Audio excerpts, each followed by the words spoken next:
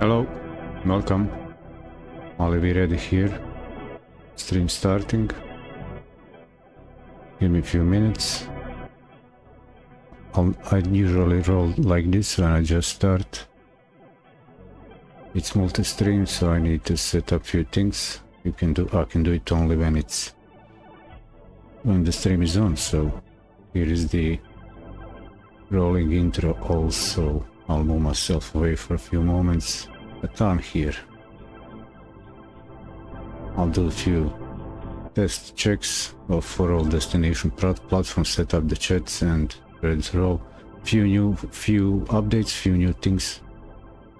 New destination platforms, D-Live and Trovo. Trying that out also.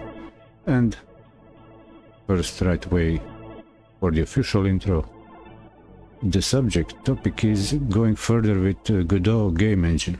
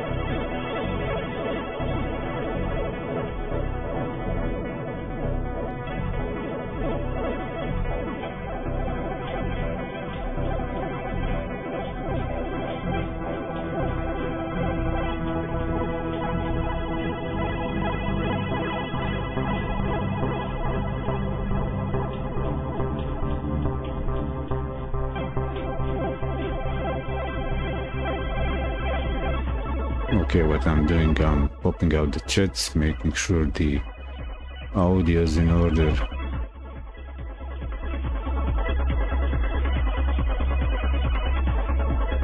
I can see that I'm live on Kick. Popping out chat on Kick, I'll keep Kick for monitoring. Bolt Plus is down for maintenance. I'm not going on Odyssey anymore. It's giving me too many breaks, video cuts, breaks the video VOD for longer streams. But I'll keep publishing, uploading videos over there. And grab the YouTube.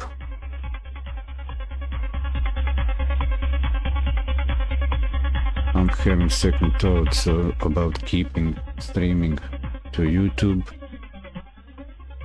There's a practical aspect. Why would I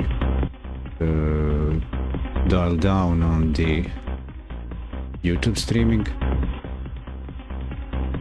but and keep more the stream Twitch, export Twitch to YouTube. Later about that. Now let me figure out the Trovo stuff here. Can I maybe? Here's the overview about what I'm doing.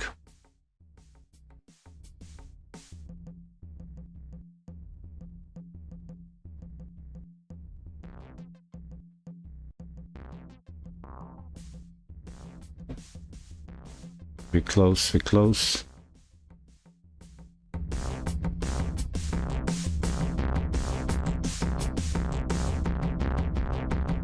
So Trovo shows I'm live and I'm in the Creator Studio, but the Creator Studio is not showing me the preview. Streaming tools.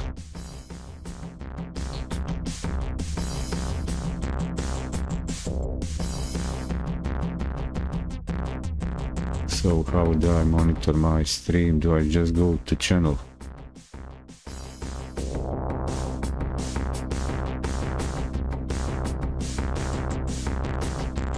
display, stream, channel, stream.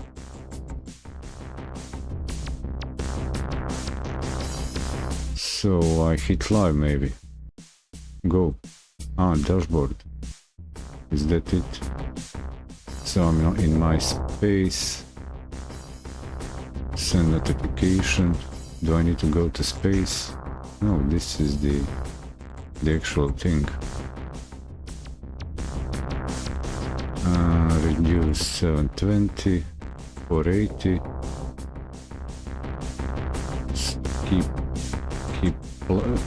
Stay paused. Live chat.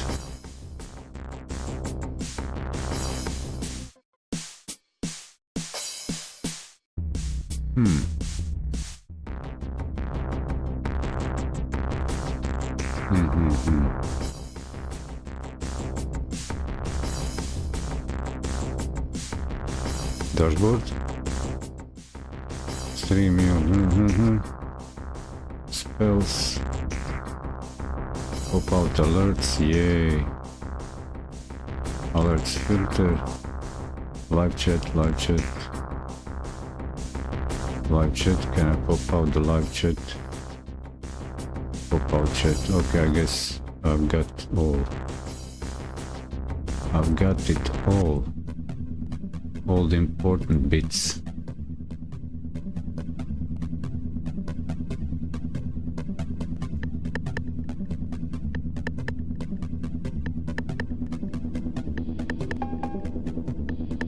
I just need to sort them out. Mute my audio preview screen like that. Hey Gene on Trovo, how you doing? Thanks for stopping by.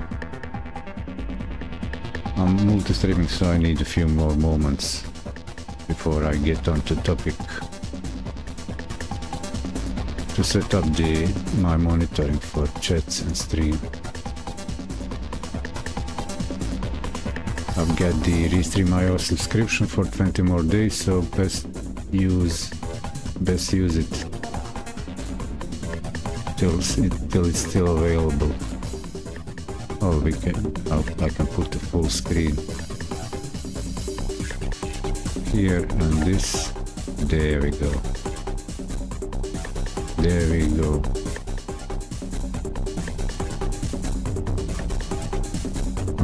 Well, okay. So if I squeeze. Oh, one last thing I forgot. It's the quick actions on the Twitch to hit the stream markers. I like hitting those stream markers because I compile shorter format videos from long streams. So I guess I can put the YouTube here. Usually Alt Plus would be here.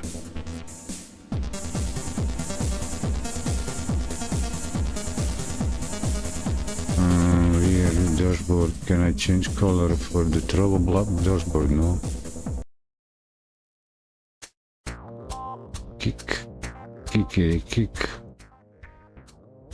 YouTube doesn't need to be this wide.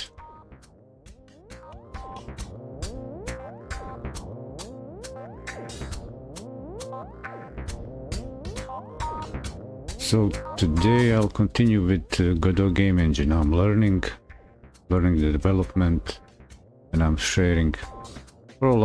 For everything I do, actually, I share live, and that helps me figure out few things, the moving parts when they're live. I like it that way. So where is the Trovo chat? Oh, here it is. Oh, cool. So 1, 2, 3, 4. I'm missing one. What am I missing? What am I missing? I'm not monetized on any platform, so best way to find out more about what I'm doing is on the website. And there are all the links for all other places like X, I'm not on Facebook. I'm done with Facebook. Not on Instagram. Recently started with TikTok. 1, 2, 3, 4. YouTube, Kick, Twitch. Oh, D-Live. Oh, I forgot about D-Live. The live activity feed. Okay, also pop up that activity feed. Yeah. Now we're getting there.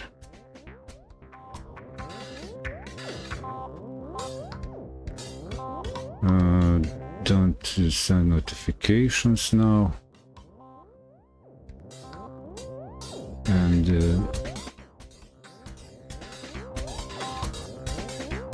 can I need to refresh the screen to get the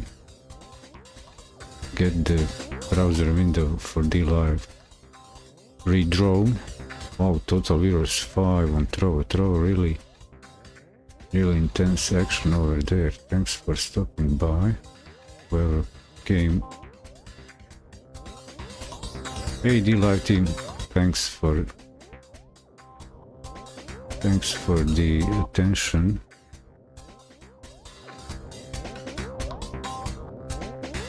Since I'm already in the doing serious Godot learning and also Blender, but now I'll keep focus on Godot until I actually need Blender for assets, to create my own assets. So there's the combo that I'm actually doing learning.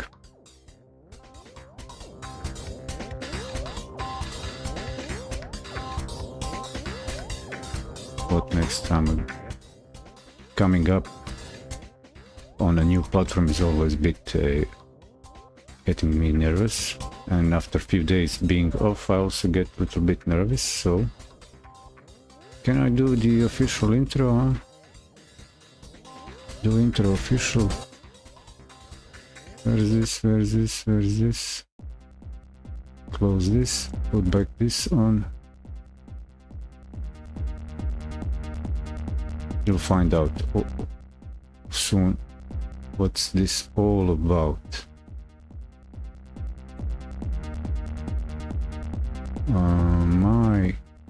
My portrait is still. How did I get the portrait? Pixel art. Okay. So welcome. I'll close this. Usually I do also a lot of I also demo live some of the workflows I do with the OBS, like explaining everything, but just to get the first, I don't know, 10ish 15 minutes, get my speech ability working. I'll remove this. This is not day 2, this is the old. I need to redo this, but here it goes. So I'll hit the stream marker on Twitch.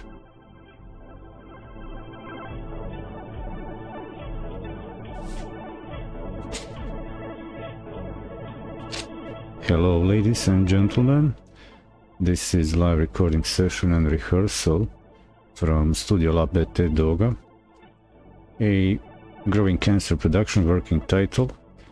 I'm Eddy, your host, and working title of the show, Eddy does Internet of Capitalism show. Also, knowledge, give that keeps giving, or restrictive gaming. So for the long stream I use it to, like I said, to rehearse and record live the kind of episodes, but until the edited version is done, you can check always at the end of the recording of the stream to the end, jump at the end section to see the recapitulation. If there is something worth mentioning, I do it at the end of the stream, do a recap and then export it. At least I clip that, cut that for a short format. I got used to using Twitch tools backend for video editing.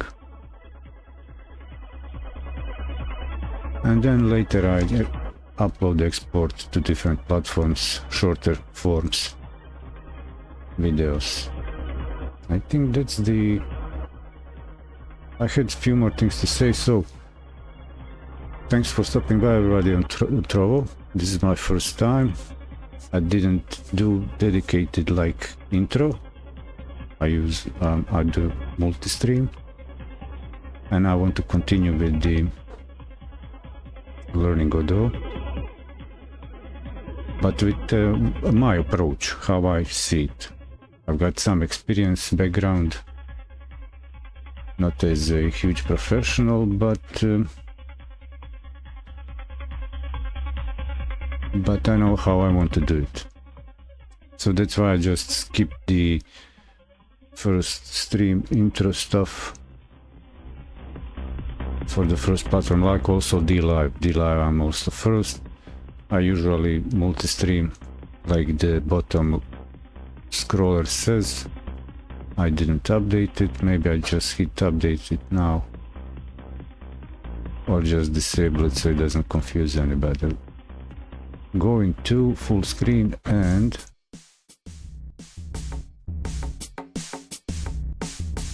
see where to continue with the Godot.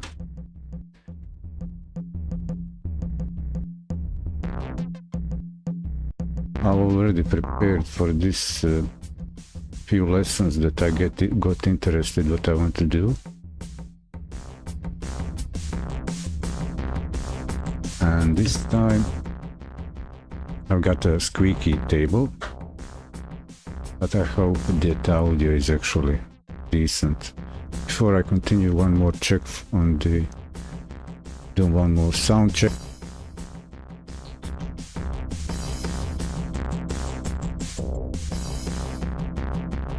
I guess sounds good. As you can see, I don't have headphones. I use it just for really late night streaming when I'm quieter. I'm in Dalmatia, Mediterranean, so I can still be kind of daytime speech volume on my end. English is not my first language, so well, I guess hit another stream mark and just to mention about previously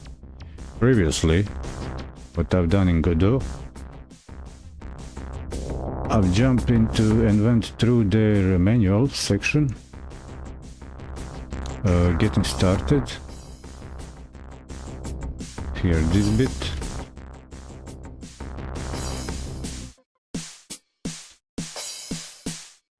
And I've done the first 3D game. A few years ago I've done the tutorial for 2D and then stopped learning.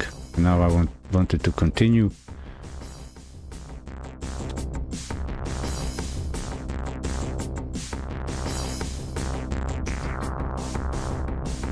And I've done this. And at the end I can also do a demo what's been done. I'll export this to my website and integrate the game into the web page, so you can play it as a web. But it's available also. They provide links. So I open this. I went through the tutorial and typed everything by hand, and I'm supposed to just hit here, and this is the game, and I like it. A few years back I've done tutorial that was just showing the 2D version of this game, and this time, years later, here I am in the 3D. It jumps, it kills. Assets are pre-made, so just the basic logic was introduced in tutorial, and handling the project, finding around the interface of the engine. And that's about the project. It has also a music. Maybe the mic is picking it up, but here it is. No sound effects at this point. But that's what I want to do next. Add more, go deeper in the assets management, importing, handling assets in the engine. Hope this is not too loud.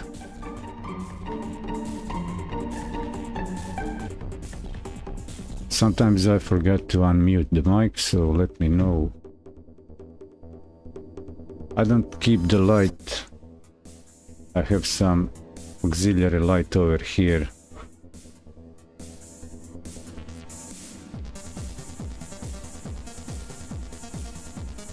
RDFY, hi. Thanks for stopping by. On Thrower, Emma Doom. Also, shout out Engine72. Hope you're doing well. Hope you're doing well. But enough with name dropping. So, this was from the previous stream. Another stream marker on that Twitch side.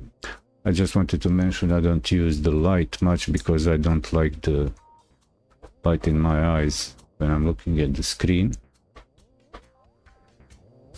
So Godot 4.3, like a recent current tutorial there, and this time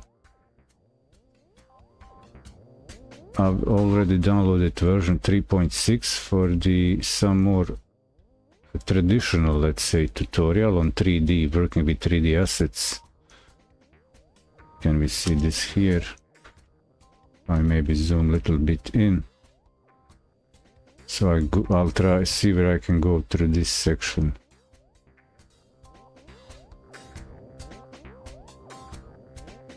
I do 720p video for a, I don't know, reason, because I think that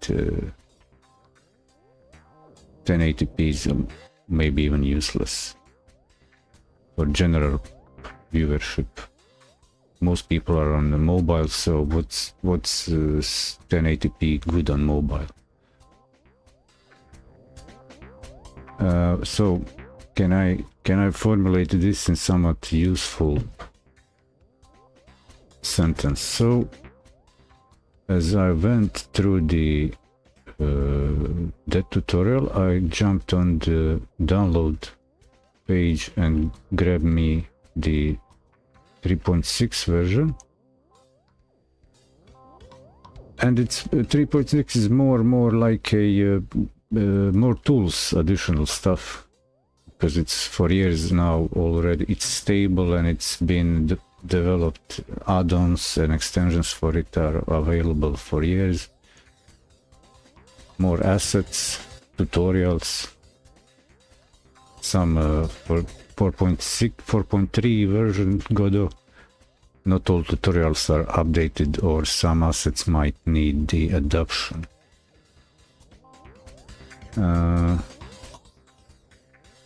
For the official Godot documentation, I don't need it.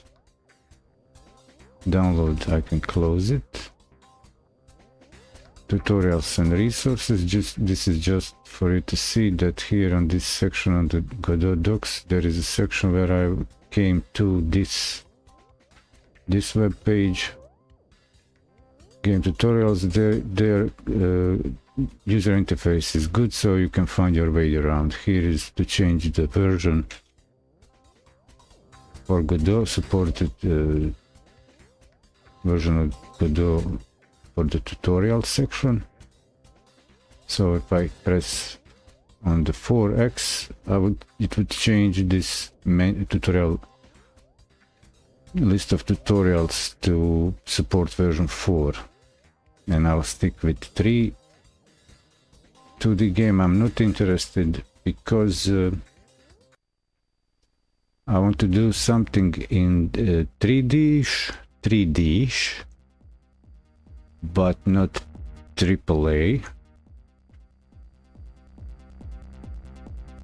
And so that's why I want to do well, actually I want to learn the next level asset handling and modeling side of game development, because it's more complex. 2D is kind of it's good for prototyping, but if I learn 3D asset management handling, I can apply that also to 2D. Then next from tutorials, so in this tutorial there is a link to this asset, kind of a store from this creator, and it provides 5 characters for used in the tutorial, and I really like them. That will be good to see. So I thought it will be good to see the somewhat elaborate assets while learning how to connect the animation in the engine in the project. Then we have another web page with chapters about GD script that is used for coding in Godot. And also there are video tutorials. I'm not super fond of video tutorials, but I think this GD Quest and is there another creator? These are the playlists. So it's the same channel. I think they have good representation in the video, so it's useful, but I'll jump at that after this. My approach is to learn like a workflow, get familiar with the workflows so that my brain can compile and prepare my own ideas in the head before I get my hands on the engine. Right away, working with 3D assets. Let's say I hit that, see what it says, but I'll take just a short break before getting deeper and step into the tutorial. Working with 3D assets. Detailed recipes for importing and working with 3D assets, including models. Maybe I can zoom this with the Windows magnifier.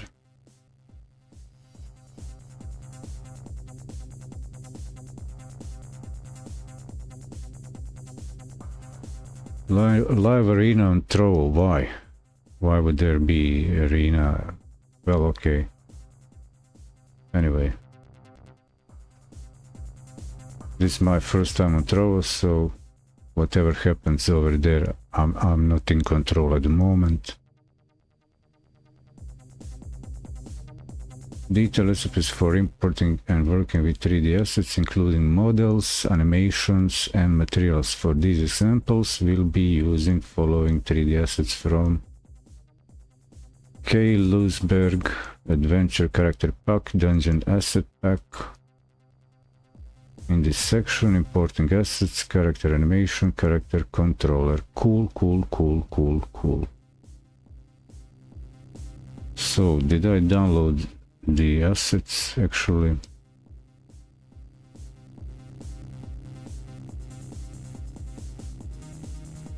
No. I haven't the download.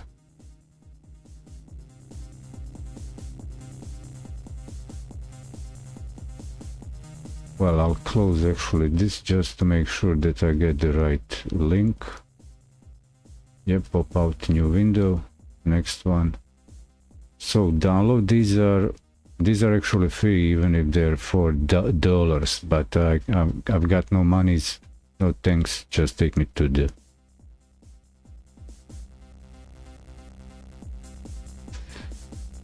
download free, download not starting, download. Okay, Kit Adventures 1.0 free, cool. And the dungeon, same thing, these are free, but they accept donations or pay what you like. Okay, I've got those. I'll keep them where they are at the moment. In this section, importing assets, character animation, character controller, importing assets. You've downloaded or created 3D assets, included rigged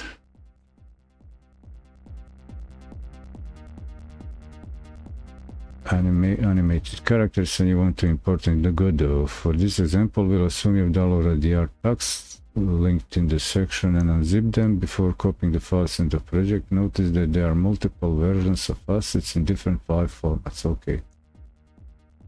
There are also some extra files such as examples and separate textures in case you want to modify them. We don't need to do all of that. GLTF is the preferred import format for Godot, so make sure you're only dragging into your project folder. Here I've taken the folder from Dungeon, and here I've taken the GLTF folder from Dungeon Pack and the characters from folder Adventures Pack and drag them into my project.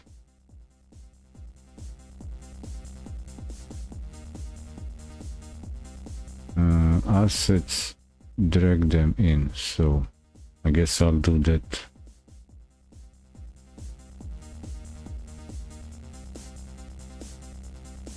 I need to run Godot.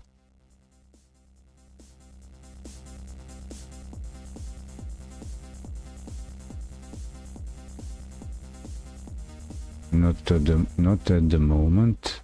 Okay, well, okay, I'll open, but I don't need to do that. I'll create a new project,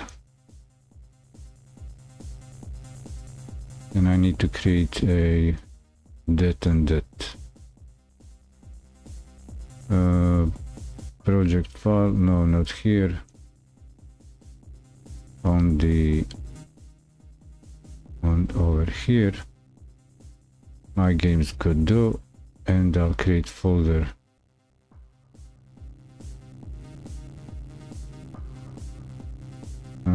Create folder, create a folder. Godot 3.6, 36, and create folder asset 3D tut assets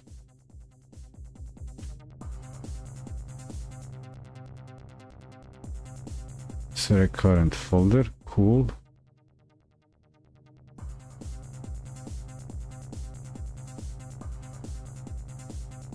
I'll keep the renderer, the higher version, OpenGLES 3.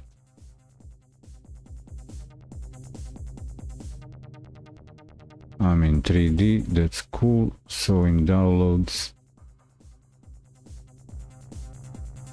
I'll take this, and I'll actually cut it and get it in my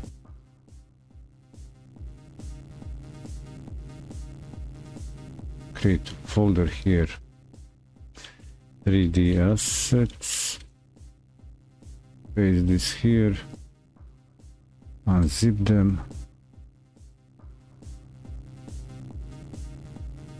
Yes, thank you. Adventurer.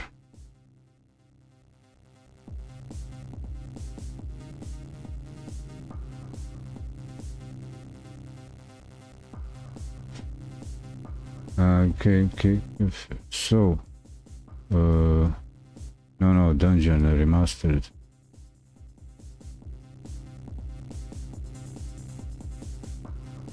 Okay. So, first of all, now this tutorial, maybe I've jumped into it a bit too rushed. Maybe I've rushed too far into it, but importing assets. So it doesn't explain me the process of getting the files in. It's saying that he says that he's taken, or she, whoever, GLTF folder from the and drag them into project. So is it in the Godot file management or in the, or I drop it in Godot? I'll try one and the other.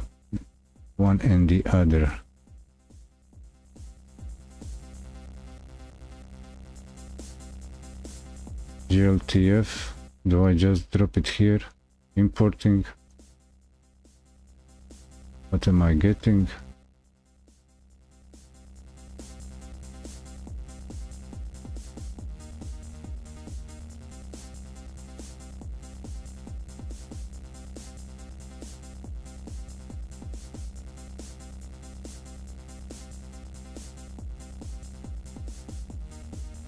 So it's doing the importing stuff here.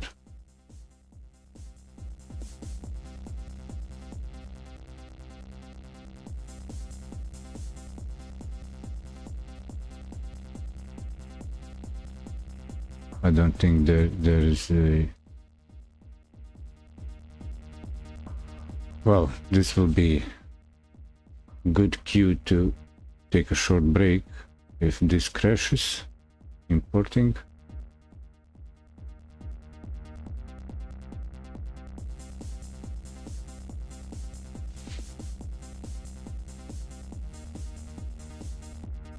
Okay, I guess it's done or cancelled. So let me see, what do I have? Button C, triple texture.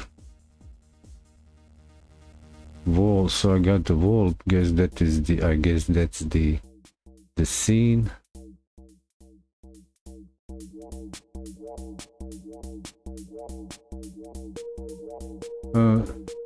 I think at the Godot version, around Godot version 3, it can happen that sometimes it's good either to reload project or open close Godot just to refresh some things, some like major changes in the project, like adding assets.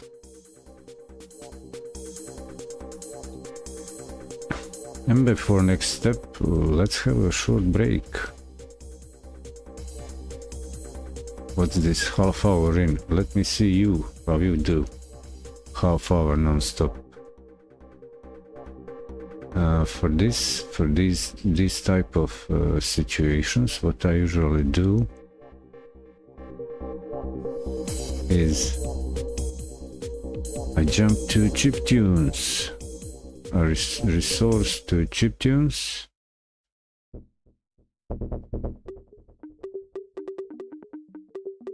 and change like this here.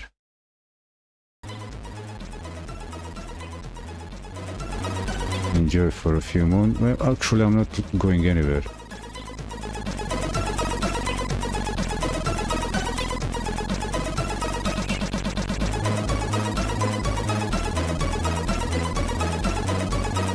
I'll just get a sip of coffee and a drop of water.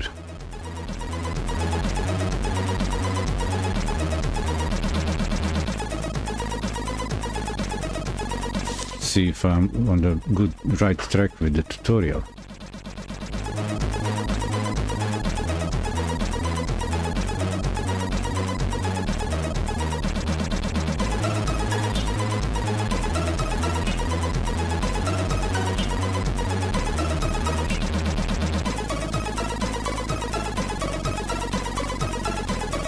And also make sure that the stream is in order.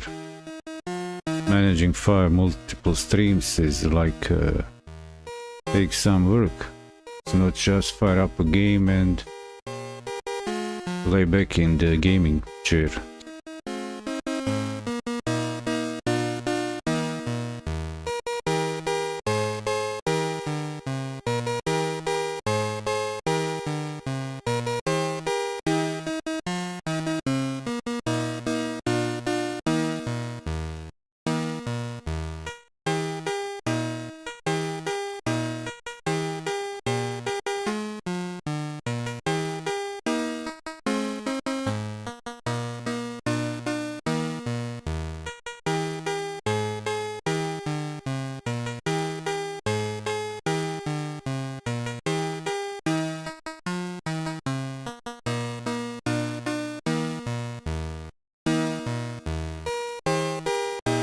Well, I can do maybe also some house cleaning, or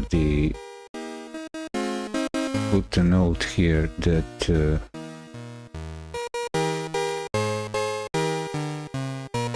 we are make a note about the stream.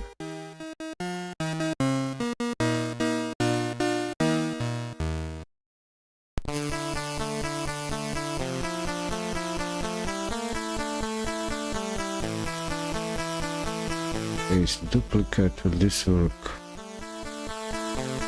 So if I log this, that is this.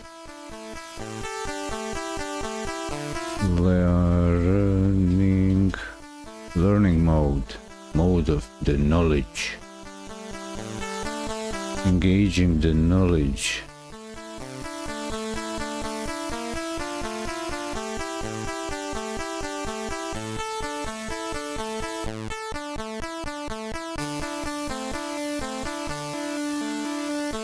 Like this, like it, I like it.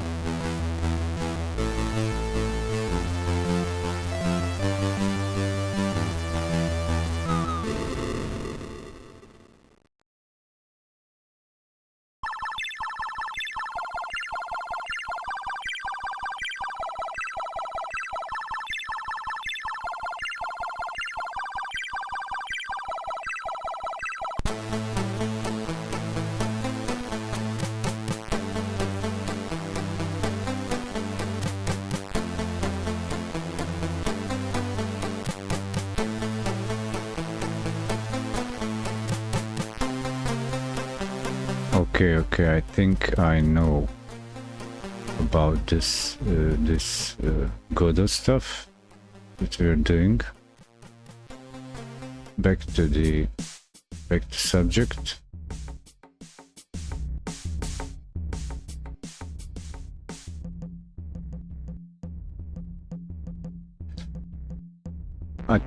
It could be that I'm just in the wrong tutorial. I was hoping that I'll get a clear idea about importing assets, but this tutorial is not clear. Before copying the files into your Godot project, do I do it through Godot interface or in the file manager explorer?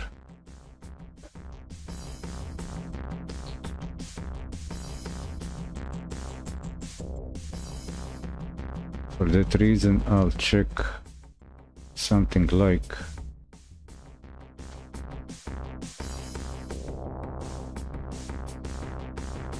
from here.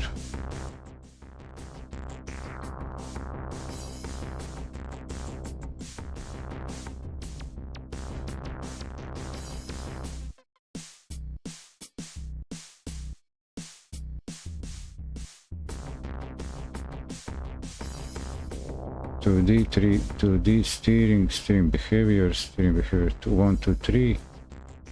To D layers masks, visibility layer, visual scripting, clear code.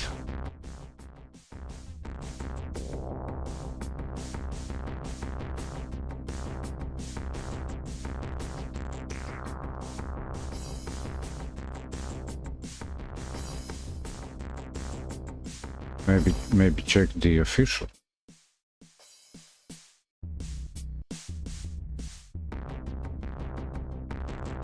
Maybe look at the official documentation.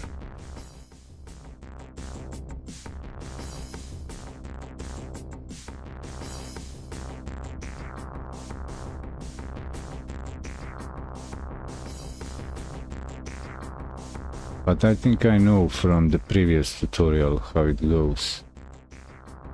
It doesn't go as I did it, the way I did it. So I'll kill this project.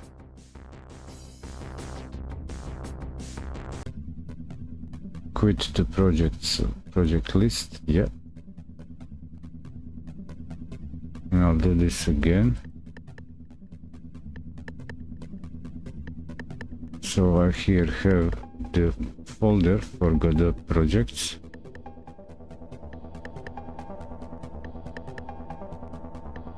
And I'll delete the project files.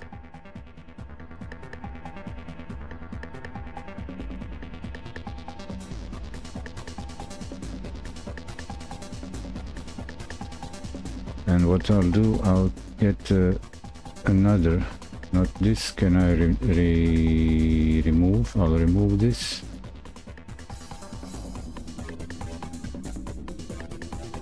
Yeah, remove and just reuse new project, but I will reuse the folder.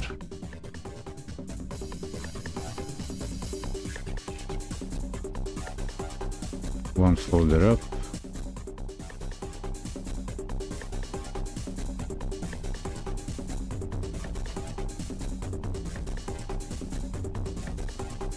Select current folder. And what I'll do now, I'll actually, like it says in tutorial,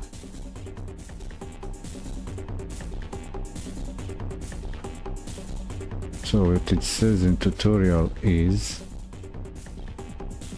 importing assets, back to the first step.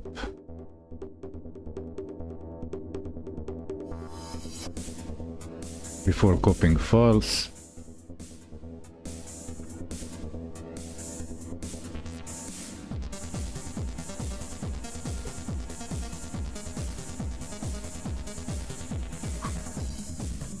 importing a character.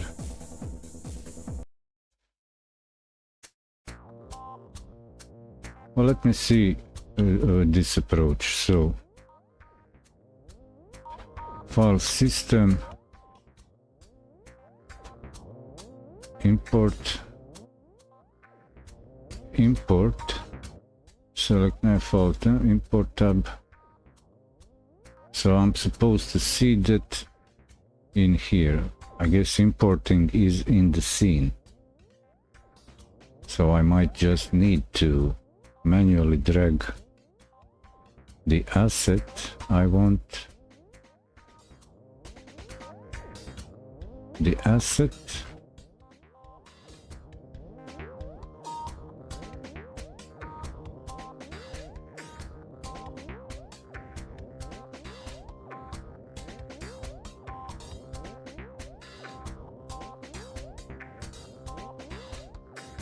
So what I need to do is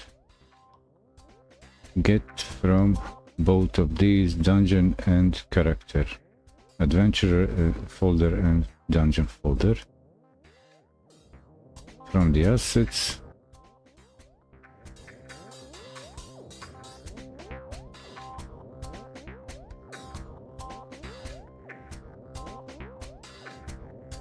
Wait, there's a folder from dungeon and character.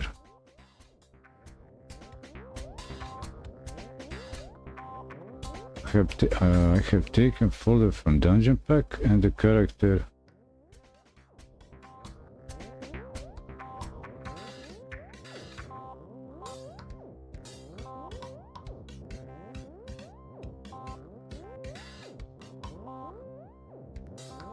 I'll unzip this again just in case I've done a move action previously. Yes to all.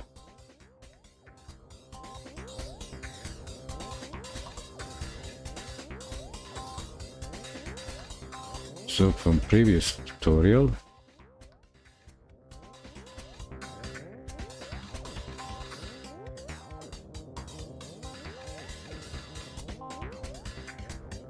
well, I guess the Trovo streaming is doing some things on their own with the stream, matching in the arena. I don't know what it's doing. Here I'm not doing the hype. I'm just doing a tutorial learning. Don't distract me over there. We are learning here. Not today.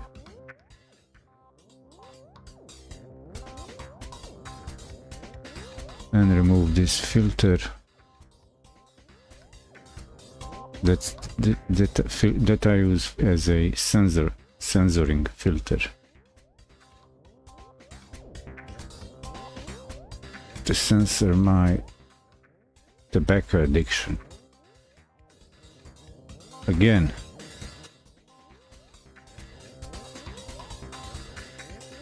Adventurers. Drag, character, assets. So is it character or assets?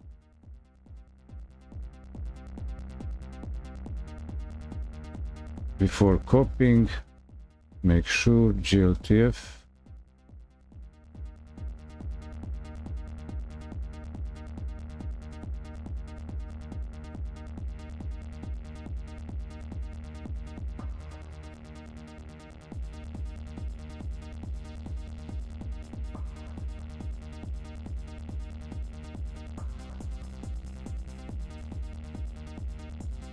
Characters. And then taking GLTF folder from dungeon pack. Let's see what's there. So dungeon. Samples, that's not the thing, that's just the sampling stuff. So I'll copy this into here.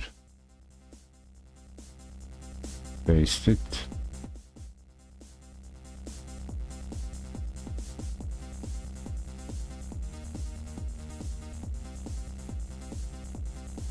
Nabilak Tami, hey, how you doing? Thanks for stopping by.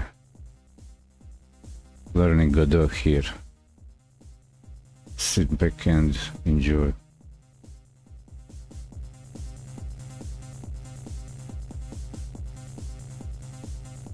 I'm ready to drop on this tutorial because it says it's working with 3D assets and importing, but it's not clear how it's doing it actually.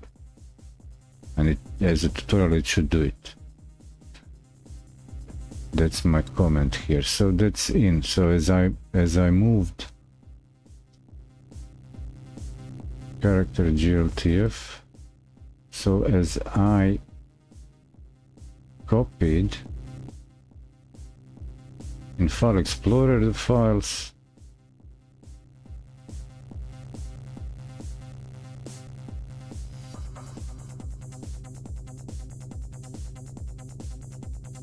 wait, and characters folder from the adventurous pack. Wow, he put all in one sentence and I need to unpack that sentence. So I guess I got the GLTF from characters, and then I need GLTF from the assets. That's the only thing I need. I have GLTF folder from dungeon, okay, and paste it then in the project folder.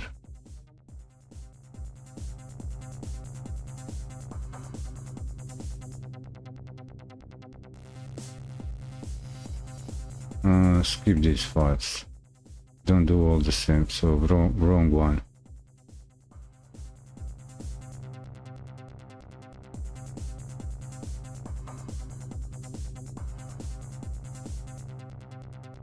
Paste. Yep.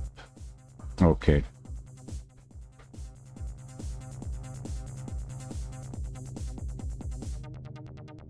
Importing, do your thing.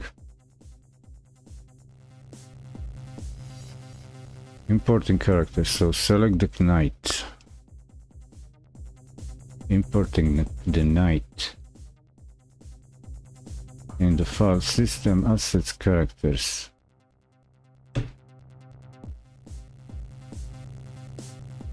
I don't have this file structure in the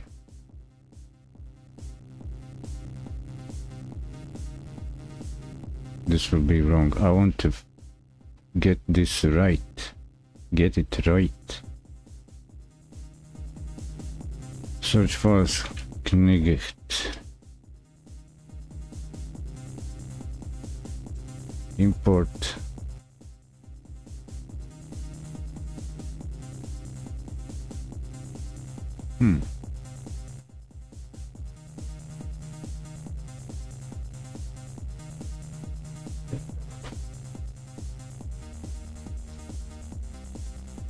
ESO to win, thanks for joining. Great to have you here.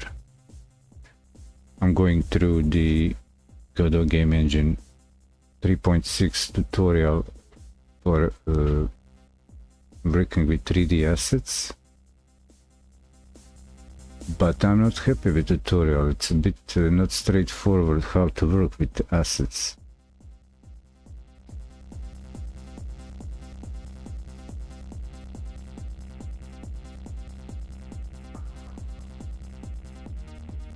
Well, let's say I've got the wrong file system for the project, file system folder structure, but the processes are somewhat in order.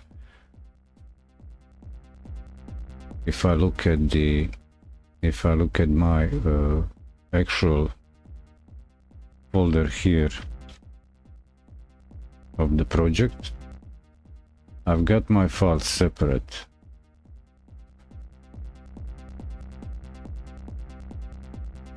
And I've done the import right now. Well, let's see next step.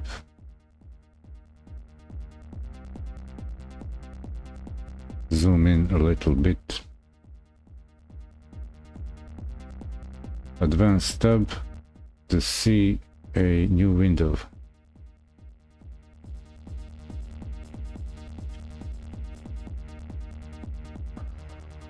Can I do this?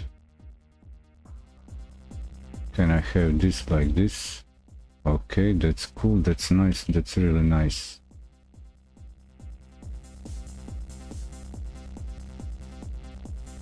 Advanced tab. Reading this. Here you'll find some basic import settings where we can go in more detail. Click advanced button, you'll see new window appear. Click import tab at the top left, okay. Ah, okay, it's the advanced import GLTB. I don't have the nodes. I don't have the advanced tab.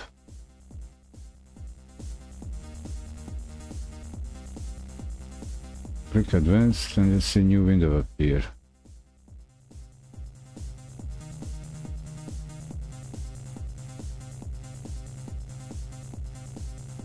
Maybe this tutorial is even for the older version than 3.6 of Godot.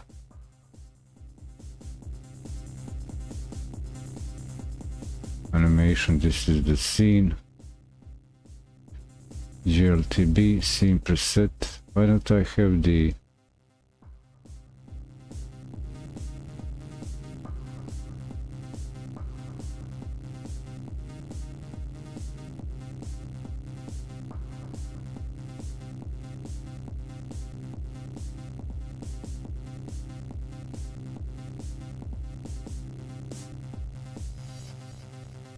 Where would I find that section? If it's here in the editor or whatever, where would I find this? Hi guys on Kick, how are you doing?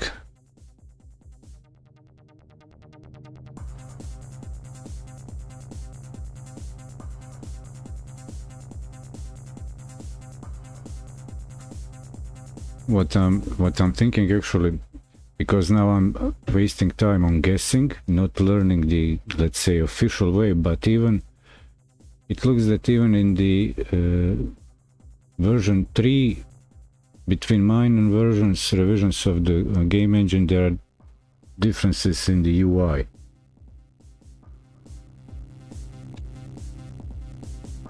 To follow properly, like the tutorial. But let's see what he wants to do. What's supposed to be done in tutorial. On left side I'll see the data that is contained in GLTF scene, including the textures and animations. Note all the weapon options attached to the character and the extensive list of animations.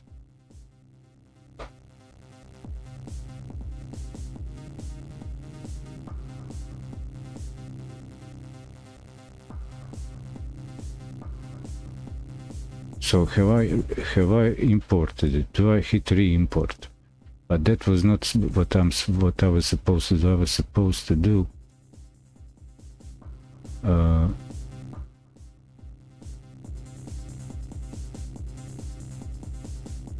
import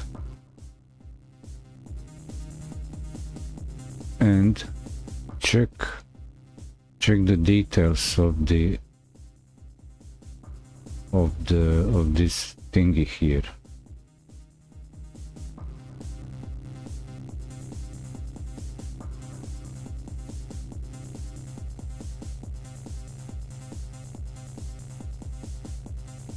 Script storage.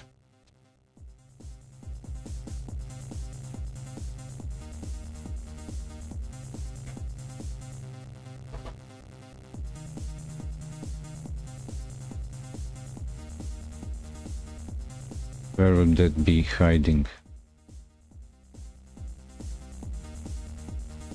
Asset library. No, don't give me the asset library.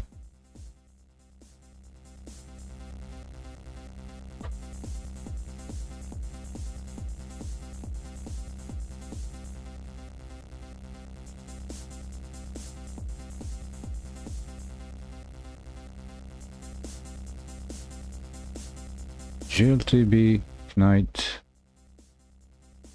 import, that's it, import as. So are here nodes,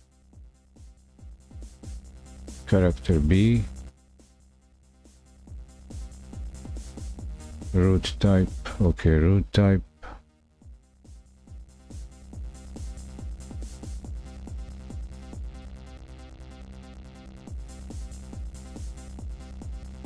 apply, only use legacy store, storage single scene, advanced mesh.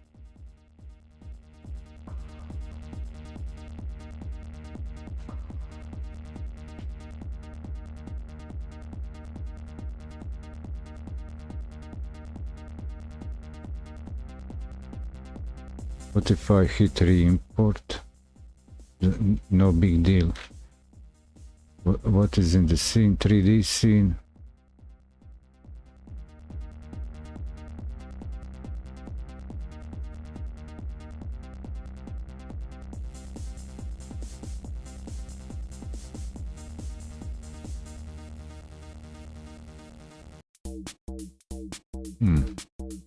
Also getting an error in the output for the import.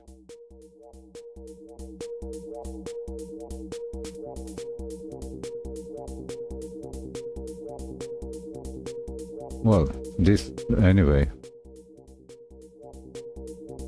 I said I'm taking the next step. I didn't say that I know where I'm going. I did some prep, but I thought let me do this live, so here it is. Including textures and a note, change you can then preview of the canvas. I don't have that. Why?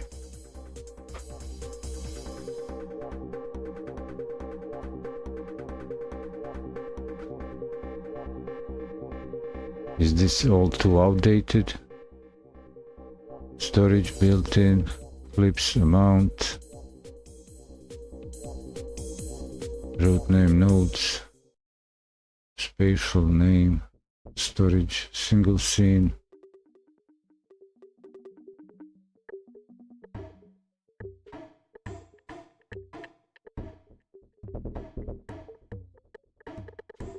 Compress bones and short tangents. Octahedral compression, skins, baking, light, external files, store and subdirectory, import AVS, filter script, optimizer, enable, max layer, remove unused tracks.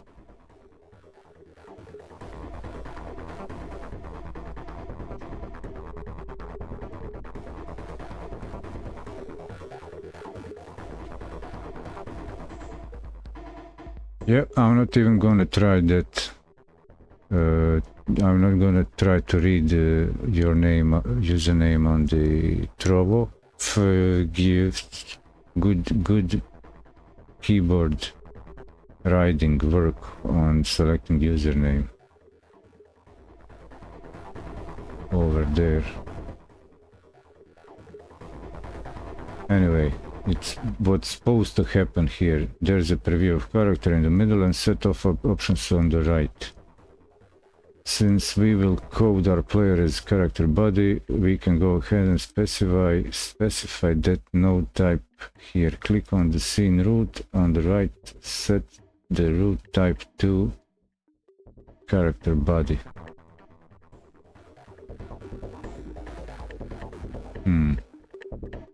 I'm not happy with this tutorial. Importing assets. What would be the tutorial first 3D game tutorials? They have only 2D game for version 3. Know my node basics. Migration, tree order. Well, let's say I try this approach now. I try to troubleshoot my steps.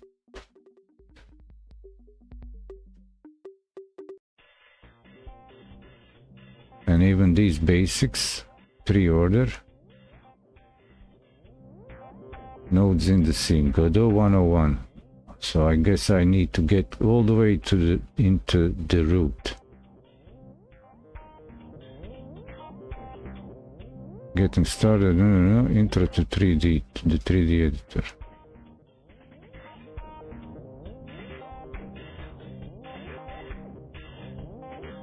In this tutorial we'll look how to start working in 3D, you'll learn how to navigate 3D editor, how to create, manipulate 3D objects, and how to work with some of Godot's essential 3D nodes such as cameras and lighting. Well, this is good, this is good.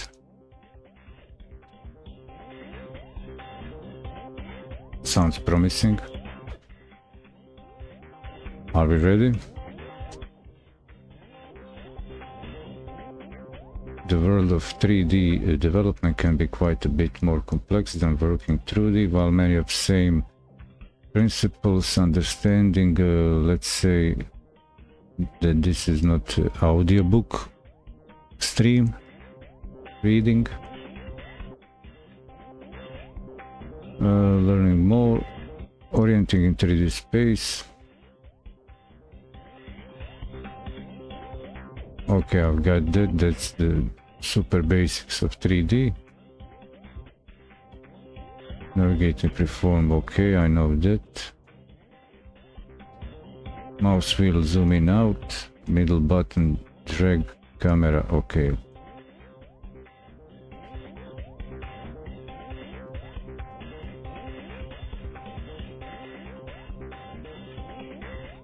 What he's saying is middle mouse button to rotate,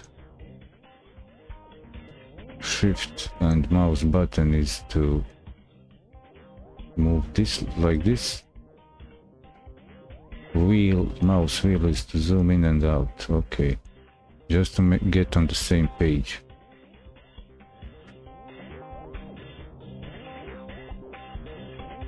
And right clicking, rotate the camera staying in place, okay.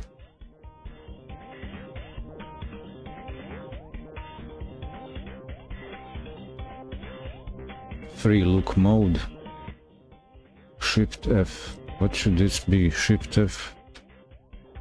Okay, that's the control is in the mouse. As soon as mouse gets in the view,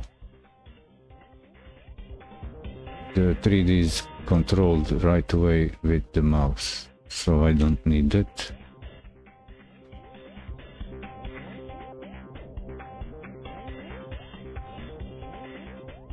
You can also alter the camera's view by clicking on perspective label, and so perspective label.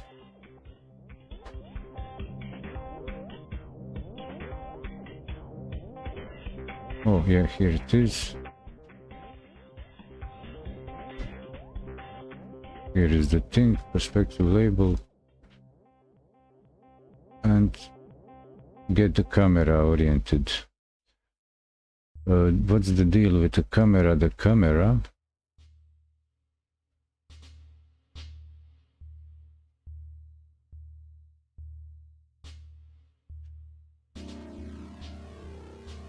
where is the camera at the moment?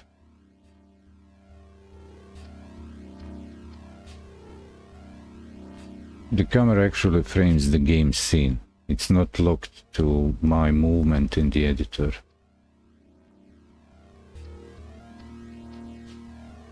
Adding a 3D object. Now let's add our first 3D node. Just as all 2D nodes inherit from a node 2D, which is the basic node, which provides a properties such as position and rotation. Okay.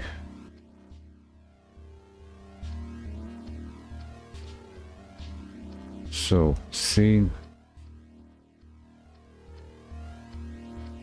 What's this? Spatial. Don't show. Add a node is Node 3D. I'm using the keyboard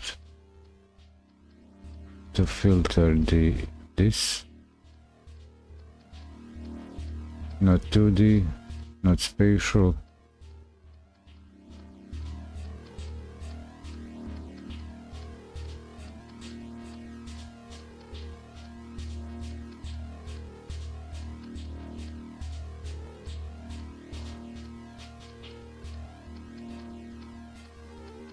Where is the 3D node? Am I in the wrong project mode right from the beginning?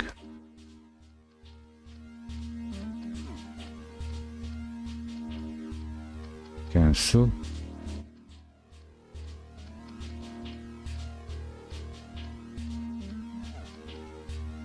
Where is 3D node here?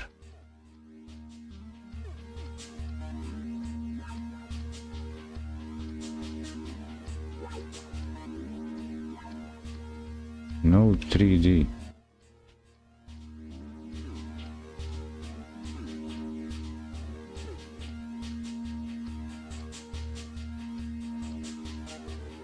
What is going on here?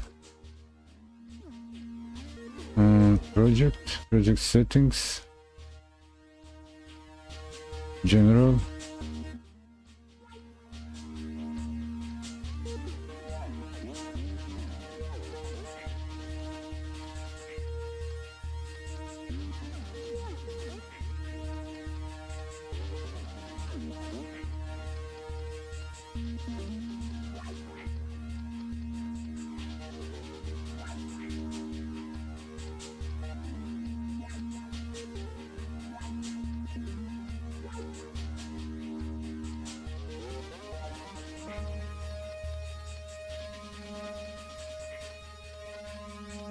I think I'm in a 2D project.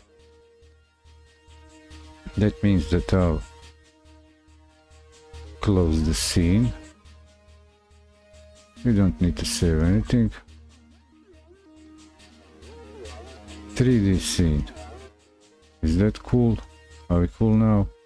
Can I now add 3D scene, 3D node?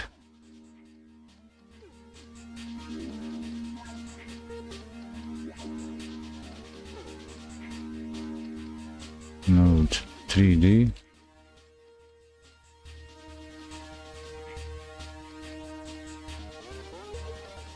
Wait.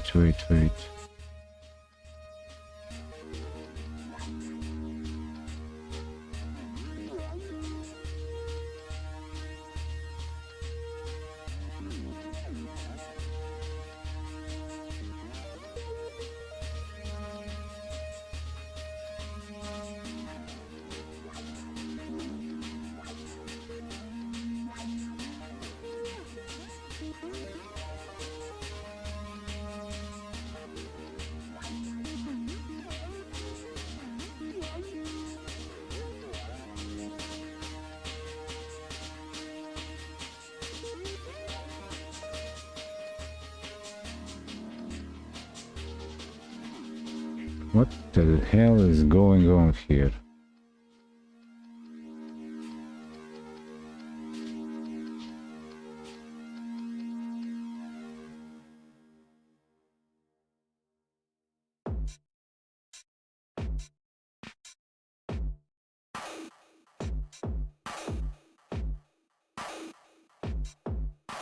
I'm distracted by Trovo's game, like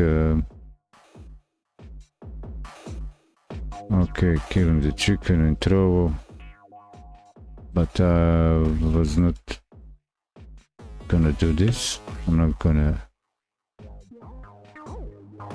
clean base duel. No, not shooting, not doing that. Can I close this?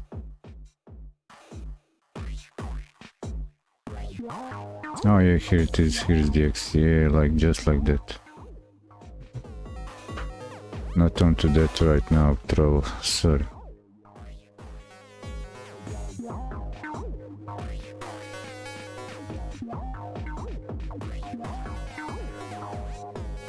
So do I add a child node, create, node, child node.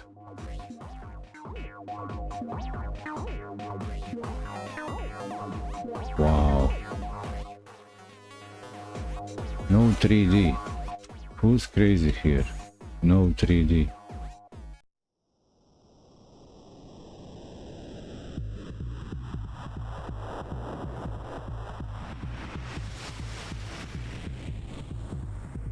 Okay, not gonna do it this way. Quit the project list, save, close. Let me see. Not gonna save the scene, just close the project. Quit the project list, don't save, like that. Let me give a new project. New project.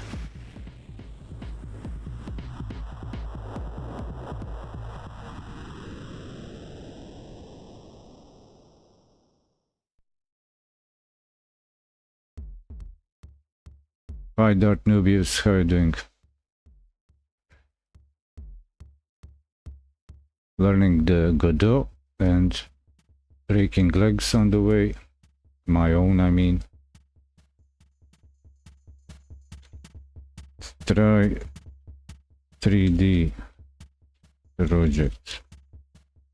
I'm trying to get to have a 3D project.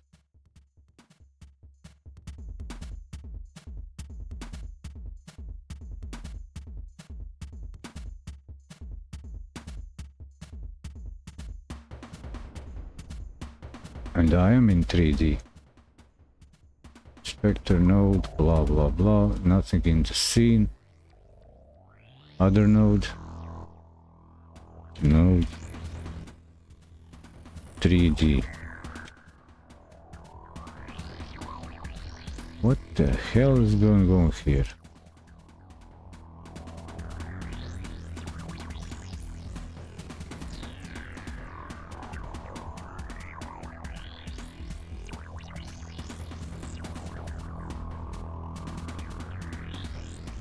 I'll be right back. Short break.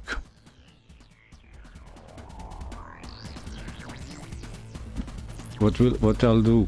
So I've given a try, just jumping straight forward. Kind of maybe speed running it, but doesn't work well. I need to learn something few steps before. I obviously skipped, so I've tried now. Intro to 3D, and it seems like straight away doesn't work, even the basics the same way. I have the same screen root node 2D 3D. The first we should know blah blah blah. Let's double check. Navigate 3D, mouse wheel. There's the, I think let's add our first 3D node. Node 3D.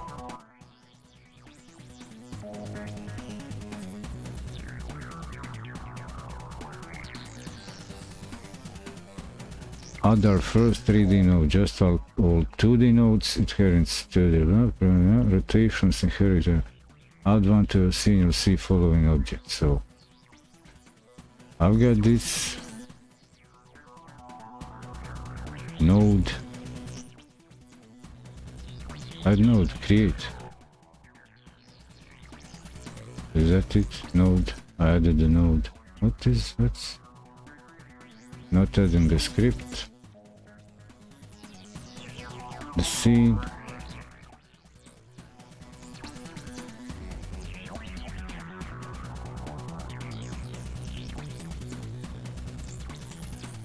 Spatial? Is it in spatial? Node.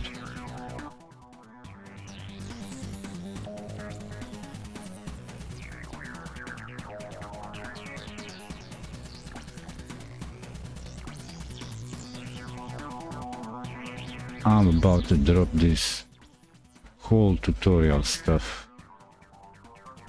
the whole page. They're clearly not giving me proper instructions for this version.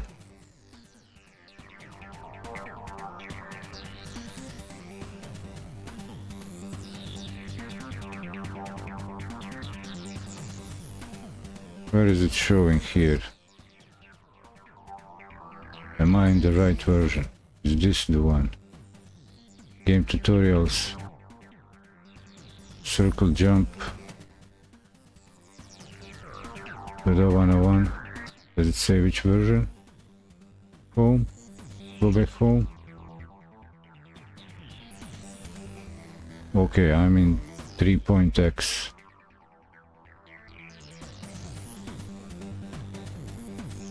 .3D.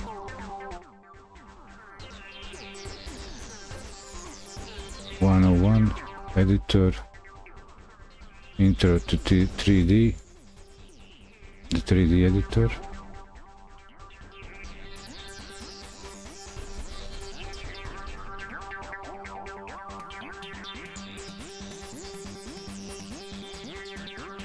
So this is the version 3.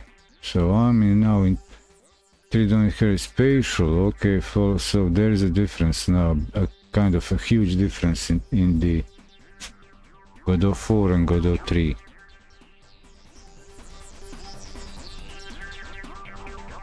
What's in 3D for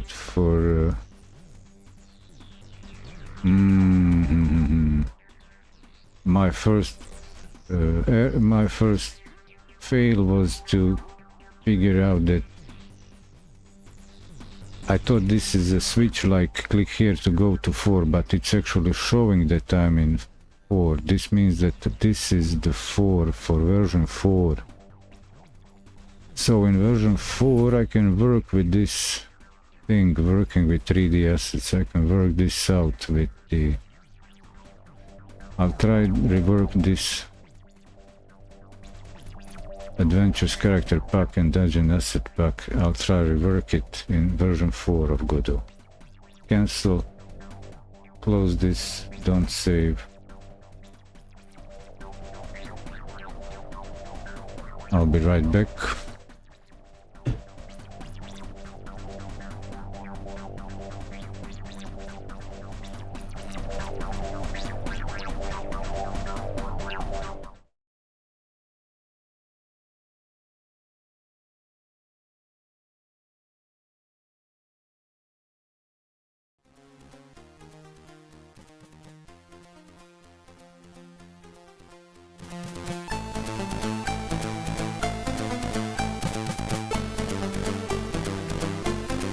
Good moment to check around the... Hey, don't get me wrong, I'm not a pro. I'm no pro here. This is like, I'm the guy. I want to work with Godot engine. I want to learn. Let's see how. I'm finding my way around. Just came out of the spaceship, find the game engine links, and I'm doing it. It's not like I've got years in my legs playing this game.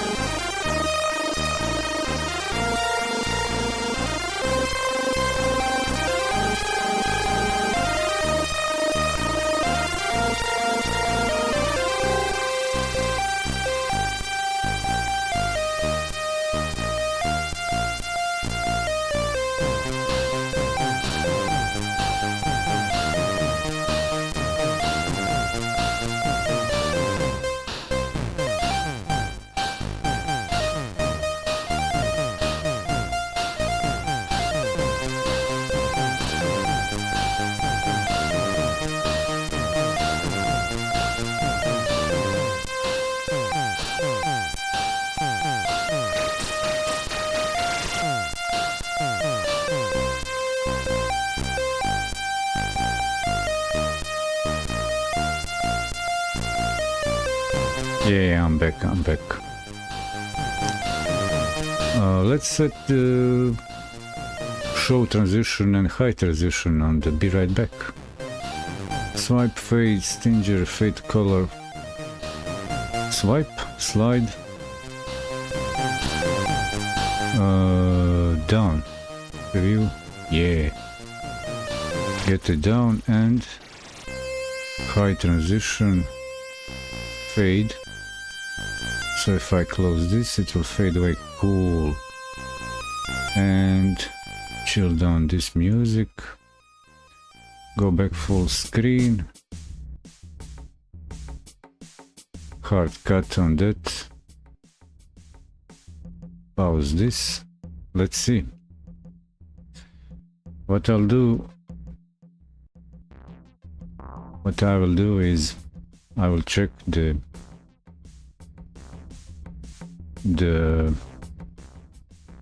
official tutorial, which is super cool, and see about the importing assets over here.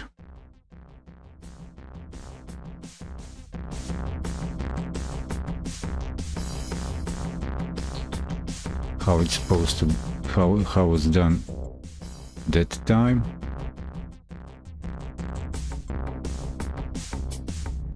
Just so maybe to waste less time setting up game area, player scene, spawning monsters.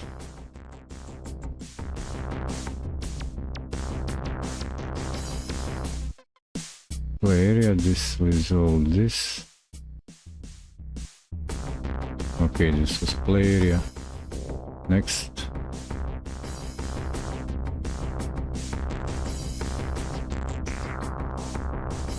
New scene.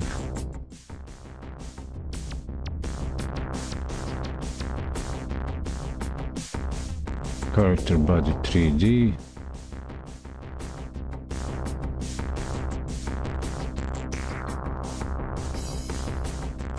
So if I remember properly, here was the moment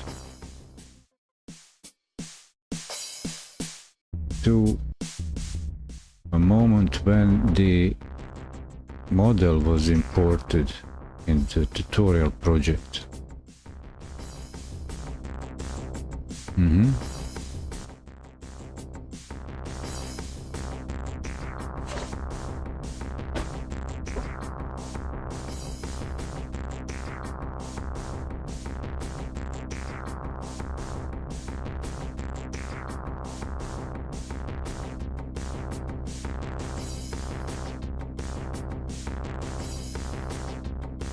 Now I can't remember. Did I use the starting project? Did I use the starting project zip file? Was that it?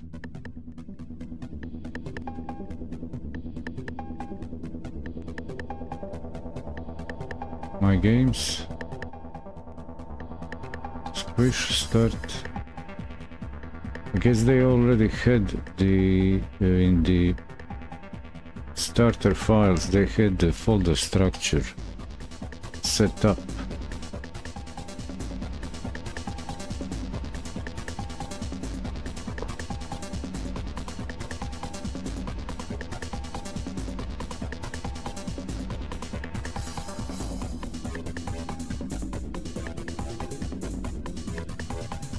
So here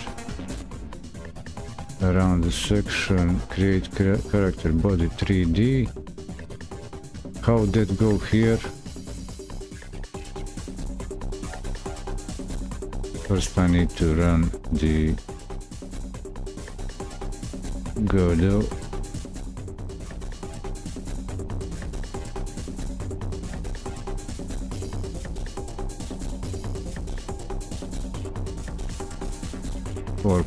.3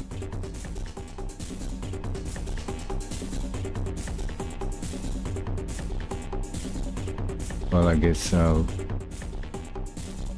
add the new project, create.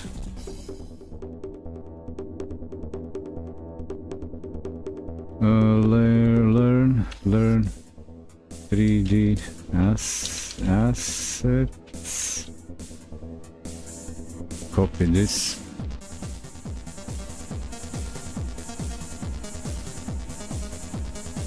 Render compatibility.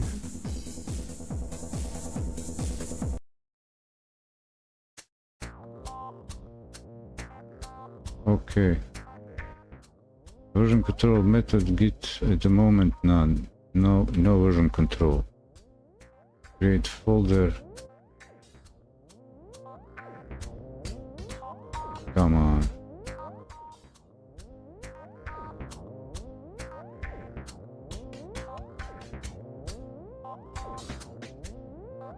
Remember my path. So I'll say here Godot for 3 per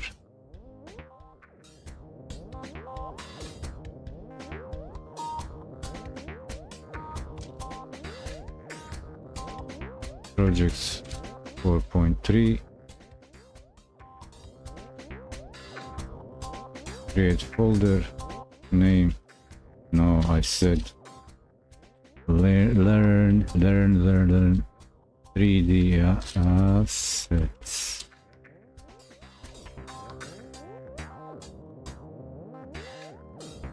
Current folder, yeah, 3D assets, learn, create folder, project path, forward mobile, forward plus, can scale large complex scenes, rendering slow, rendering simple, okay. No version control required. I don't require it.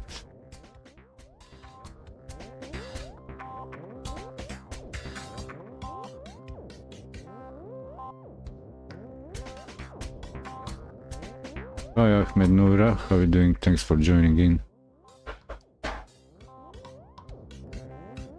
I guess I need also to update my here visual in the scene and I'll say that I will add learning mode. We are in a learning mode, not super large like this. Put it here. Go. Yeah. Put a bit down like this, and there it is. Now everybody knows.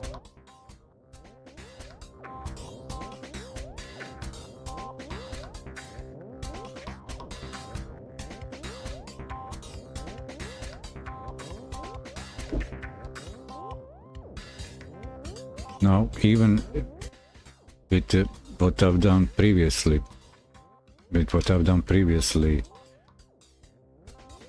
in this section, working with 3D assets, in this section, importing assets,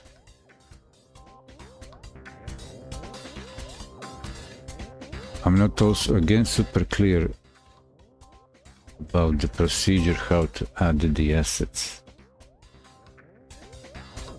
Before copying files into Godot project, note that there are versions of assets.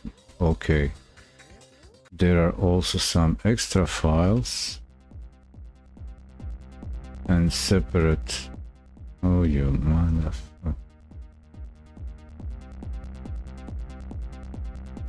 I don't need this and this.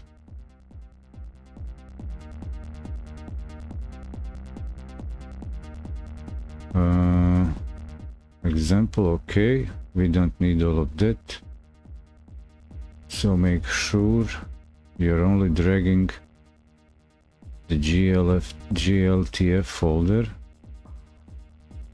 binary version into your project. Here I've taken the GLTF folder from Dungeon and characters folder from Adventure. So let's check my folder.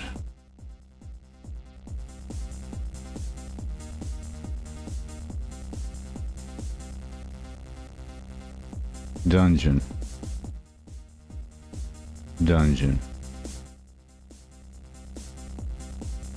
GLTF. Cool.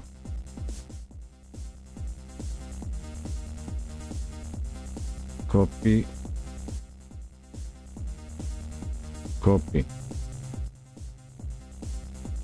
Into here.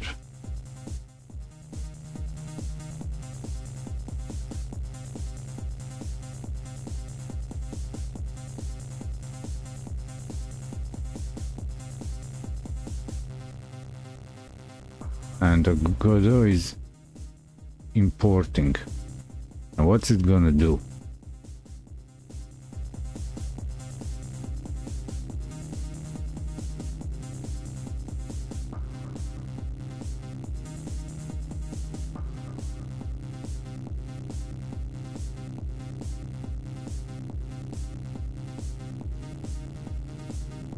Output says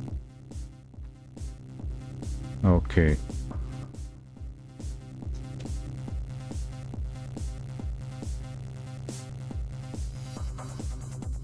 And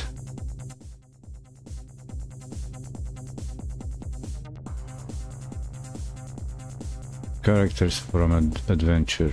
Okay. That was dungeon, and now character.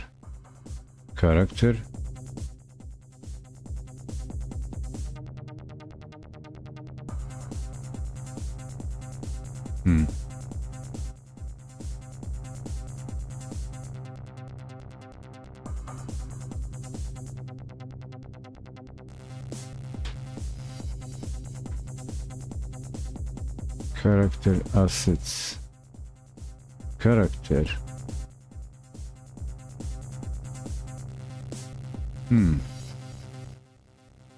File system. Dock position. Move close. Create new expand folder. Copy path. Open terminal. Open file. Open in file manager. Let's say I do this just for the. I will.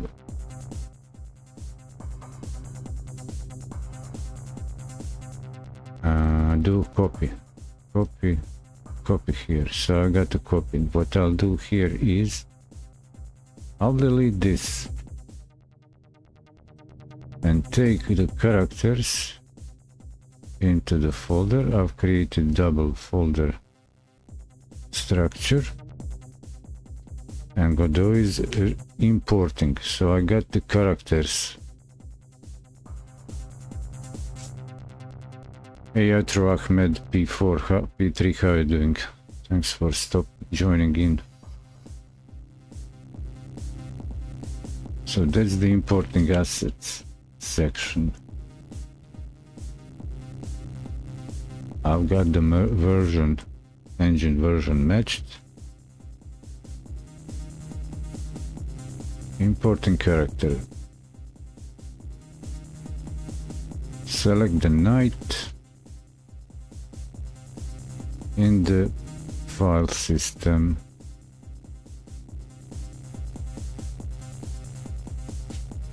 Night.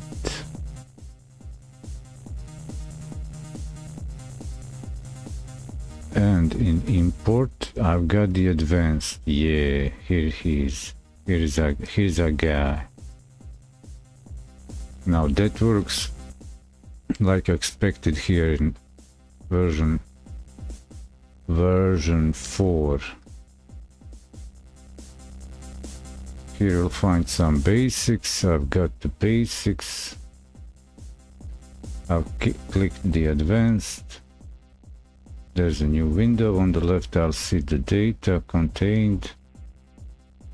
There's a preview of character. Yes, since we'll code our player as character body 3D, we can go ahead and specify that node. Node type here. Click on the scene root, and on the right set the root type to character body. Scene root type.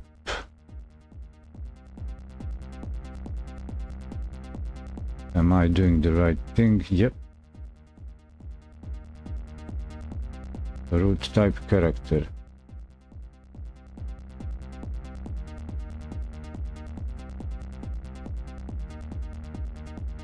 There's a player preview, as this will be a player.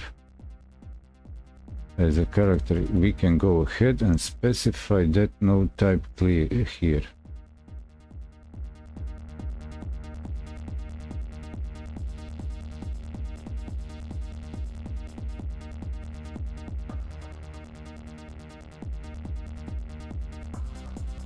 There's a preview character and a set of options on the right side where we can adjust the selected items.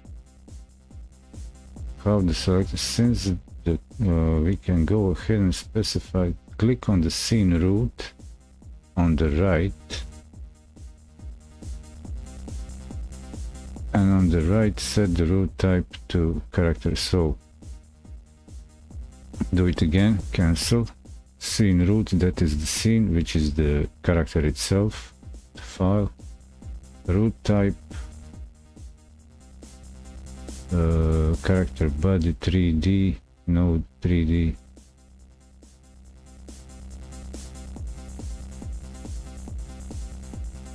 I can scroll and look for it, or character body 3D. Change that. Yep. Cool.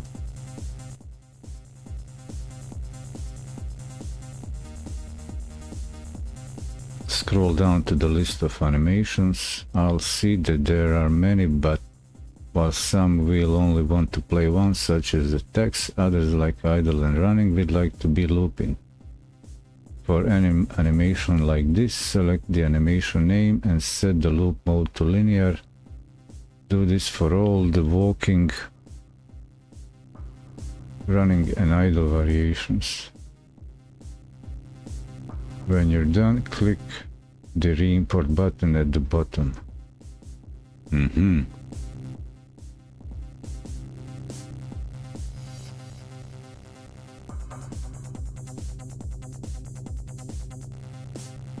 Animations.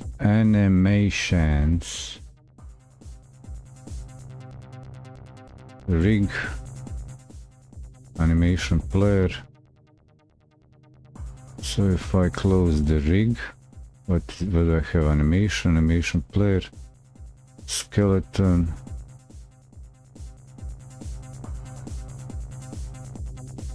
melee attack chop, loop mode none, loop mode linear, ping pong, linear loop. Okay, oh no loop. Melee attack, that's no loop. Aiming. So he said walking, running and idle. Set to linear. Okay. Wow.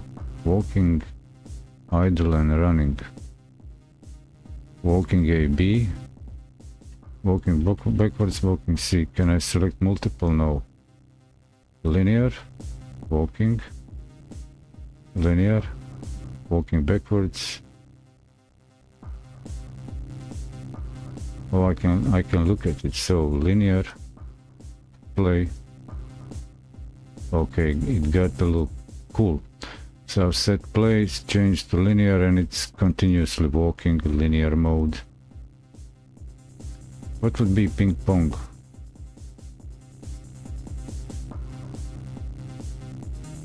Back and forward. Okay. Reversing it. No. Set to linear. Cool. Spellcasting, nothing. Running A, B. Linear.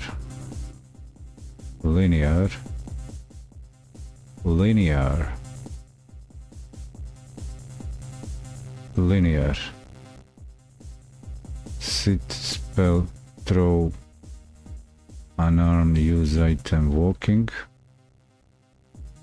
fly, jump, idle, linear. Okay, he's idling. Hey, Nabil, long time you're back.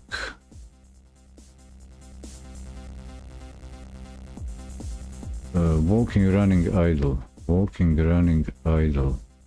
Anything else? Hit, dual wield, block, and so on. Re-import. Gotcha.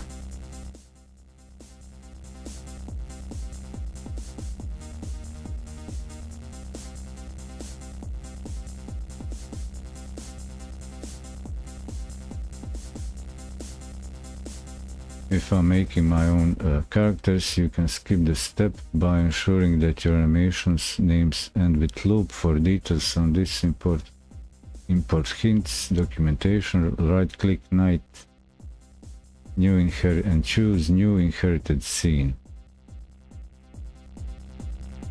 New inherited scene. Ta-da! Okay. In this scene, you'll see all the models and the animation player where you can test our animations.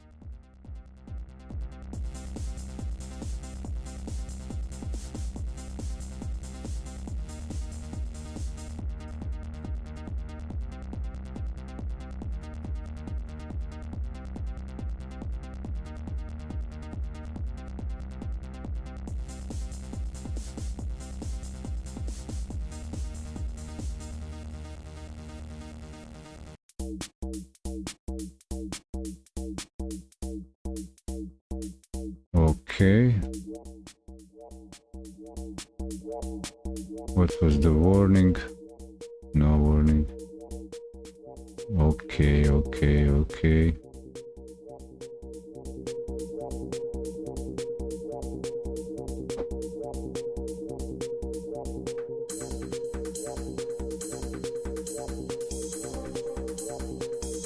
What's next?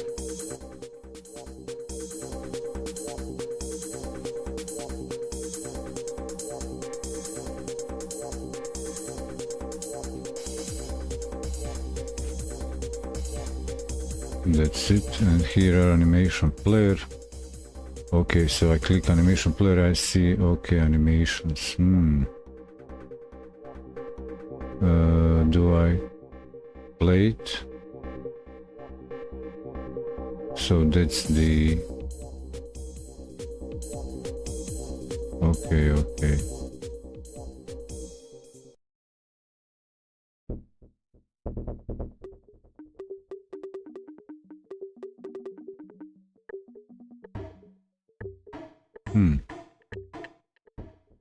Okay, here I select, oh, here are the animations. Walking, A.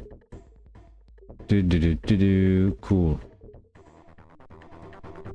Little dude walking, that's nice.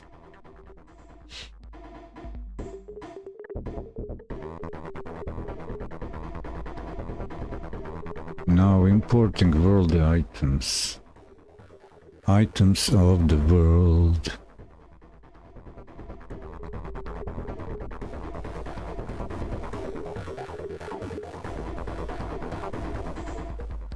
This could be a good moment to check the audio.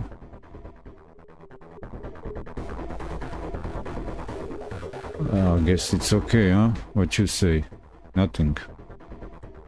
All shy, just farming, huh? Chats, just farming, no comments.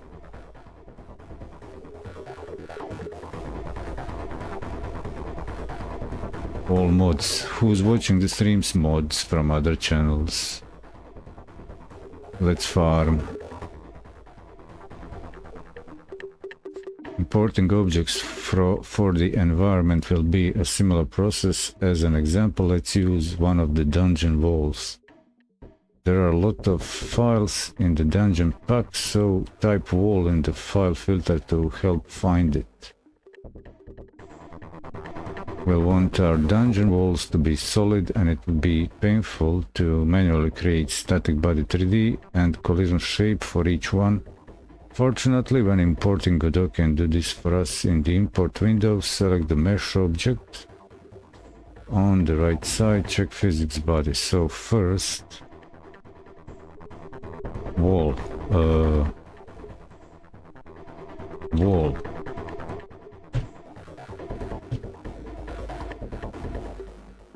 Wall GLTF GLB, GLTF GLB, GLTF GLB. Can I see that more of it? Wall. Just the basic stuff. GLTF, okay.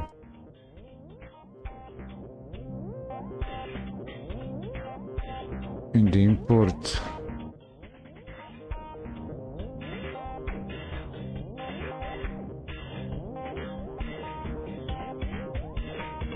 select the mesh object. On the right side, check the physics box.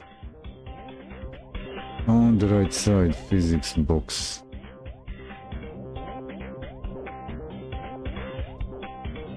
I've got this here.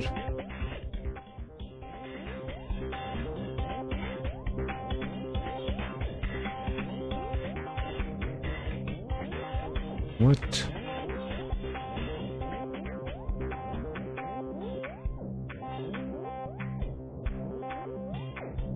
In the import, we will select the mesh. Oh, import. Mesh. Import as.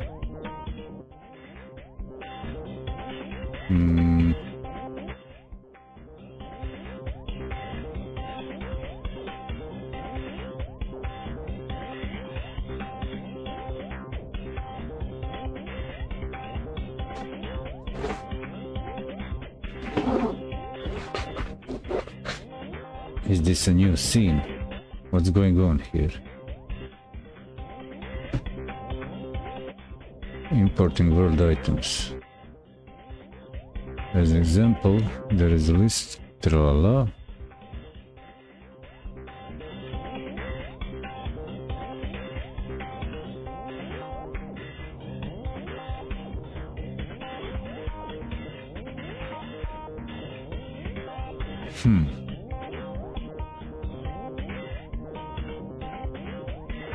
Companion video.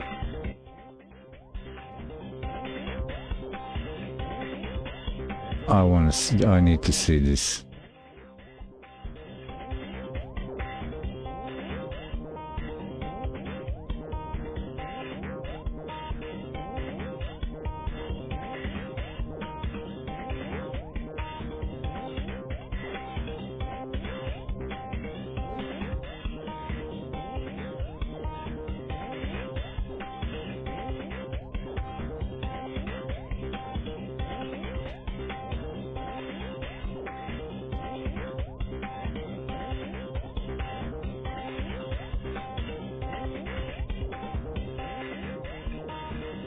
Okay, here's the important bits probably.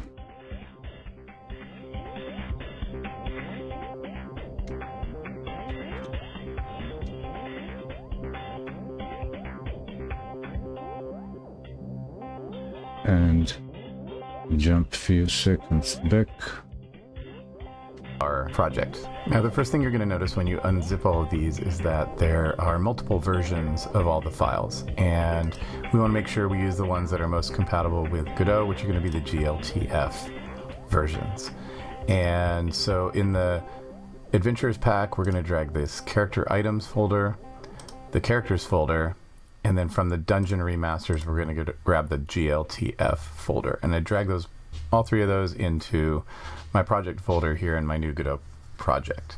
And make sure that you give it a little time because there are a lot of files in these folders. Godot is going to take a few seconds to scan through them all. All right, let's start with the characters, and if you select the knight here and look at the import tab, you're going to see some of the basic import settings that we can. This is just 6 minutes. This particular scene. But I'm going to go ahead and click on Advanced here to pop up this window. So, video is different, visually different, as it is showing steps that are not written. Some steps in the written in the tutorial are not described, like difference in the asset he's doing, and we can see in the video that he has even a folder assets. Well, it's not super what would I say, super or whatever, super well, it's good to know those things in right from the beginning, how to learn important bits like folder structure, keeping files organized, then building learning. You know, it's hard to relearn later on, to relearn, to straighten out the wrongly learned bits.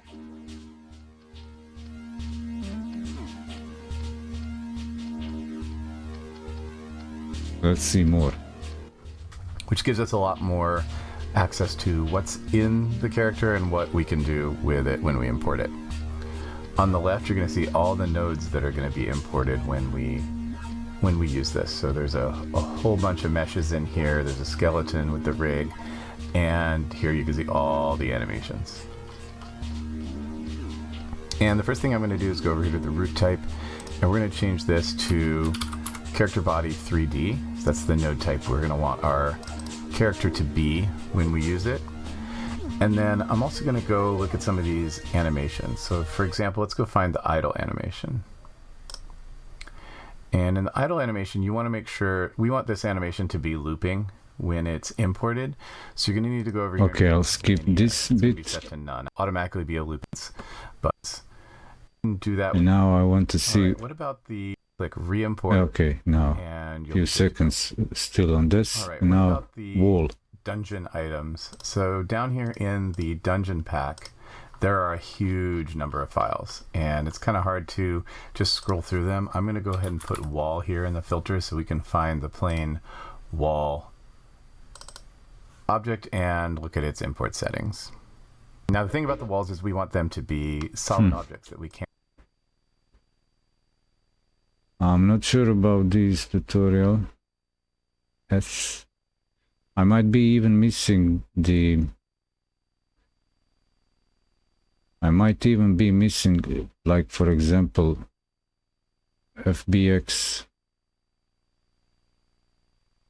Well, that's different format of the model. I've got the right model format, but mine looks shaded differently than his. My shader is different. Compatibility, forward. No, okay, I will not change the shader now. So about the wall, what do? I just double click it.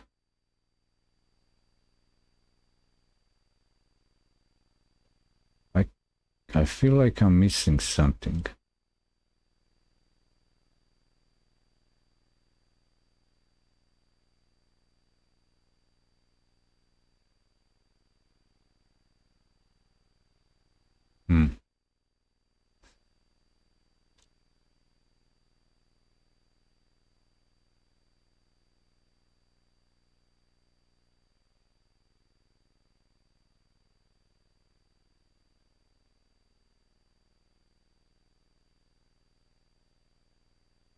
I'm not happy with all this.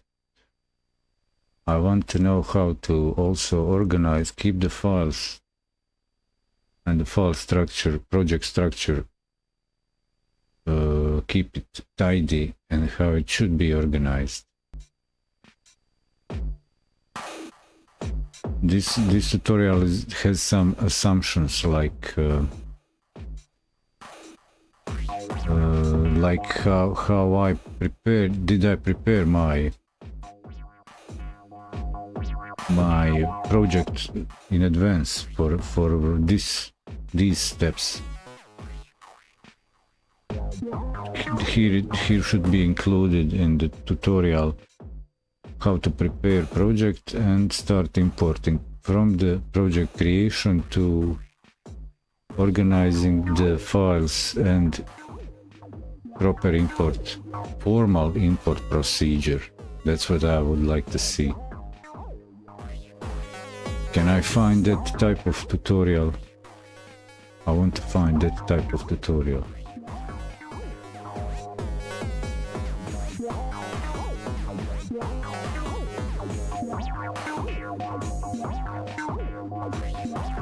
Well, let's let me then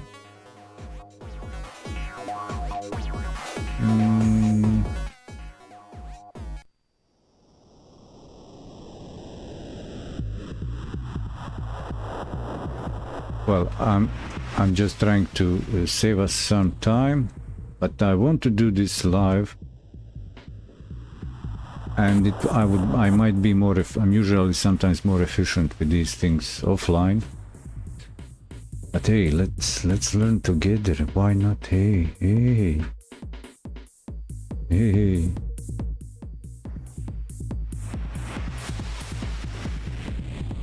What's this guy got? GDScript tutorial numbers. This is the GDScripting.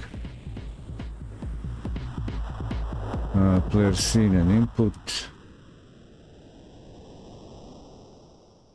And what other tutorial? Getting started. First 3D game, first 2D game, step by step. Notes and scenes. Step by step.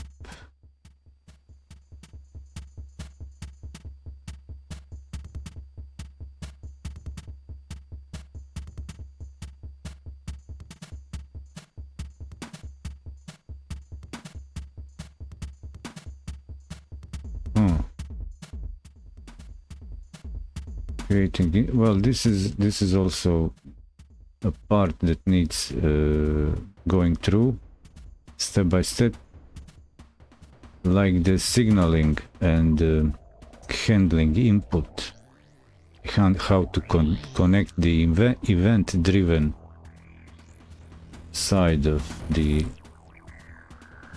how to connect the visual parts to the event-driven parts, user actions in the engine, and trigger the logic, game logic, how to build, what are the basics to build the game logic.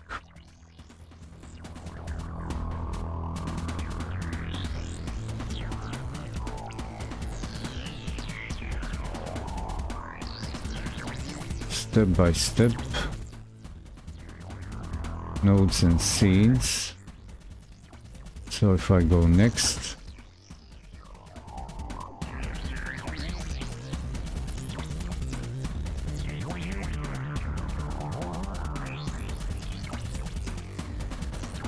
okay, nodes are fundamentals. They have following characteristics: name, editable properties, they receive callbacks. There are like base, so nodes in the engine are fundamental building blocks. Cool.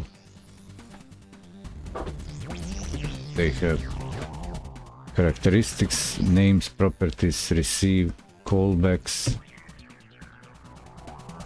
There are some assumptions about programming, functional programming here, like the callbacks function, callbacks functionality, the concept, and the kind of inheritance hierarchy, maybe something like class hierarchy. But anyway, nodes can be nested. The nodes can have child nodes. So, last card, child nodes. Together nodes form a tree. Powerful feature to organize projects. Different nodes have different functions. Combining the nodes produce more complex behavior. As we saw before, you can build a playable character. The camera follows using character body 3D. Sprite 2D, node 3D and collision shape. Okay. As we saw before, when was that before? You can build a playable character. The camera follows using character body 2D node, a sprite 2D node, a camera 2D node, and a collision shape 2D node.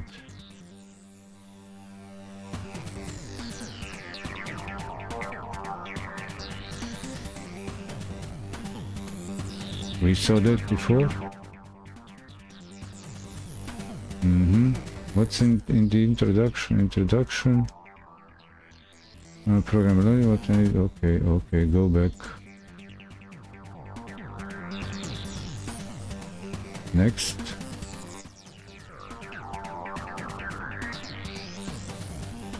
A scene. When you organize nodes in a tree like our character, we call this construction a scene. Once saved, scenes work like new node types in the editor, where you can add them as a child of an existing node. You got that? In that case, the instance of a scene appears as a single node with its internals hidden.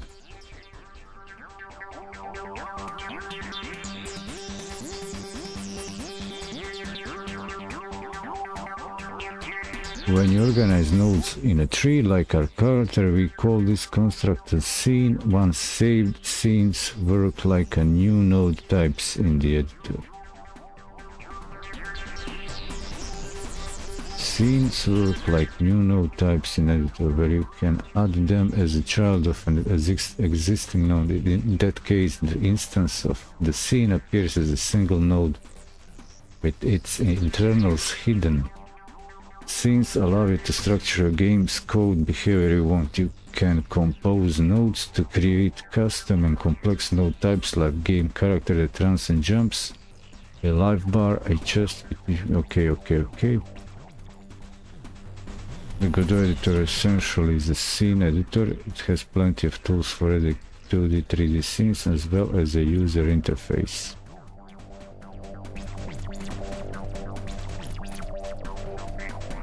A Godot project can contain as many of these scenes as you need.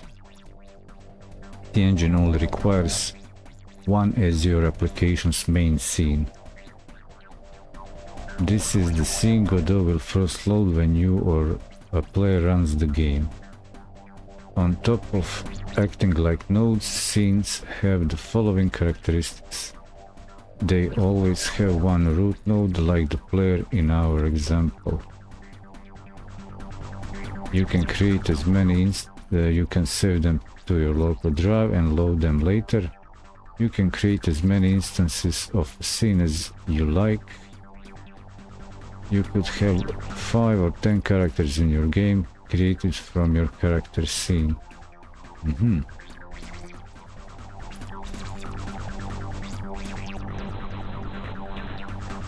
Okay, this sounds reasonable. This is a reasonable step. It's good to do a complete simple project tutorials, but also these basic procedures are important because all game engines generate for a new project. They generate basic structure of a project.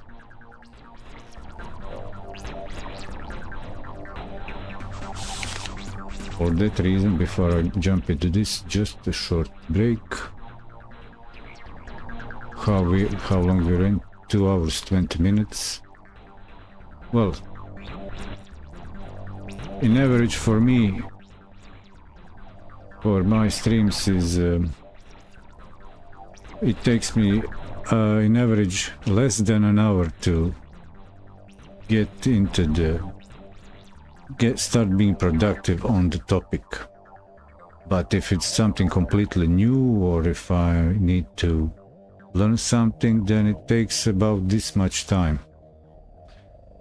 I like to do it. I'm kind of addicted doing stuff live, because when I used to do stuff, I was always I always later had a regret. Why didn't I do a video of this? And when I tried streaming, I just realized, hey, this is the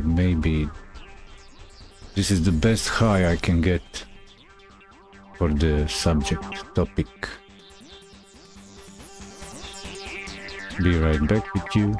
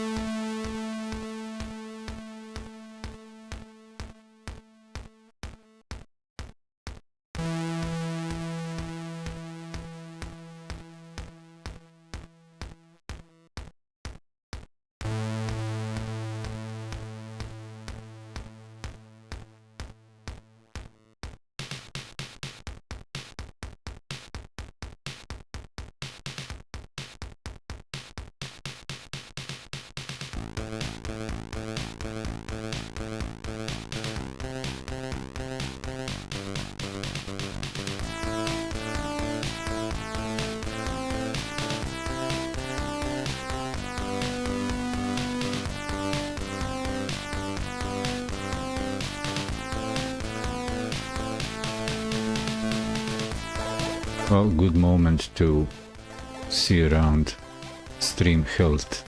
How are all the streams doing?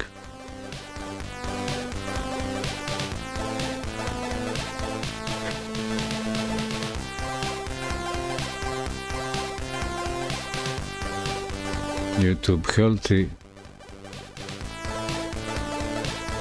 Pick looks in order. Twitch, what's Twitch doing? Okay, we're on track. D live. Throw, working well.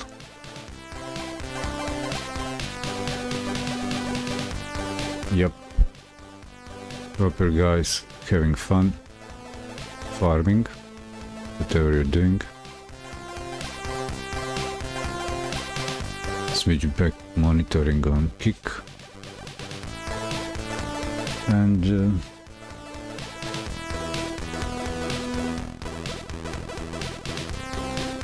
get back to learning.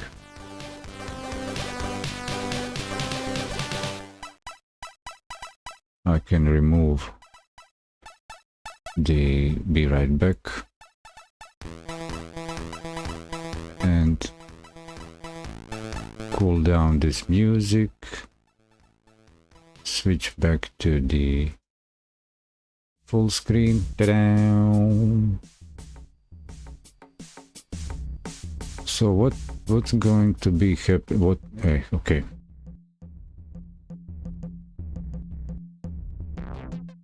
So am I smarter now? The important thing is that I'm taking for granted is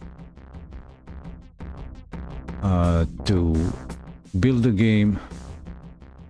I'm supposed to handle properly this node structure and the scene structure.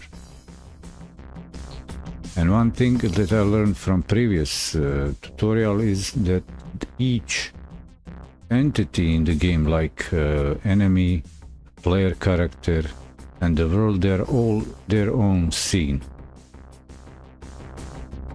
So what I should know by now is that I'm not supposed to import this wall into a player scene.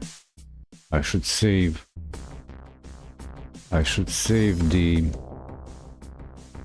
the player character scene, yes, where the model is imported.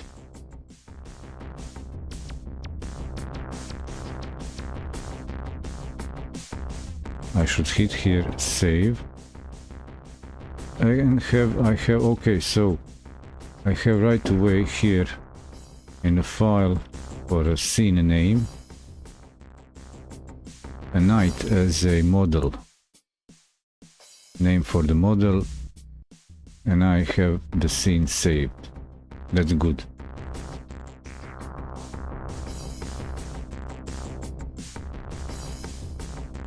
I'll keep going through this tutorial because it's a good exercise, and I need exercise. This is the point when I need more challenges. I understand the general basics,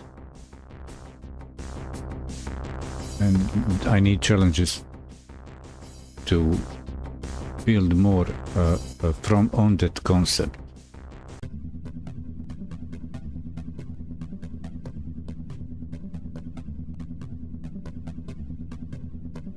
So if I go back to importing assets tutorial,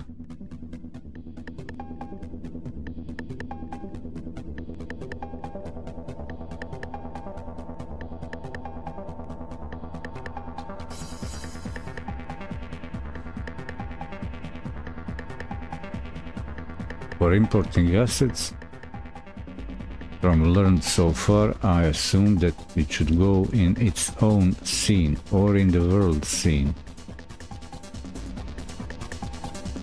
But before importing,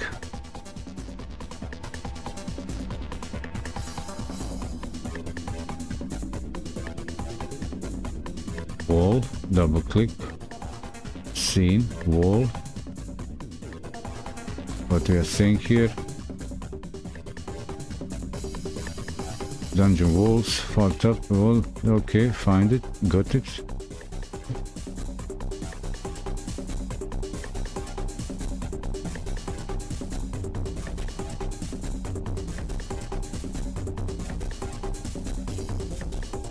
And here what I want is dungeon walls to be solid. In the import window, select the mesh object. What's the mesh object? Okay, mesh wall. On the right side, physics.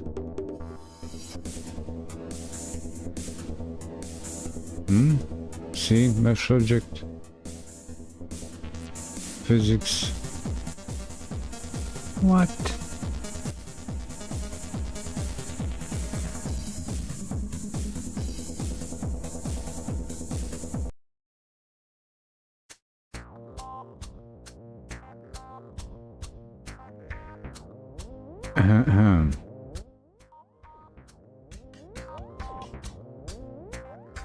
Advanced import setting for scene, advanced import scene wall. So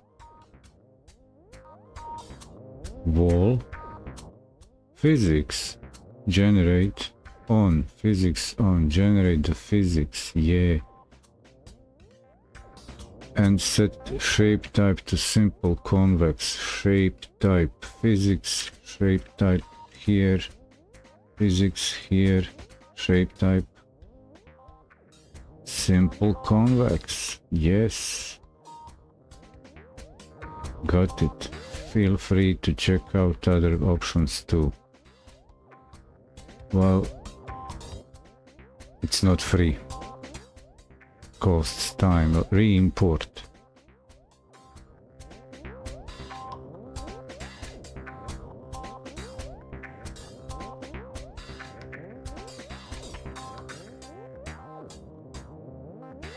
Okay, now when using this in the game, Godot will automatically create a static body with collision shape to match. What all this means is that I should have a GLTF character. Where? Okay, so I've just changed something in the importer, the properties definition in the project for the imported assets. I got that. I'm assuming. I still don't have a scene. I don't have a world scene for this whole little tutorial project.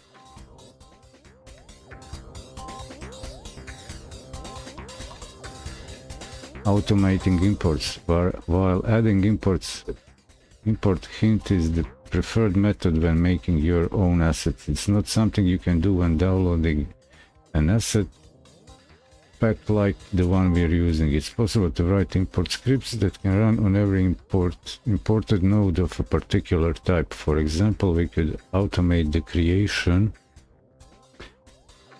Hey Alibaba, thanks for joining the channel. Enjoy the stream. Can't read that.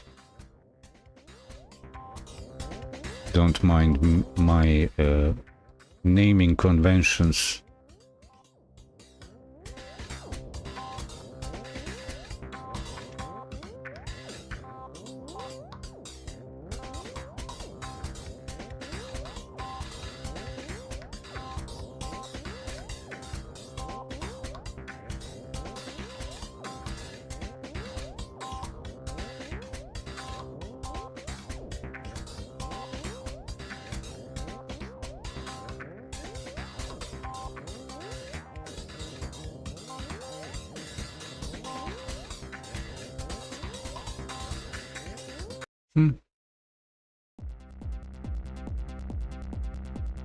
Well, that was working with 3D assets. Cool. Let's see First person character. Well, is that it? Working 3D assets. This is that. Character. Well, no. Character animation. Dungeon pack. Where is this? Okay, we got a rigged animated 3D character either made by you or downloaded from a third party. You want to set up its animations in Godot. Cool. I'll be right back. I need to jump away for a moment.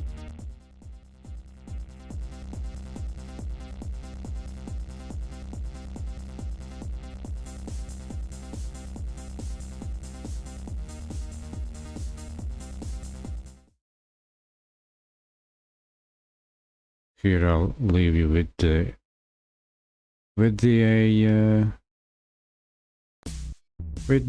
chat.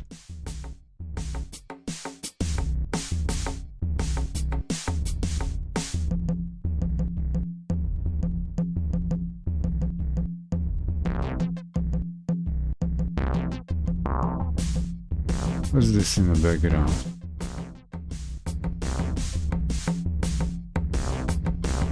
Okay, this will do. Be right back. Looks nasty.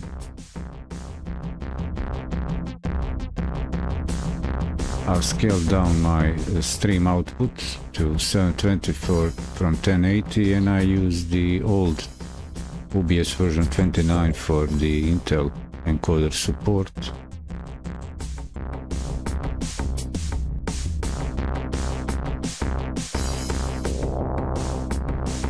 That's why everything looks the way it looks. Fit the screen.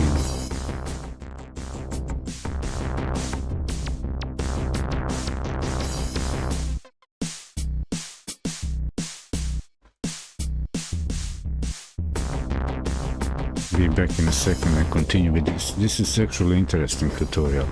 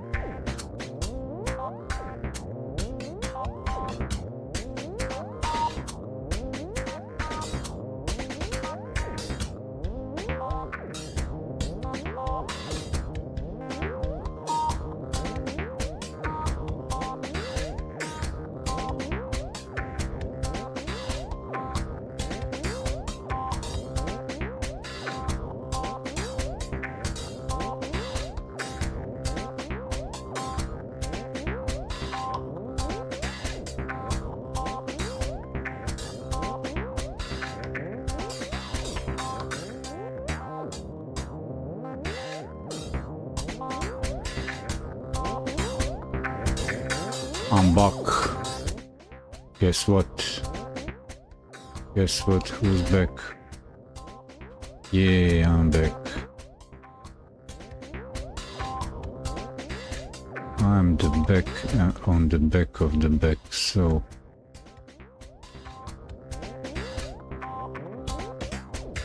well, making stuff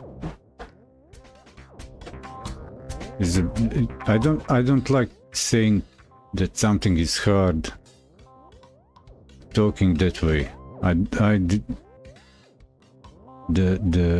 When working, you work, you create, and that takes time. Okay, do we all agree?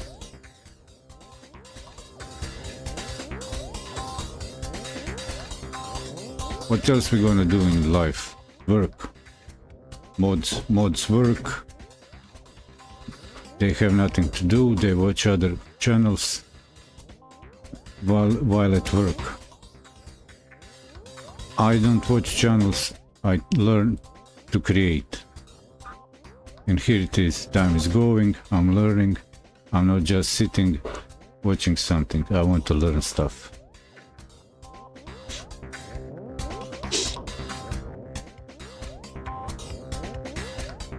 I create stream, I set up the stream, I inspect the streaming platforms, where to stream, how to multi-stream, how to drive traffic to my website when there is a conversion happening. I make money with website, no other way. And I also want to build some interactive content for my website. So I learned how to make an interactive video game.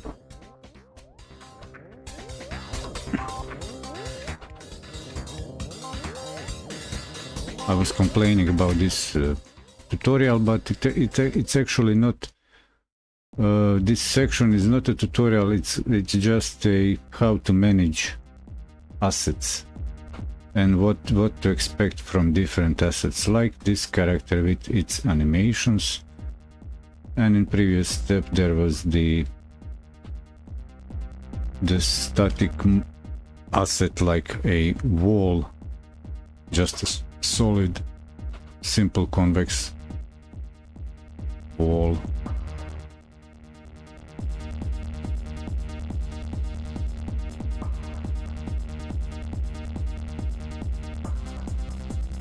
Looks like you're having fun over there on Trovo, huh? The website playing itself. So, character animation, problem and solution.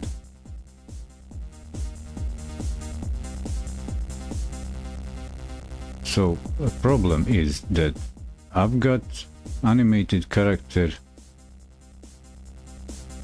from outside, created outside the Godot, and I want to make it work in the Godot.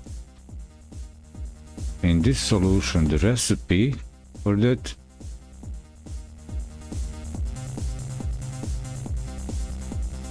here is the recipe.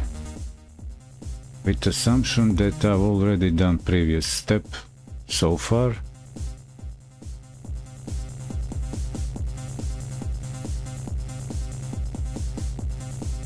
And to prepare a character,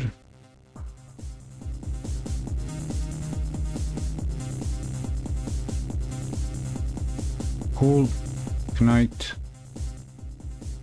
rig and animation. So here it is, it looks the same.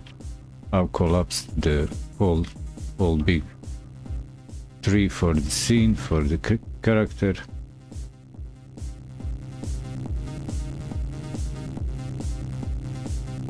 All the weapons are in the hands in the character. Cool.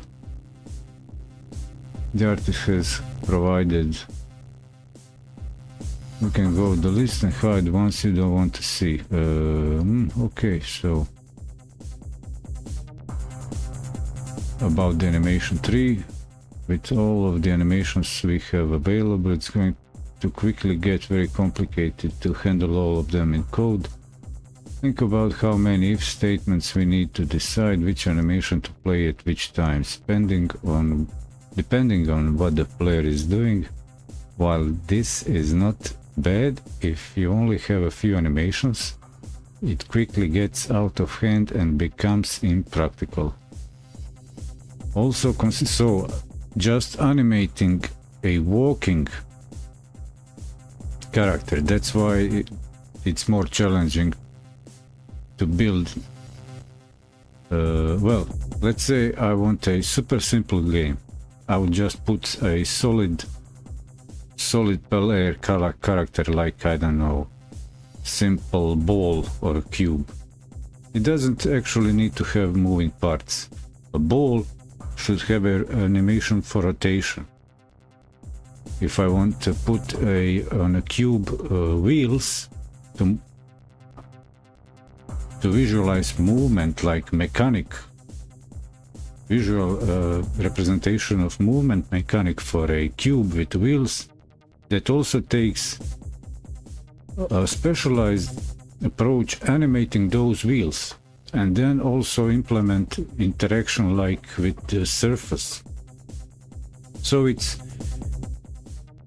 trying to put more stuff in the game makes it exponentially complex to handle. That's why there's prototyping. And I'll get back to prototyping, just so I know how much I need in prototyping, how much preparations in prototyping can create room for extending from there into more elaborate version of the game, more complex, with adding more feature creep, scope creep, feature scope creep, so called. Back on the subject here. So having a lot of animations, it's good to use the animation tree node. That node is designed to control animation player and has functionality to control how animations transition and belong together. Add an animation tree to the scene. In the inspector, set the tree root to a new animation node state machine.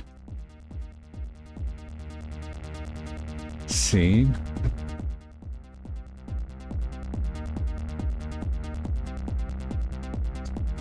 Add an animation node scene to the scene. Animation node. Animation tree. Cool.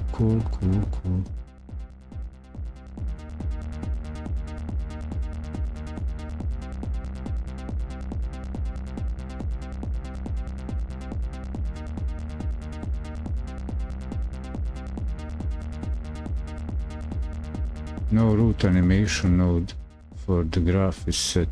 Let's see now what's next. Set the root.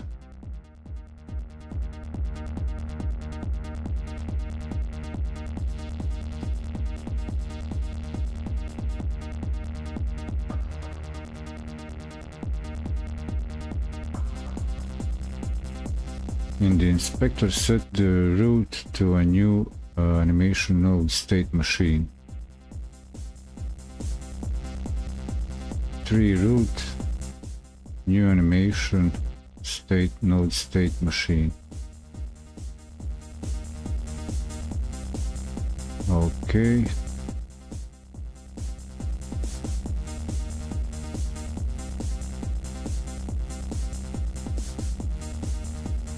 To a new animation node, animation tree, animation player, select the characters animation player node.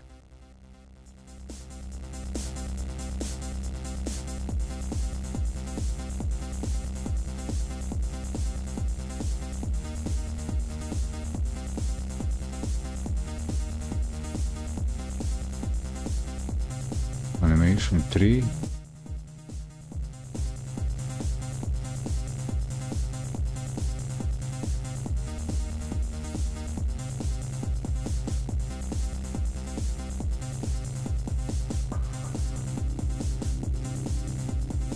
Okay, let me figure this one out. The scene, animation tree,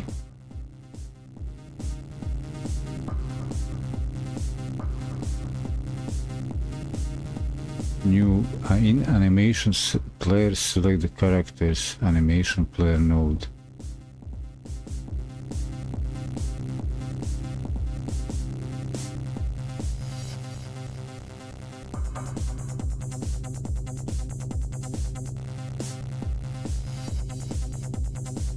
Animation tree inspector.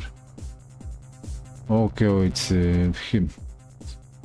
In the inspector, we are still on the inspector. Okay, I got it.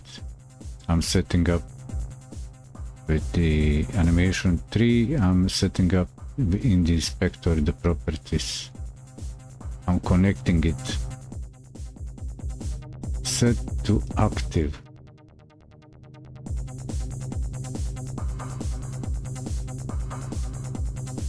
Selector animation player and checkbox set next to active. Checkbox next to active. It's on. Okay.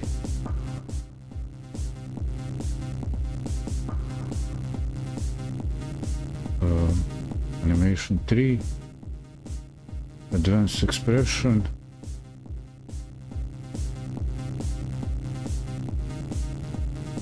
Can I have this like this? Come on. Come on.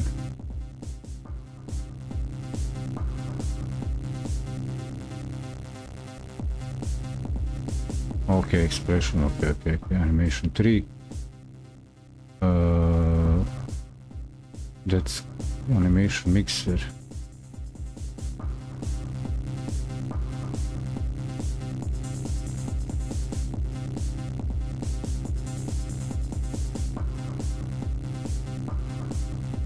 Advanced expression parameters, playback, animation mixer. You may notice that when the animation tree is active, you can't choose animations in the animation player. If you need to make any changes or test the animation, check tree active property while doing so. The idle walk run cycle. There are a lot of animations provided with these models. For this example, we are going to focus on the idle walk run.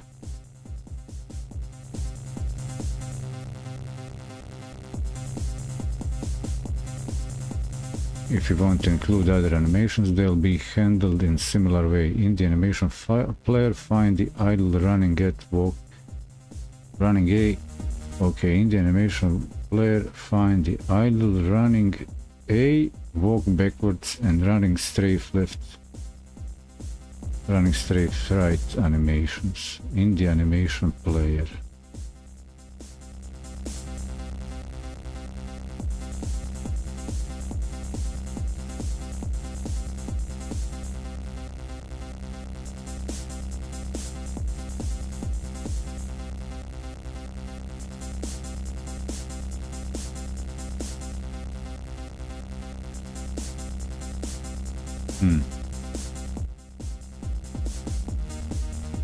in the animation player.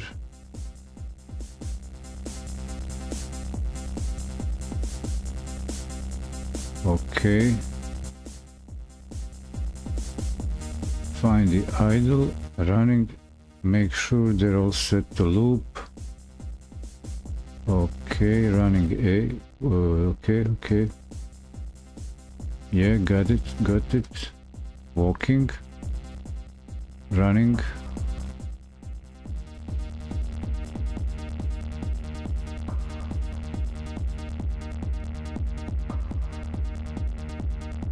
Looping, cool. And idle, yeah, like this.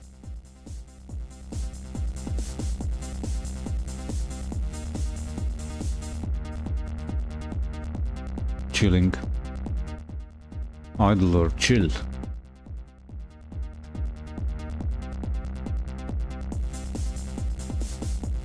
Running strafe left, strafe right, make sure they're all set to loop. You can set it up right. If any of them are not a re-imported character after seeing settings, see import settings. So strafe left, strafe right. Strafe.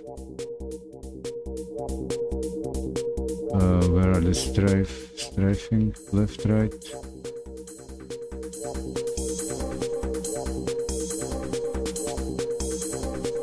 Back, right, left, forward.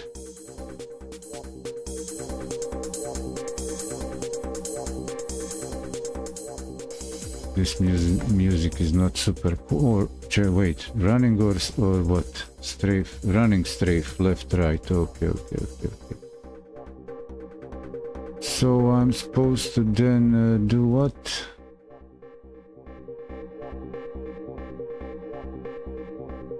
No, cancel.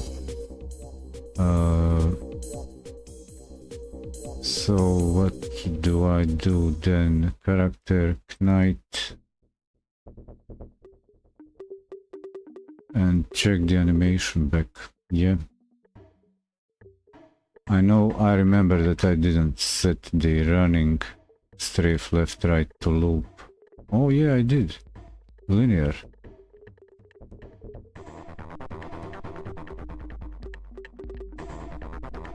Okay then, cool.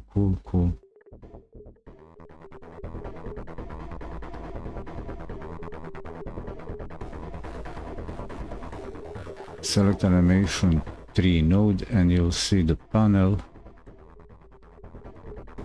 open at the bottom of the window.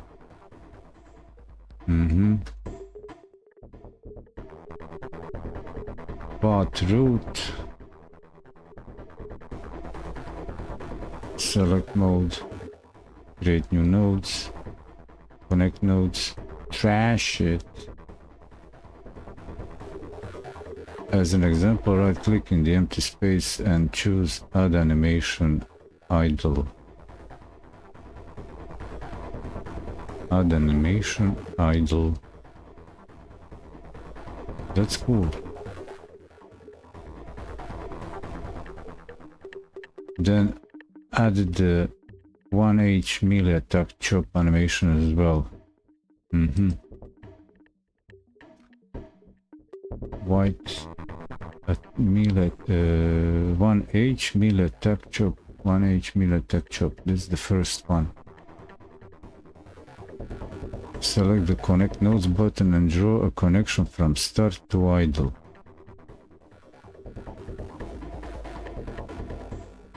Connect nodes.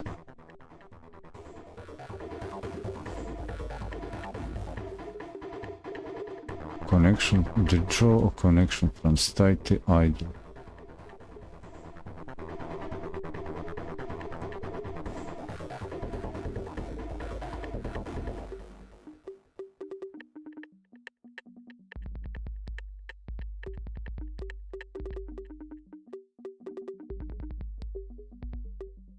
So do I also organize these? Can I? Okay. like that.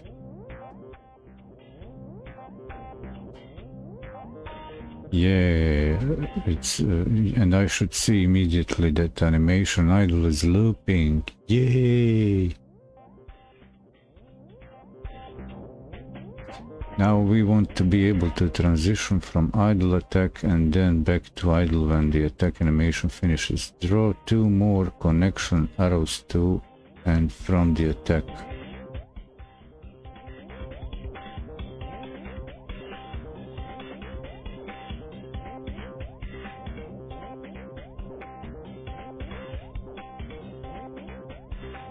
Okay. Melee to idle and idle.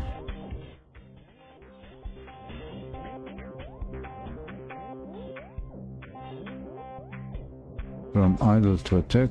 Now we want to transition back to idle. Draw 2 more connection arrows to and from the attack. Okay, so and idle to melee.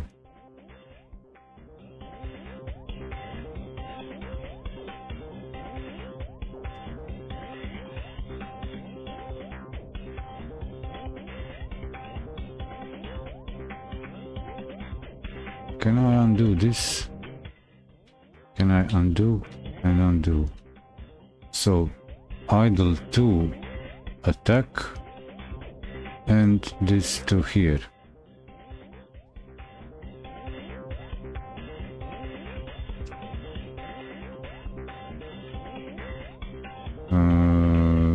To change the transition condition, change to select mode using the icon and then click on one of the connections.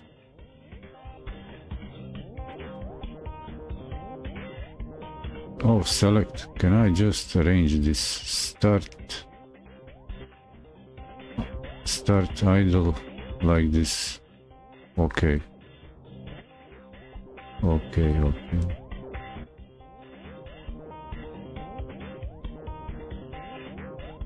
So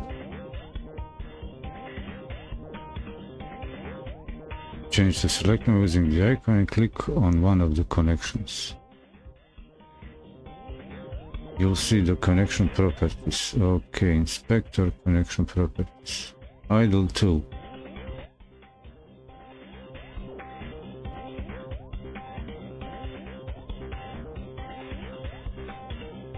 Oh wow.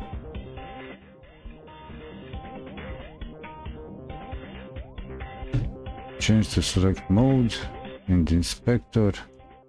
You'll see the connection properties. For the connection from idle to attack, we want advanced mode to be enabled, not auto. Advancing to enabled.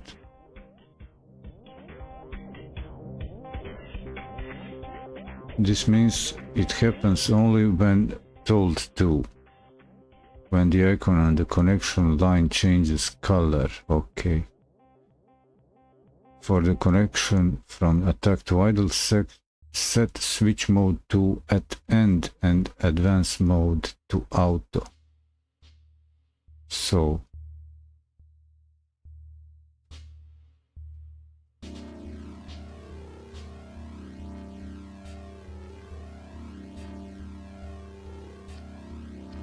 advanced mode to auto and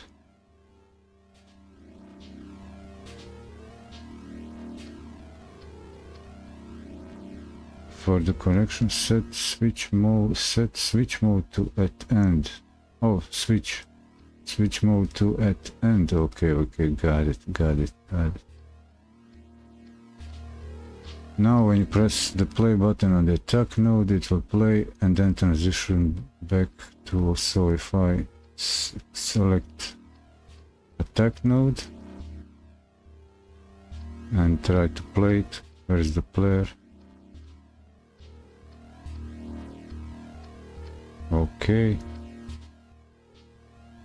Idle to this and back to idle. Okay, so I guess so this is how the Bielewski, hi, welcome. Want to learn how to build a game? Animate the game?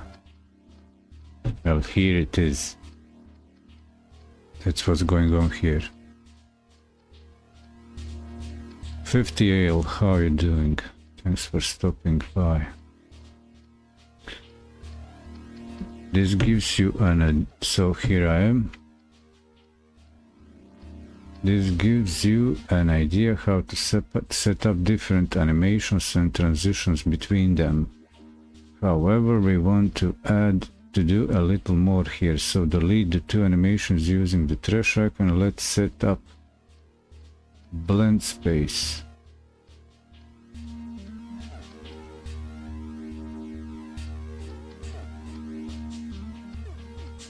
What?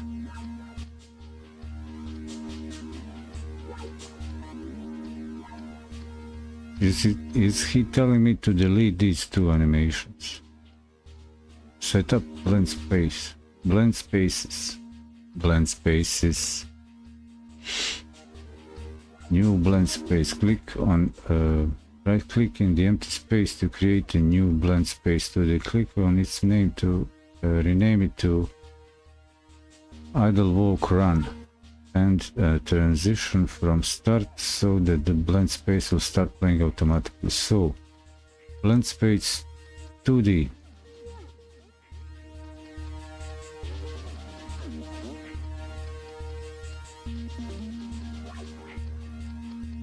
No. Name idle run walk. No, idle walk run. Cool. Click on its name to rename it to add transition from start so that the blend space will start playing automatically. Click the pencil like connect like this. Transition.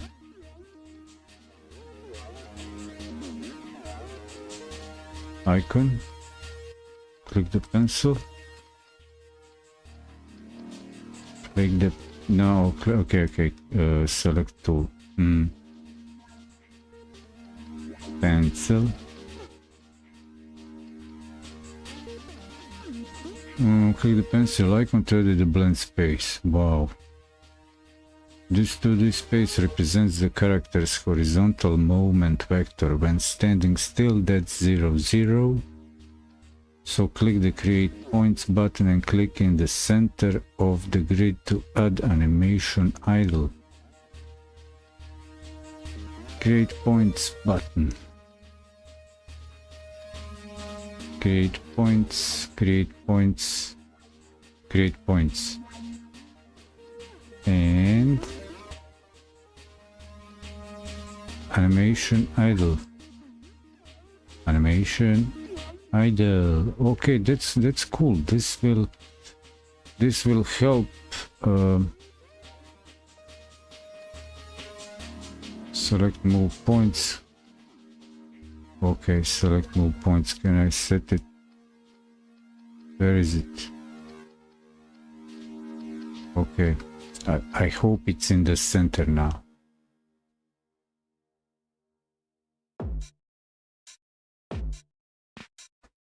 Did I set? Yeah, that was added.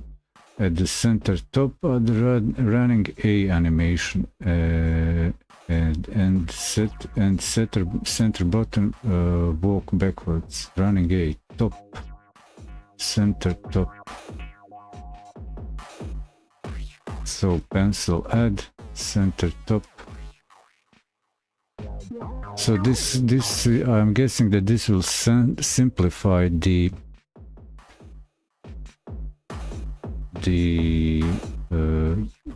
animation.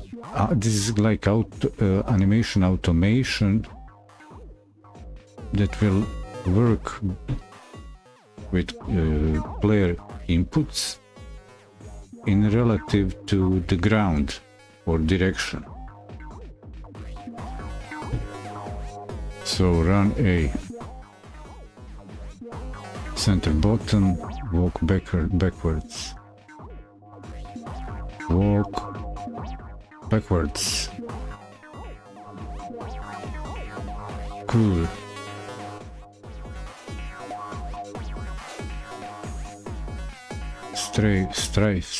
Strafe animation.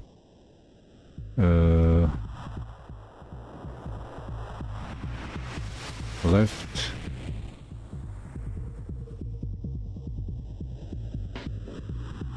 Where are the strafe, running strafe left.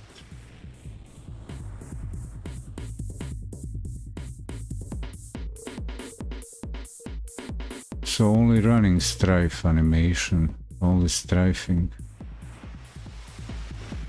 Okay, I guess this is left and right.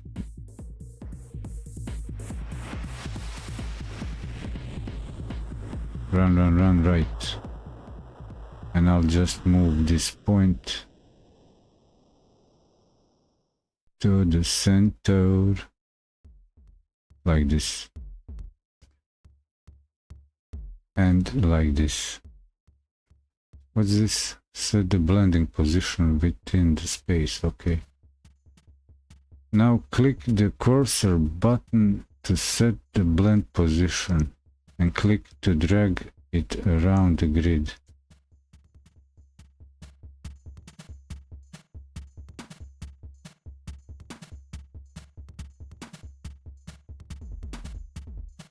Now click the cursor button to set the blend position and click to drag it around the grid. You should see an animation transition. So it's this thing here.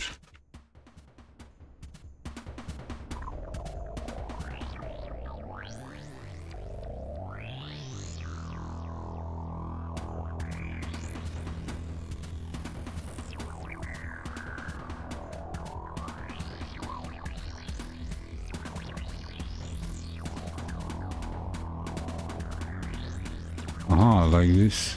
Is it like this? This is not working for me.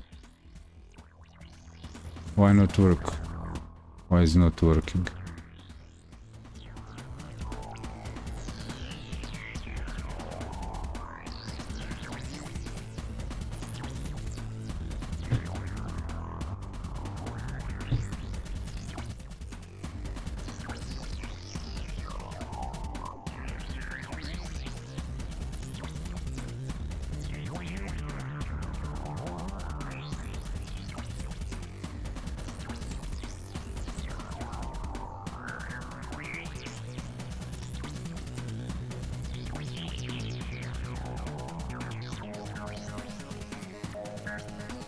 Right click on its name to remove for add the transition from start to the blend spell without playing. Click the pen. Blend position.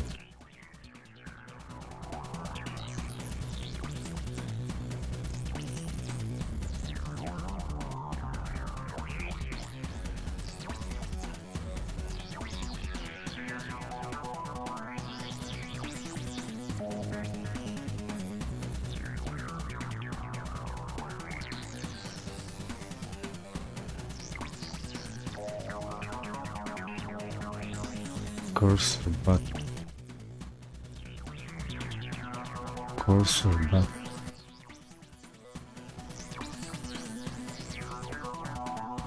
Something's not working for me here. Root, path, start, travel, intermediate, blend.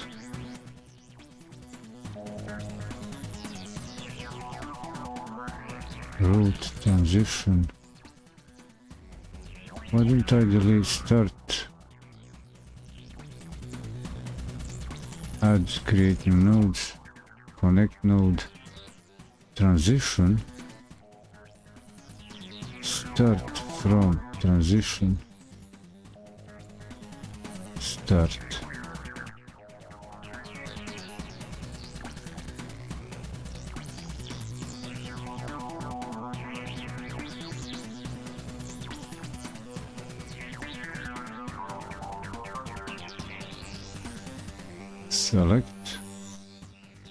Select this, add,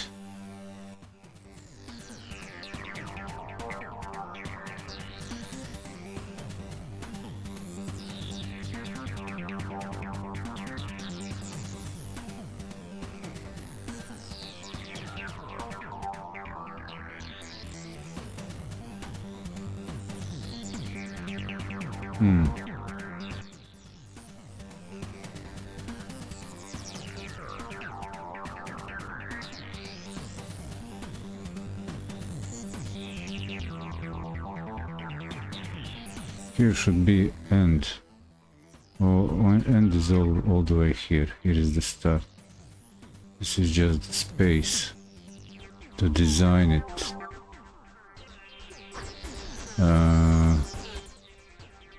What happened here? Blend spaces. Click in the empty space to create a new blend. Click on its name. Done it. Add a transition from start so that the blend space will start playing automatically. Not new node, connect node, transition.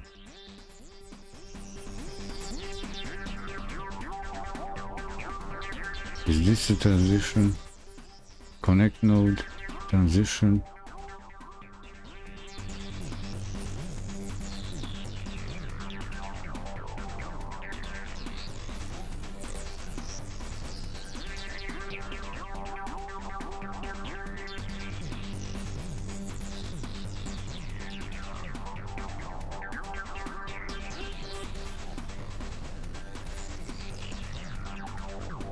Am I missing some tools here?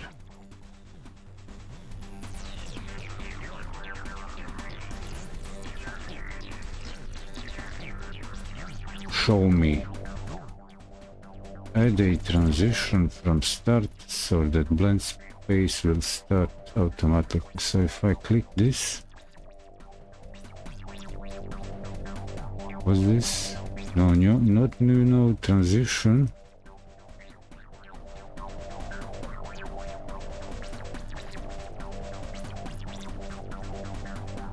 From start.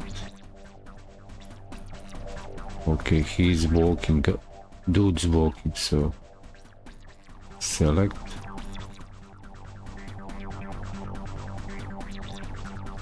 Okay, now it works.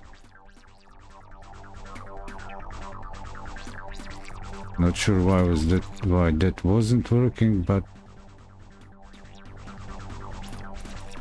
whoop, whoop, whoop, whoop, whoop.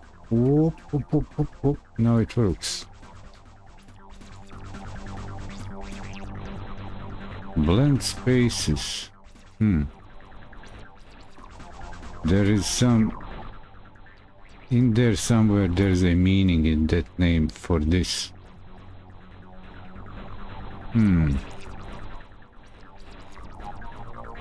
Okay, when you're done experimenting with blend space, click root in the path at the top panel to return the root of the tree. Okay. Setting up the state machine. The idle walk, run, looping animations can be thought of as the heart of the animation tree. Yeah, got it. The character will spend most of its time playing these animations. Any other animations will branch off from it, like we did earlier with the attack. In the image below, I've done that with several other animations. Note the transition properties are set as we did in the example above.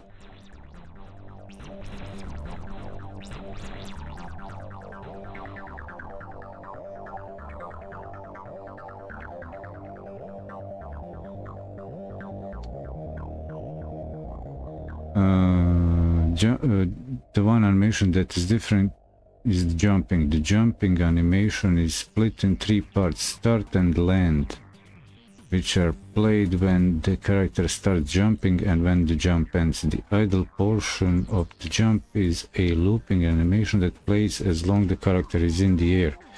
If they fall a long way, for example, add the three jumping animations and link them like this. Okay, let me get this stuff sorted. Let's see if I know how to do this. Would I know how to do this? So I need more space here. Can I zoom this out? Can this be zoomed out? Export bottom panel. Expand bottom panel. Okay.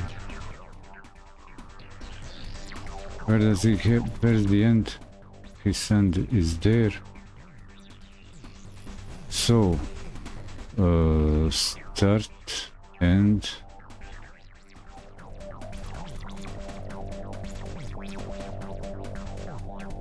this goes here. This can stay here. So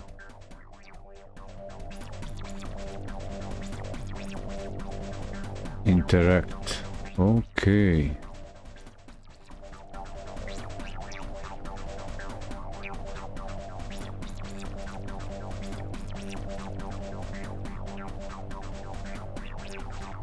Okie dokie.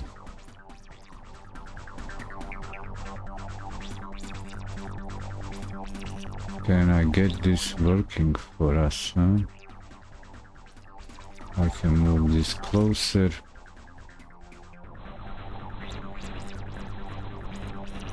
So I put attack chop. Melee attack chop, 1H, 1 point. What's this stop? What was that?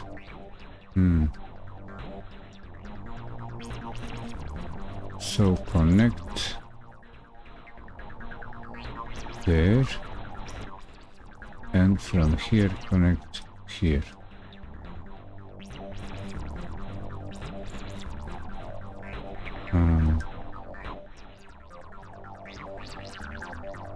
And the story was this animation,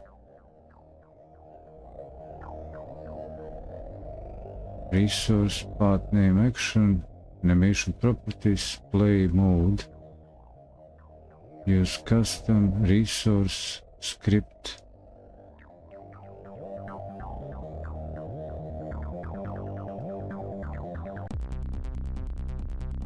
What was the... What were there? What was I doing? Animation 3?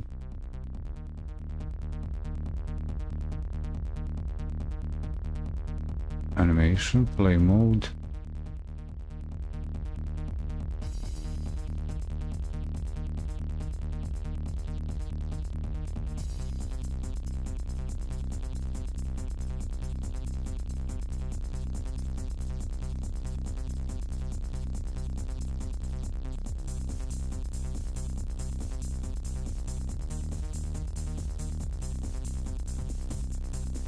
Okay, select button, transition. I need to, here it is.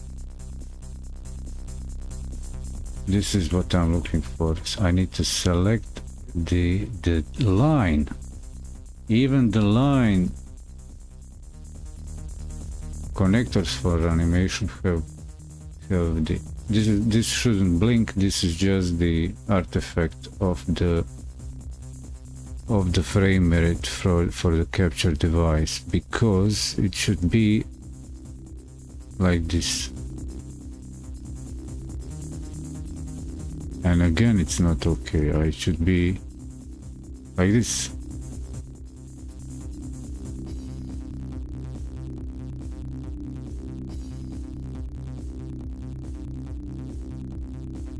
I'm not sure why it flickers so weirdly. It goes off the sync. The frames go off sync for this flickery effect.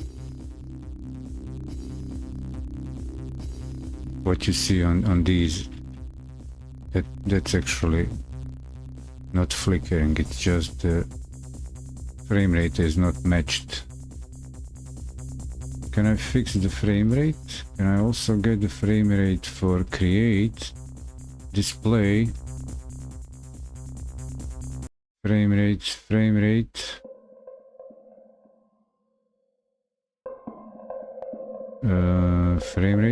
here? No frame rate here.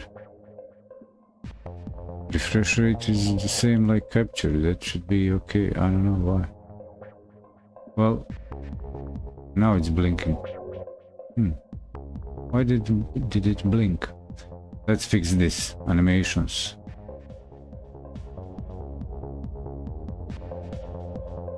Set the connect node and draw a connection. Okay, now we want to be able to transition from idle to attack and then back.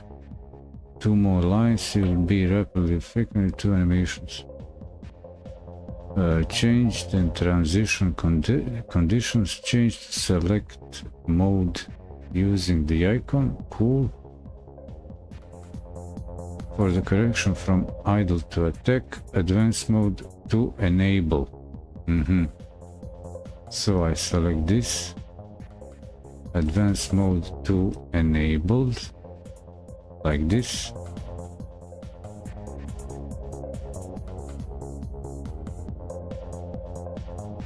Switch to at end. So switch to at end and advance to out. Okay. So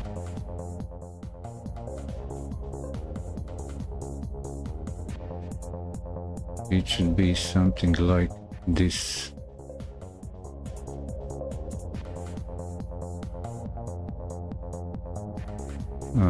Play? No? Play this? This is playing.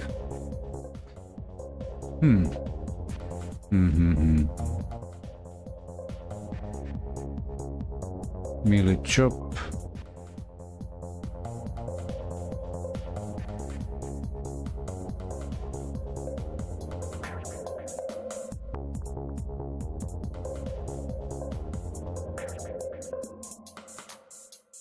Slice diagonal, add animation, melee slice attack, melee slice, attack slice diagonal, attack slice diagonal, and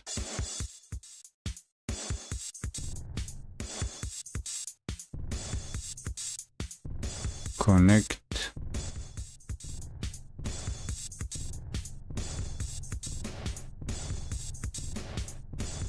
connect. Are we cool? No.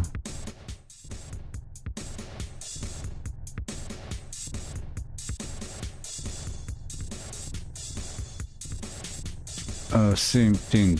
Select advanced mode enabled and switch mode at end and advance auto.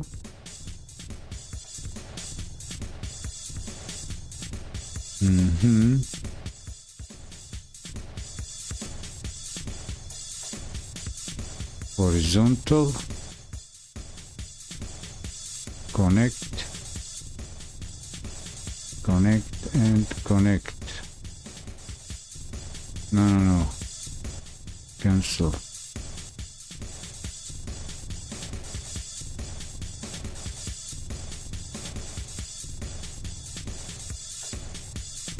Okay, I connected back. Yeah, like this. Yeah. Cool. Select this. Advance. Enabled. Select transition. Switch. At end. Advance auto. Nice. 2 more things and done with this. Okay. Add animation, interactive animation, same thing, to it, from it, nice.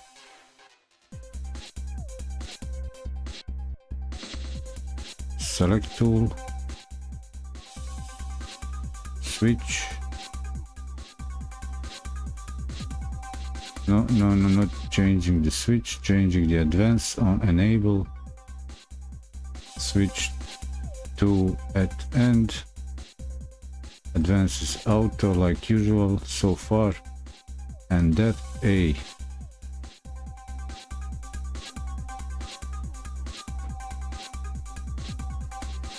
That A that connect one direction, and this should be selected as advance from on enable. You can also click to change the names, the animation. Okay, so the one animation also jumps. Jump start, jump lane, jump idle. Okay, jump start, jump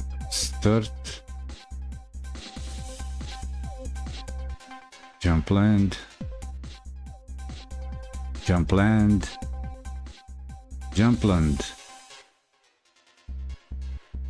jump up, get down, jump idle, jump idle. Wow. And connect to it. This goes this way, this goes directly. Why? And idle goes to land, and land goes to idle, walk, run, blah blah. Cool. And these are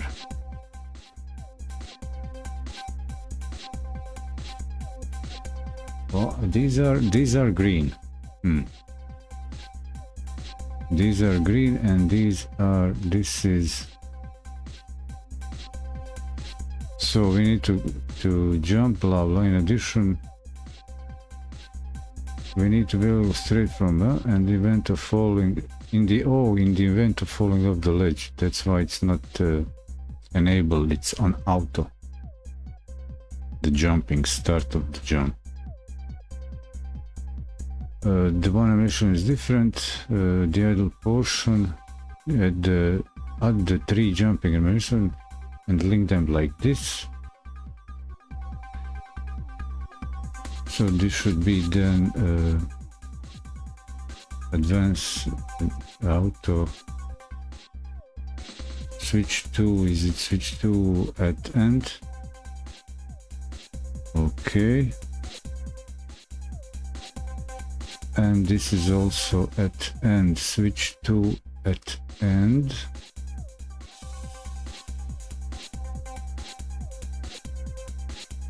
Okay. And we need to be able to go straight from idle to jump. The event falling, but if pressing jump, we'll go through jump start first. Oh yeah, that's why there is additional animation.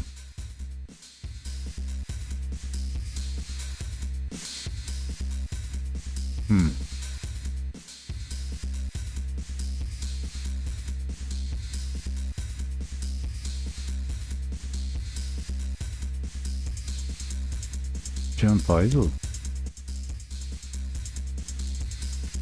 Oh, this jump idle, this is, oh, this is the advance enable. Is that the thing?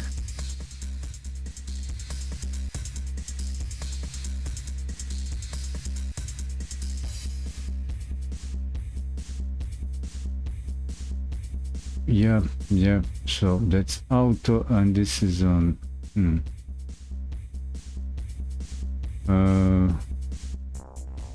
addition, we left transition from idle, walk, run to jump start as auto. Instead of changing, we've added a condition of jumping to the transition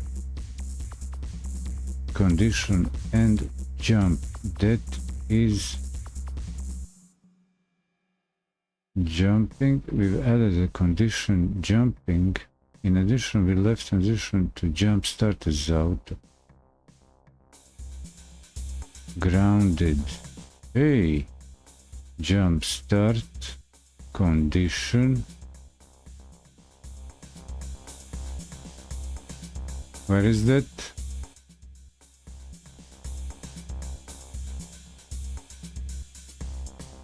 Where are conditions? Where are the conditions? Advanced condition. And jumping. Is that it? Jumping.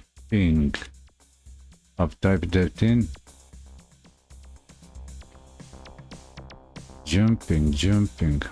That's the thing. Switch mode. What? Okay, that's default.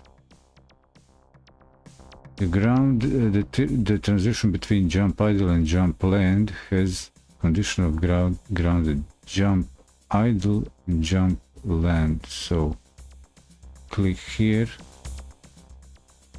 Condition grounded.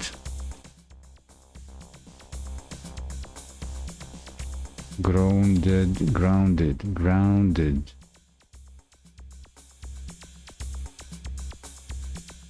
We'll be able to set these conditions in code to trigger the transition. Finally, if you're looking closely, you may notice that the transition from jump land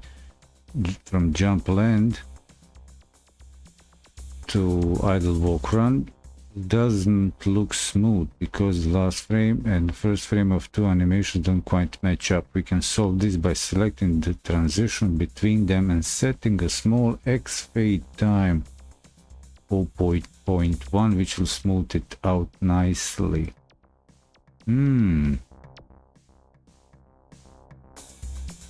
X fade time 0.1. 0.1. Thank you. Welcome. You're welcome. Wrapping it up. Now we've now set up our 3D characters animation. They're ready to use by setting up the animation tree. It will now be much easier to select and transition between animations in the character's movement code. What you say, chat? Welcome. I will be right back for the next section.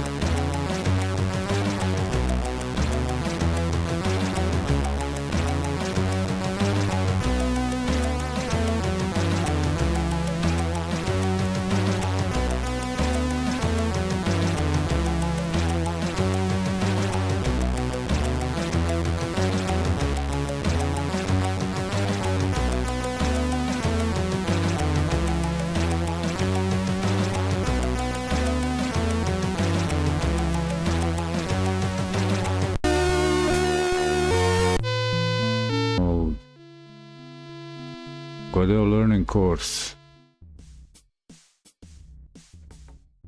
This is not I'm not creating a tutorial. I'm following a tutorial, but I'm sharing it with you. So I don't think I'll be able to make a tutorial episode from this, but there will be a recapitulation. I didn't hit all the 3 markers, so this would be too challenging to set up. I've skipped few stream markers on few moments, so I won't be able to cut this in the efficient, but I'll do at least some recapitulation at the end. For the next section this was character animation, now character controller. Now this is interesting part.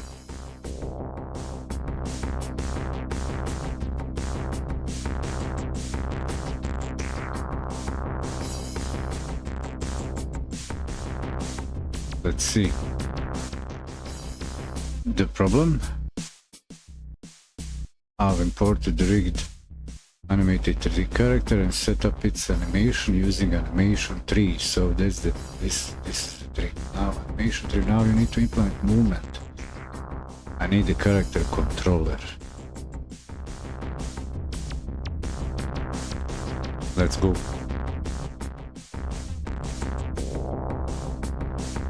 In this recipe, we'll assume you've already imported character model. Okay.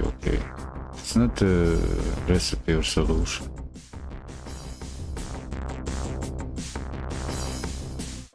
That's what I've done. Okay. Adding collisions. I'm out of coffee, people. How long is this 3D working with assets?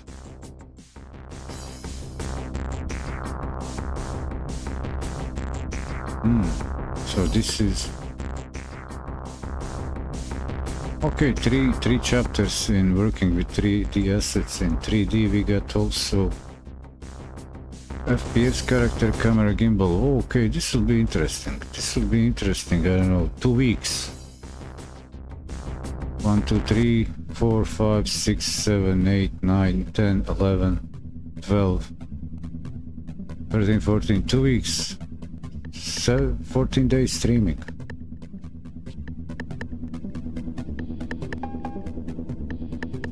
Now,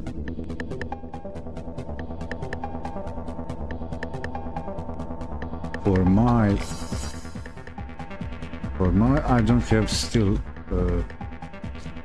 vision of the game, but I know what type of games I like to play. Actually, I'm lying, I have a vision of the game. Musade, hello, welcome. Learning Godot game engine, working with 3D assets. It's this section we are now on character control. Character, pour a sip of water. It's not a tutorial, I'm actually learning. And sharing with you, just to get you up to speed.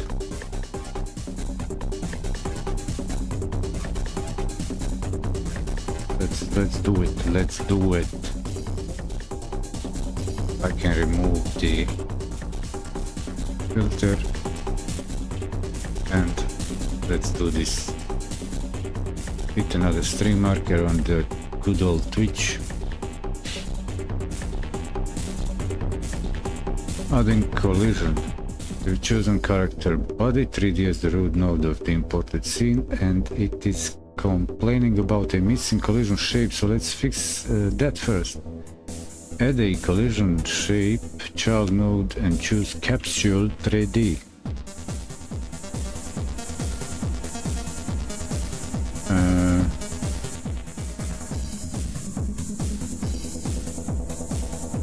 Adding collision.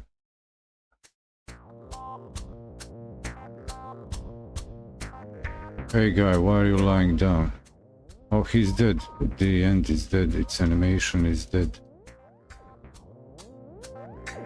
Okay.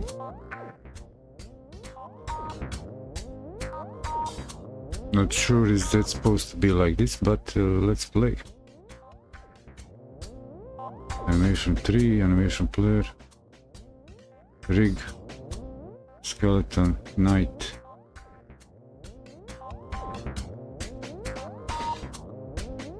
Okay, so in the inspector, the knight, inspector node.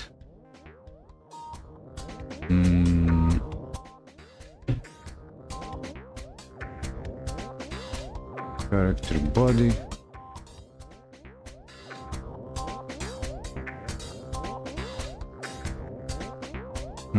Where does this thing go? Where can I find out the type of a node? Group, scene groups, global signals, groups. What else? History. FX time. History. History. Scene global node. Scene groups, global groups, scene groups. Okay. This is docking options. Node. No. One more here. Yeah. It's a night. Okay. Filter node 3D. Character body 3D. Node 3D. Node process visibility visible on. Inherit.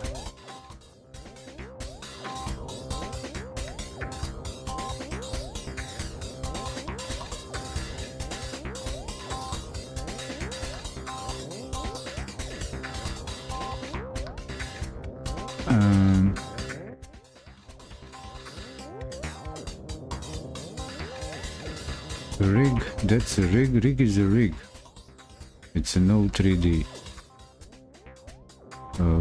Where should this go?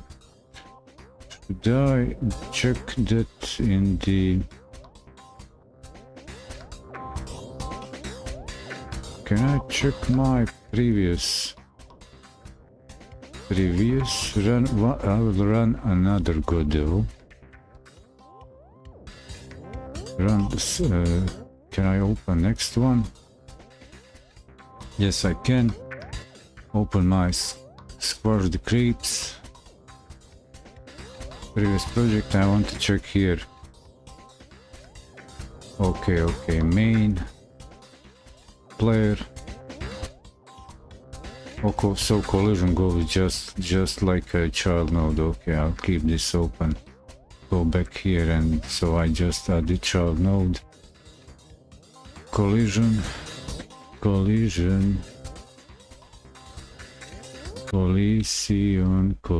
shape 3D. No 3D. No control. Collision polygon, collision shape 3D. Okay, create property shape capsule shape 3D. Is that it? Capsule shape 3D, and size the position to the capsule to enclose the character's body. For reference, here's the values he used. Values he used, man.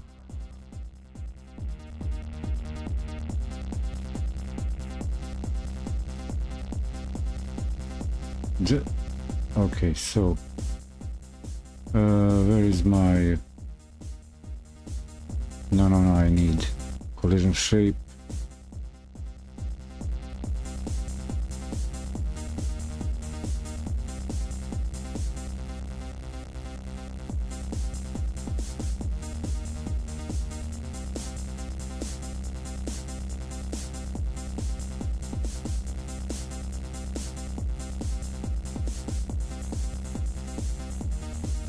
I have a warning. Collision object 3D derived. No, please use HDM shape.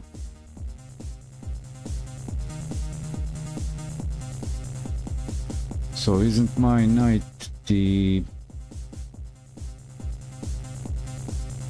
Oh, I guess I made a... I don't know. But here is what should happen.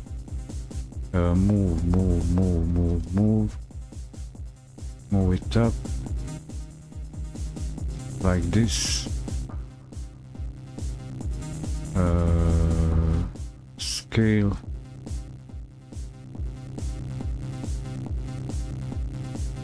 It's too big.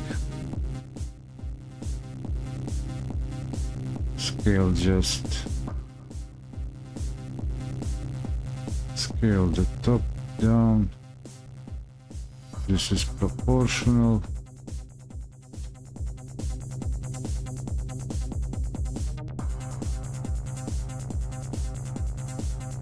Move down. Legs, head.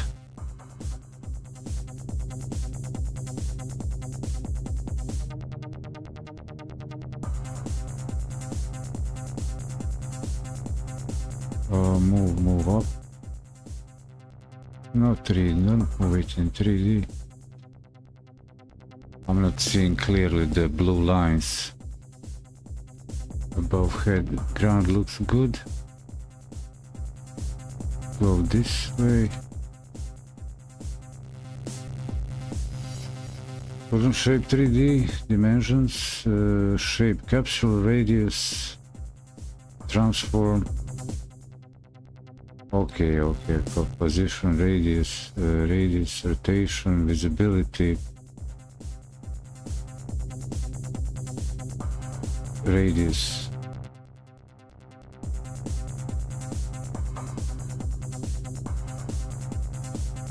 That's okay. Position, rotation, scale, capsule.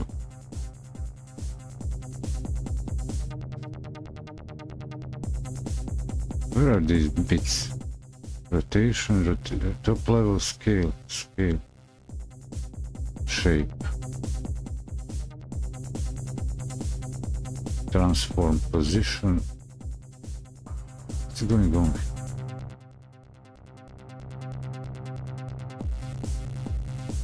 No.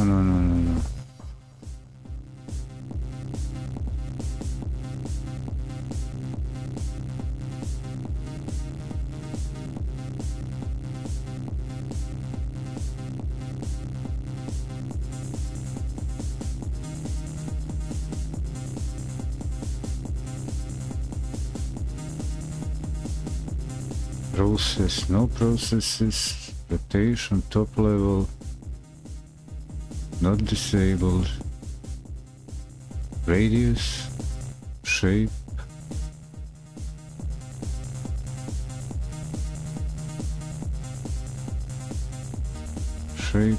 capsule. Oh, 2.4. Oh, custom, so margin. Well, super. I matched it. Position Y 1.2 position. Okay, somewhere in that range.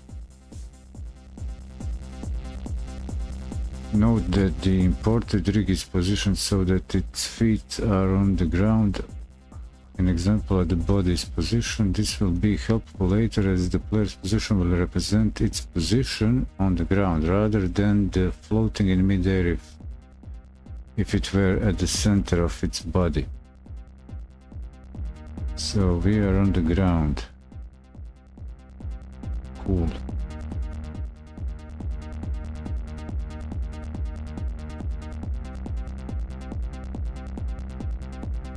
If I'm familiar with Godot 3D orientation, you'll also notice that the character is facing the +Z,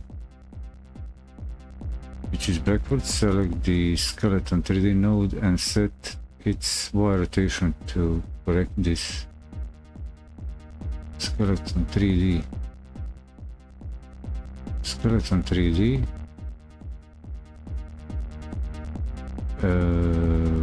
Okay, I don't need the bones.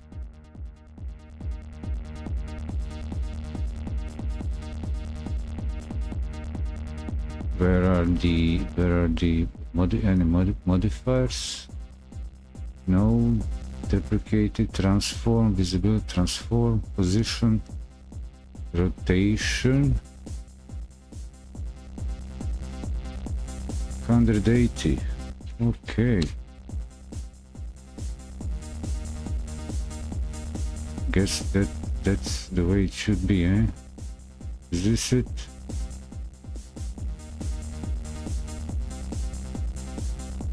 Okay.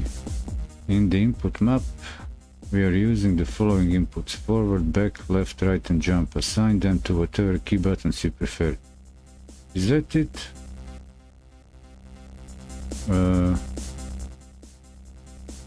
Input, where is that?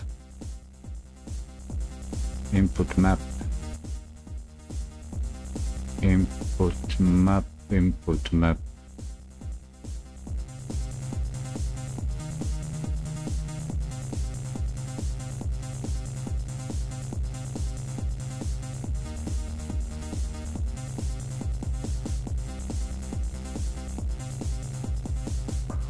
Where is the input map?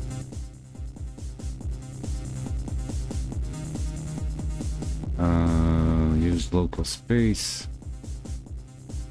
No, not working, not that. Input map. Where is it? Where is input map? Is it project settings, input map?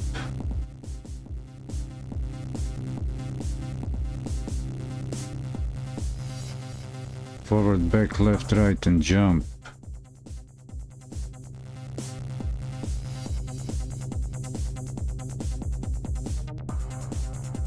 Okay, show button in actions. Add forward.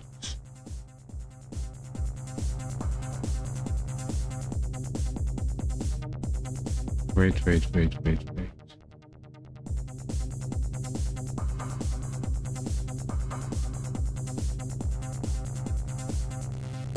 UI left. Built-in actions, forward. So do I have, no, I can throw this away. Built-in actions, what?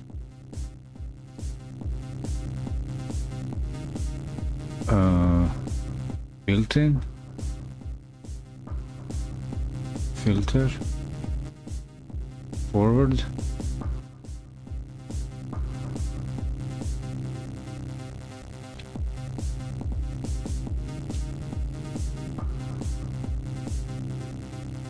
Command flee UI, not UI.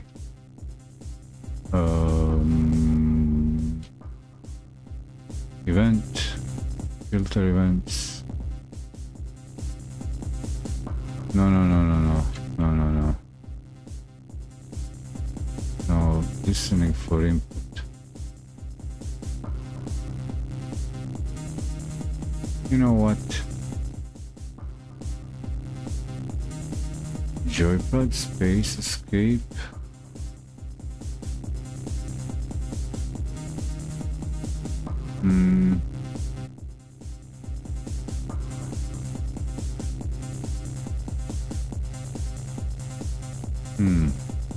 What was my mapping here for the previous project? Project setting, input map.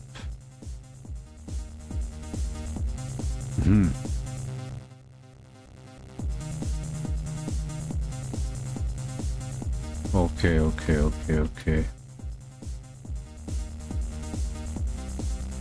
Add new action, forward.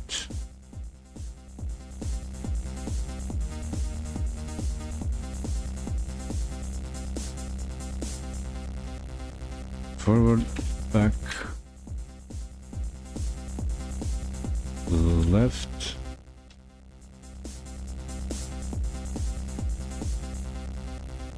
right, jump, forward, back, left, like that. Forward, back, left, right, jump. Is that right? Forward, back, left. So, assign buttons. Keyboard keys. W.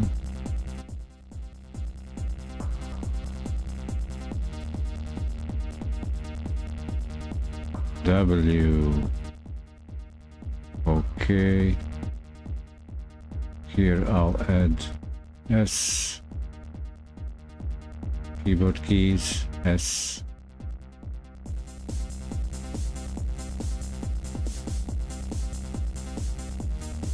What?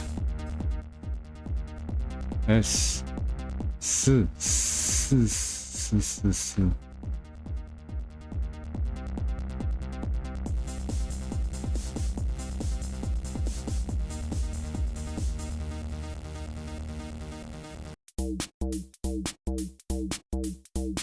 Just as physical, left, A, okay, right, D, okay, jump, space, yeah,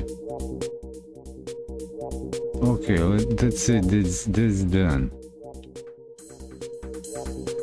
Camera. Cameraing. Doing the cameraing. There are many ways to handle 3D camera that follows the player. For this example, we'll use Spring Arm 3D as the camera mount. The Spring Arm node works by casting a ray and then moving its children to the collision point. Using this for a camera means nothing can get between the camera and the player, and we can implement zoom by varying this length as add one as a child of the root node and then add a camera 3D as a child of that. Spring arm. Spring arm, cool, and child to it, camera. Camera 3D. Spring arm properties.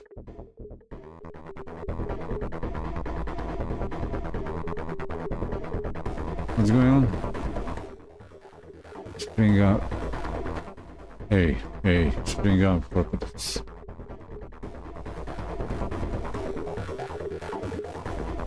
Spring length to 5. Spring length 5. Spring length 5. Got you. Margin to 0.1, 0.1, and then position 0,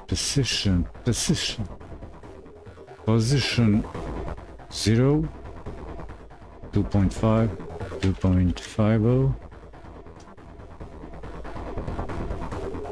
And 0.02. We don't want the spring arm to collide with the player's capsule shapes, so in the root character we'll set the collision layer to 2, collision layer 2, collision layer 2, layer, hey. Where are the layers? Collision shape 3D.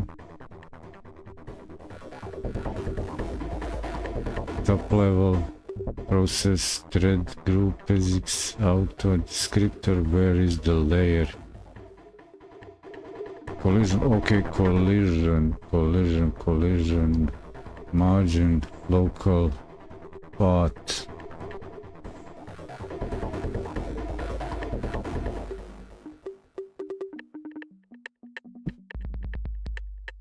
Oh, sorry, character body 3D. Night. No 3D. Shape, collision object. no 3D Ignite.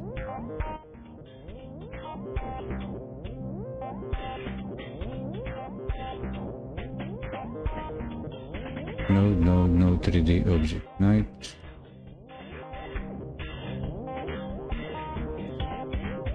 Can I change this type? Transform? No.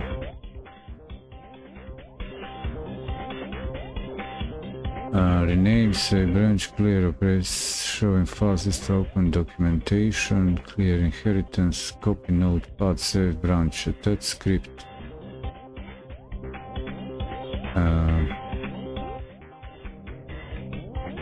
Night. Character character body 3D.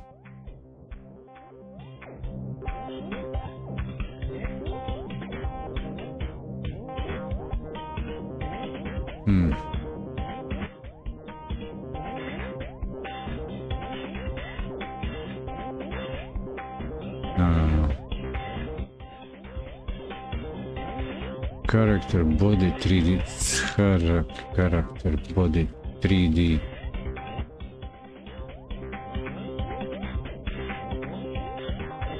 Did I mess all this up?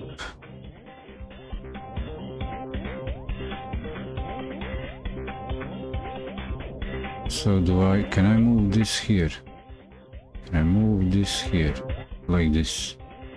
Body 3D. Did I fix it now? Layer. Body 3 ground. Motion mod. Ground. Up. Slide self forward moving. Character body collision. Layer 2. Okay, no mask.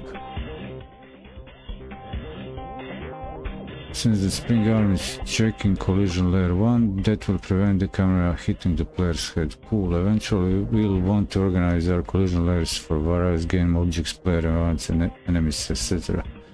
Now we are ready to add a script to the player. We'll start with the variables we'll need. So what I know is I guess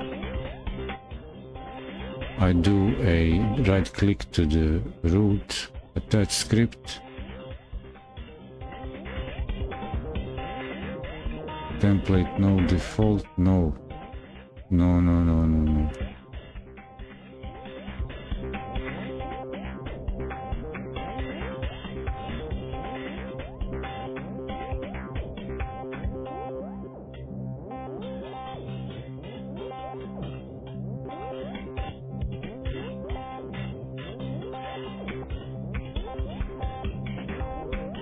I think I messed this up big.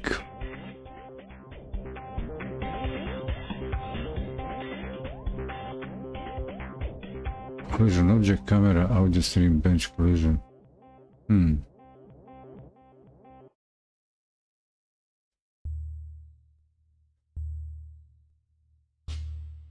No.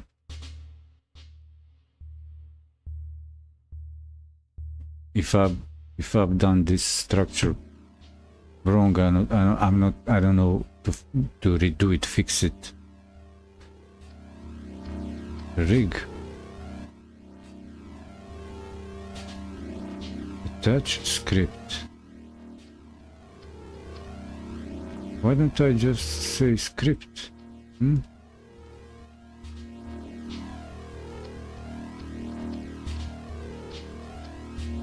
Description, no 3D. Close file, no. New script.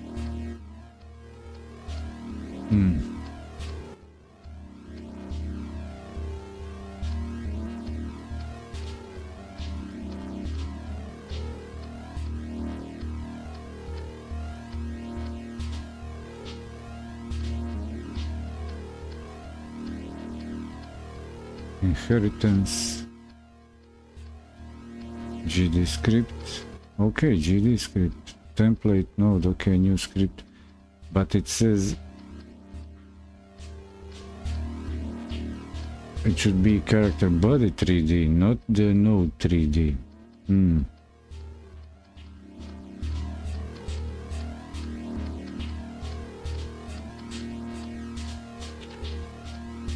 And it should be night. Create. Extends node. Node 3D. Where is this script?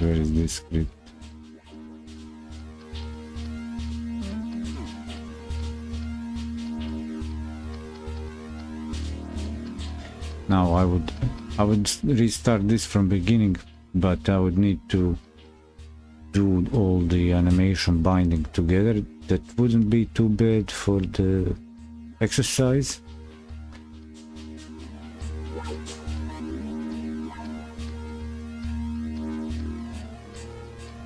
There are some of these manual tasks like animation binding for the pre-made character assets that are animated and rigged, that should be automated with script importing.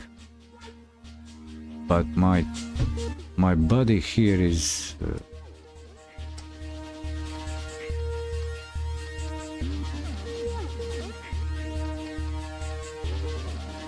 my guy here is not the proper instance.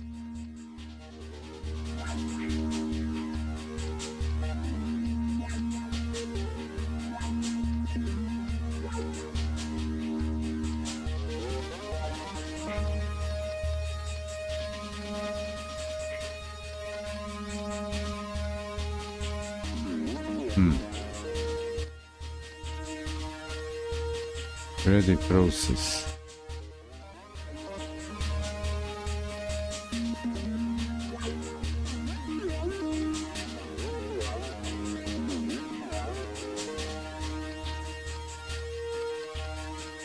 Extends the node.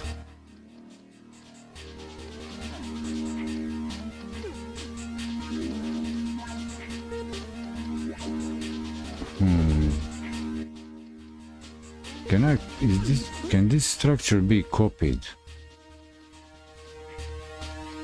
Can I copy this? I can reparent this. This is cool. So can I reparent and make it? Can I reparent this? Can I make this?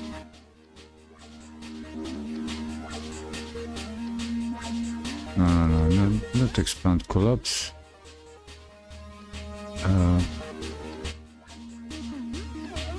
So did I add the character body 3D?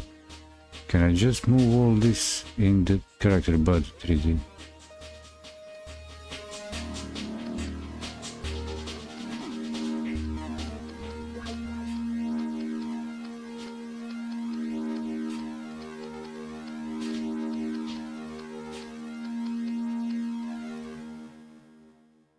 Reparent.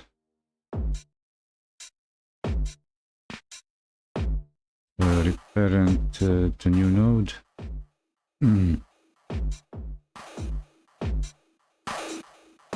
Night.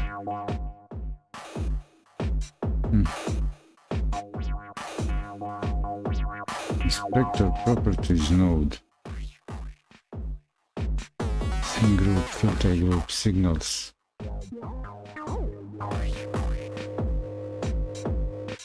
Night. Node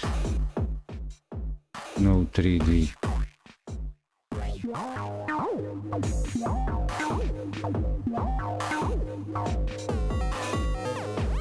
Character body.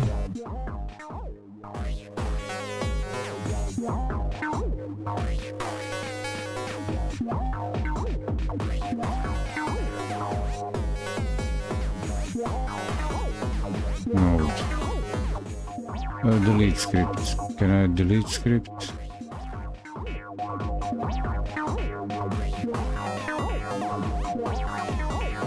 show file system, delete. No. Delete this. Remove, yep. No 3D. Do I have what scripts do I have? I get C, which is that what it is. Script assets node. Top description. I'm not sure will I be able to fix this character. That script, character body. Night. This bit.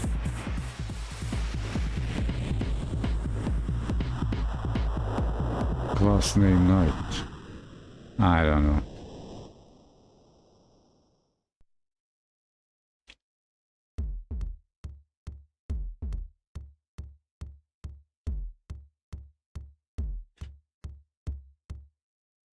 Extends class name night. Why? Why not? Export. Variable. Speed.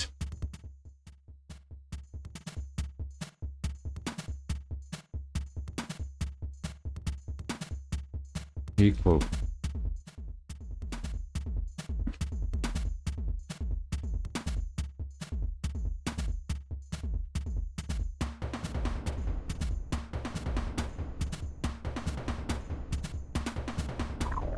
Equal 5, speed equal 5.0. Acceleration. Oh. Okay, go at export. Variable acceleration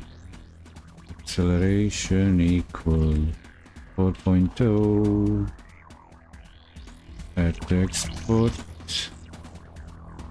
Variable jump speed equal 8.0. What else new? Variable gravity equal project set it throw.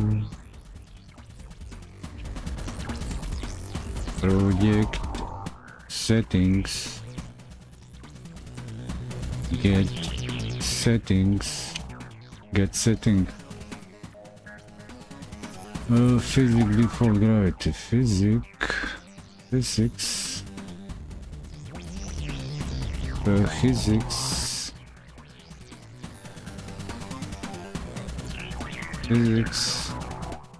3D physics 7 no physics wait physics 3D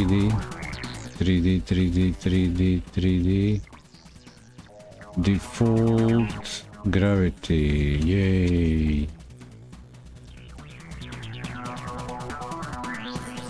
Variable jumping equal false. Nice.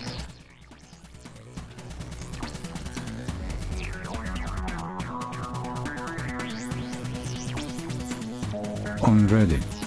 Okay, one ready. Variable spring arm.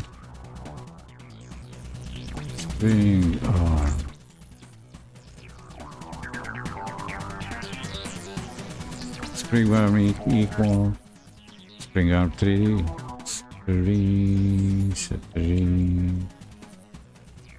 Spring arm 3D. Already.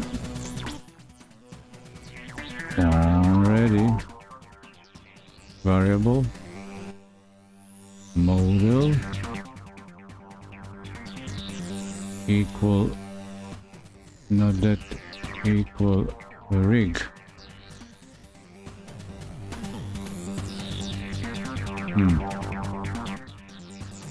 I'll go through this to the end, but I'm not sure is this worth effort finishing it like this, but I'm actually more curious since I'm not building a project, I'm just going through a recipe for specific tasks, so I don't mind if this doesn't work. I just want to see the process.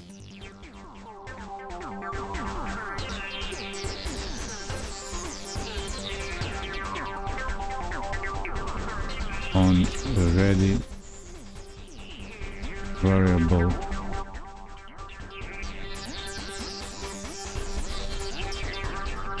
animation state equal animation 3.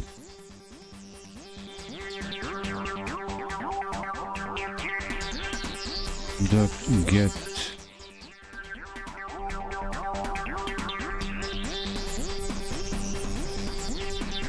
parameters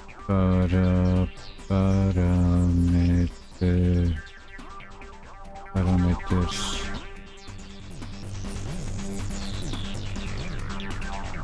playback. Parameters playback. Save Control S.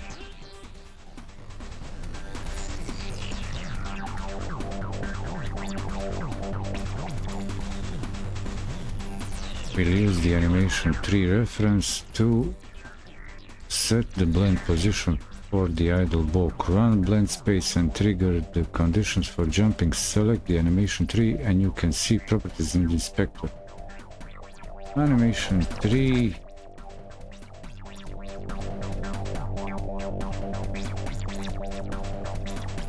Okay, I read the reference. Yeah, got it, I got it.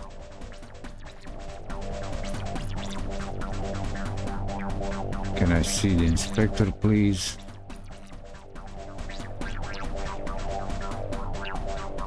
Parameters, animation,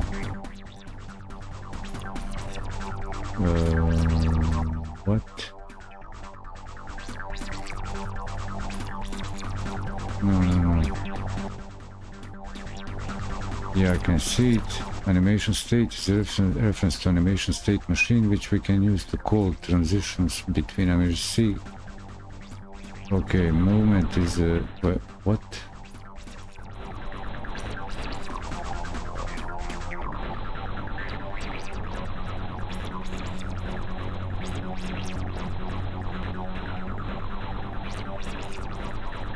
Playback parameters name state machine. Yeah, okay, resource conditions. What's he showing there? Oh, animation. Yeah, I got that. I have that animation. Animation 3 parameters. Playback animation node.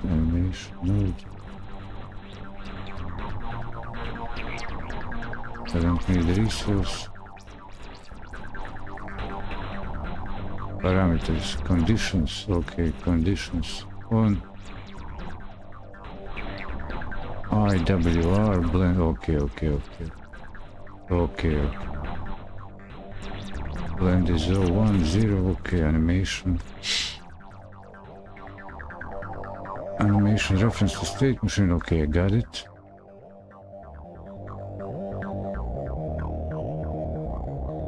Movement is matter of getting the player's simpleton calling move and slide.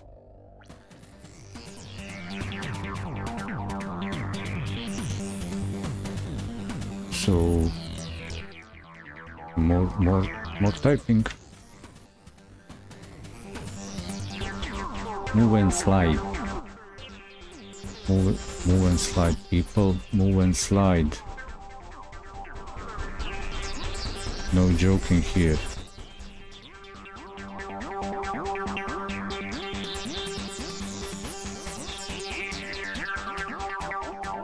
doing here some serious coding stuff that will not work.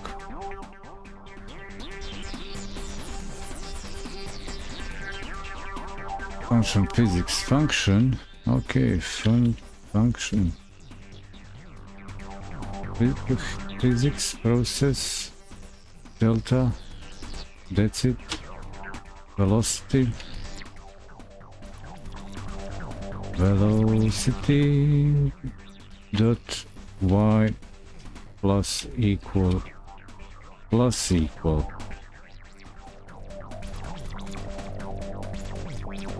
minus gravity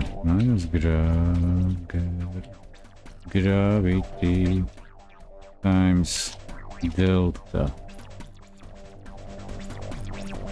Get move input delta. Wow. Get move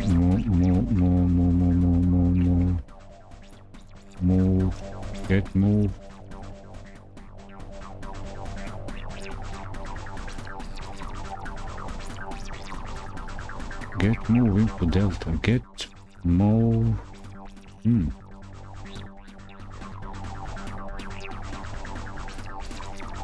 get move.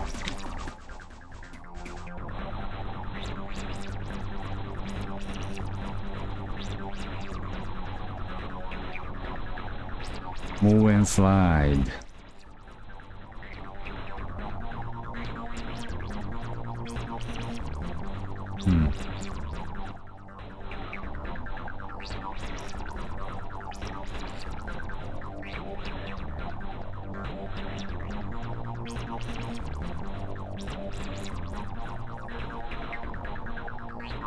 Get move input. Okay, so I need, here comes the function.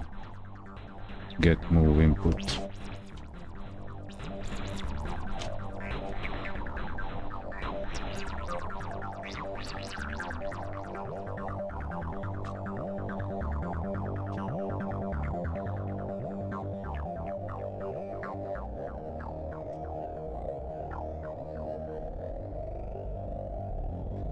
Get move input.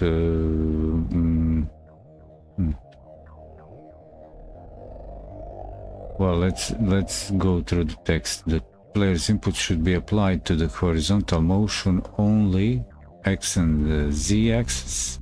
Since gravity is acting on the y-axis, for that reason we'll temporarily zero out the velocity y, set the input, and then restore the value when we're done. Note that we're rotating the input vector using the camera's rotation. Our character is going to move forward in whatever direction the camera is facing. Okay.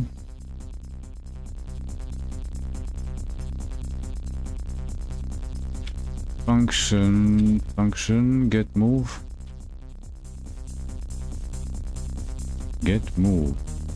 input.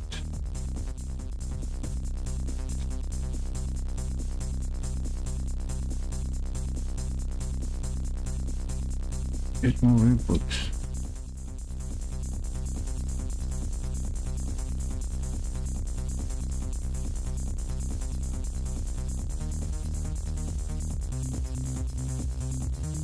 Delta.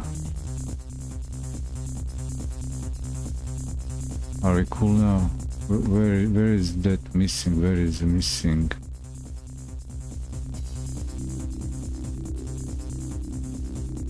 Is this what you want?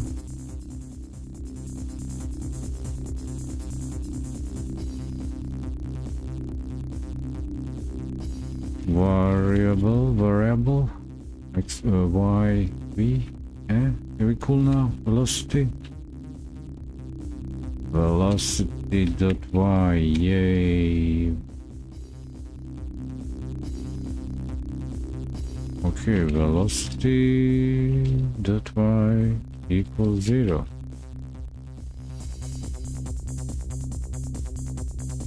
Variable input full input get vector. Okay, input dot get underscore vector. Left, right, forward, back. Okay.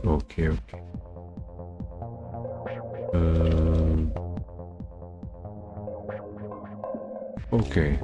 Left dash right dash forward back.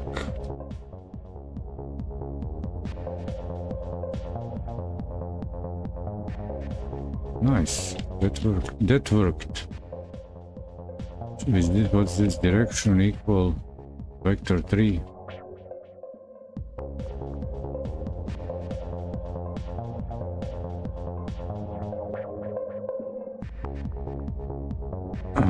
What?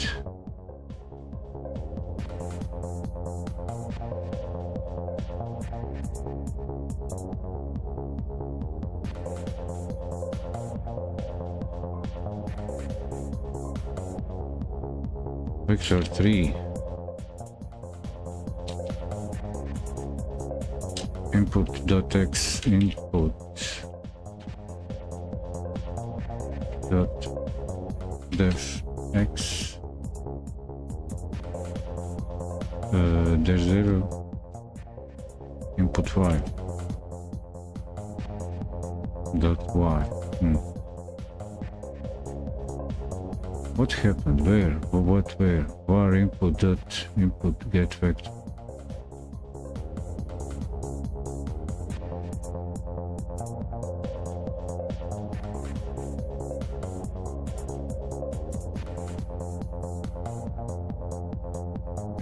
Variable equal input get vector. Left, right, forward, back. Left, right, forward, back. What's the complaint? I don't get it. Variable input dot get vector. So what's the big deal?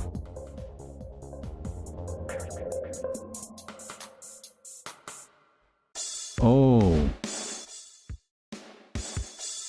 we're cool now. Yeah. Rotate.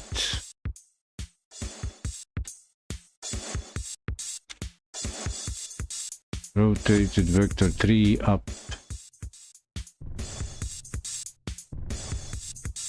Vector 3 dot up dash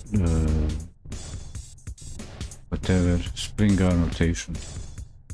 Spring arm rotation.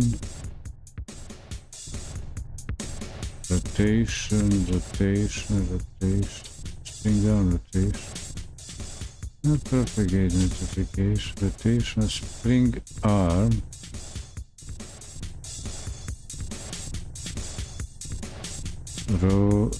Rotation dot y.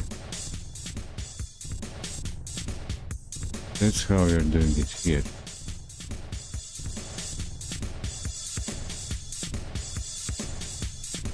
Velocity equal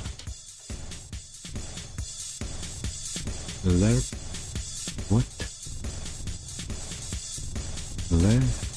What is this function lerp?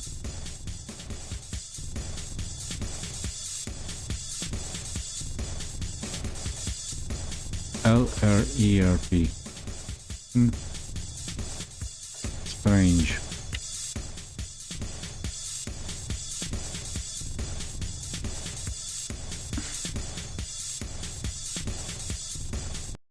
Lerp velocity. Okay, velocity dash direction times speed dash acceleration time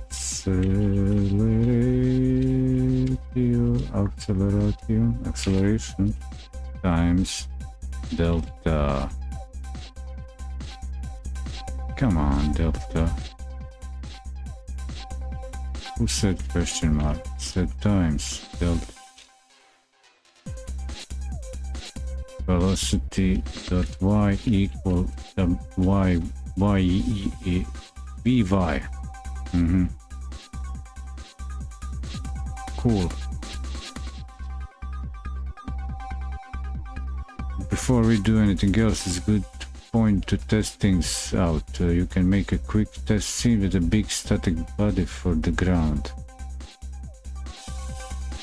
Or start making a scene using the dungeon pack assets. You should be able to move forward without any animations yet.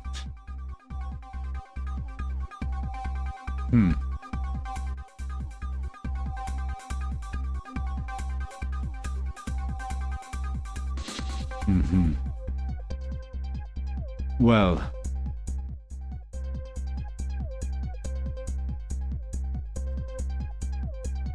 a new scene, 3D scene,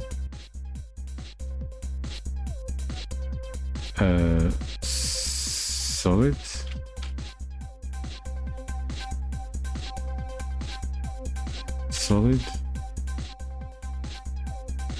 no, static,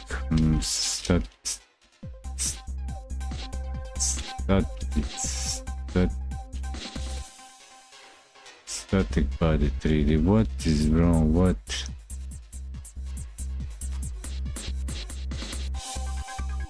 Yeah, agile node collision. Collision shape 3D, right? Is that it?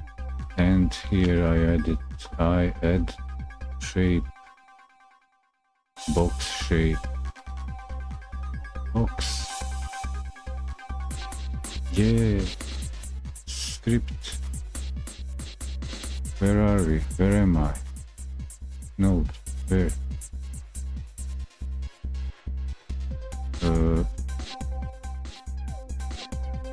Static body.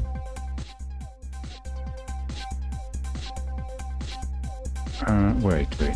Let's see back the night. So I add a solid. No. Static. Add a static body 3D. Where is it? Where is it? Where is the static body? Can I test this static body?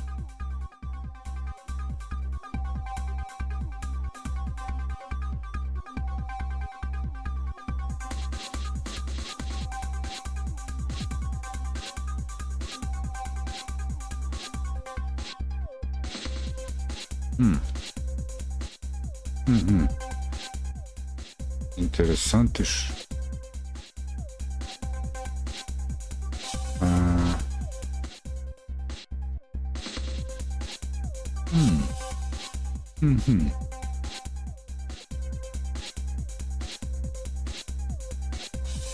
Is there a floor?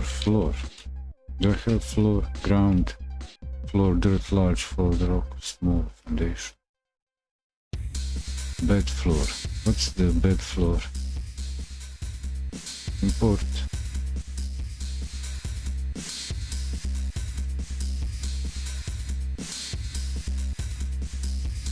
Bed floor. Oh, that. No. Close. Dirt, large, rock, small, dirt, floor, foundation, wall, tree, fence, weeds, root node, no 3D, static, no 3D.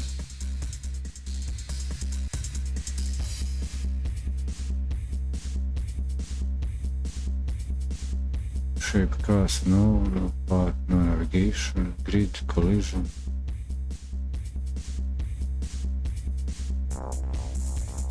Node, bone, camera, collision, static, solid, spring, solid, no 3D.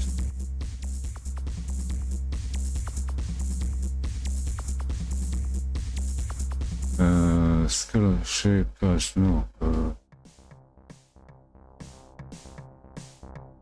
No.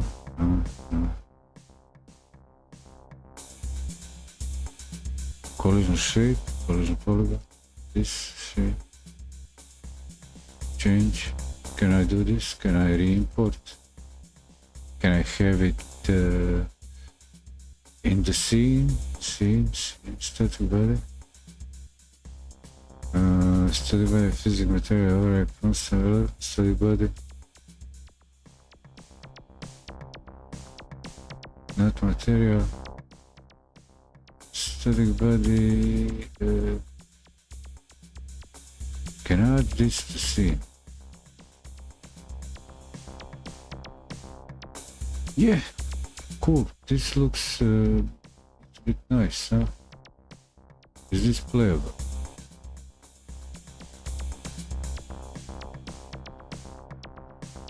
What's going on? Crash. This won't work. Get ready. Parameters. Playback. On ready. Physics.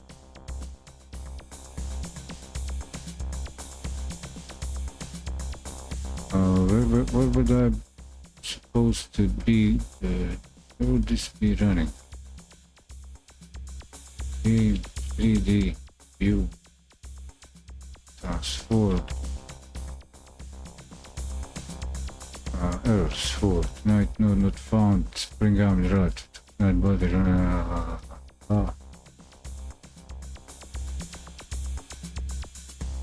Okay.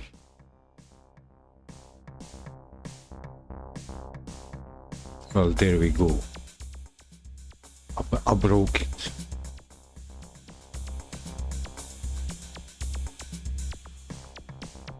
Okay, shape.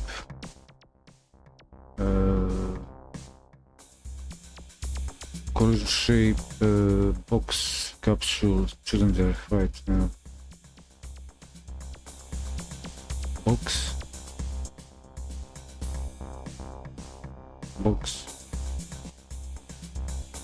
Floor, where are you? Where be I? Where are you? Is that it?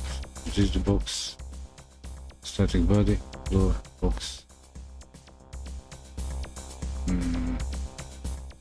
Can I move this for a moment, please? Move it here. Okay. Collision, match. Can I match it? Add channel expand columns, reparent, make screen root, reparent new node, say branch. Copy node. Transform. Top level on visibility. Okay.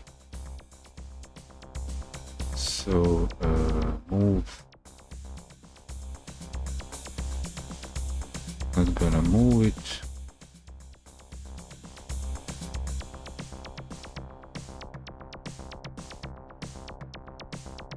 Am I changing the shape of this? I guess so. I'm changing the shape. Should be up to this point and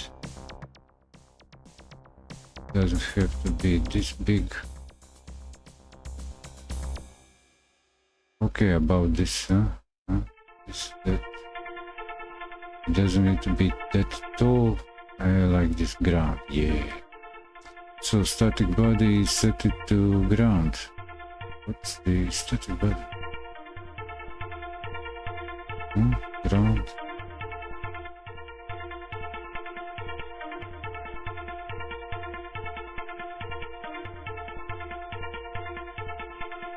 But my guide doesn't work. Night, can I get it back to nation? Play. Okay. Move this back, floor, feet.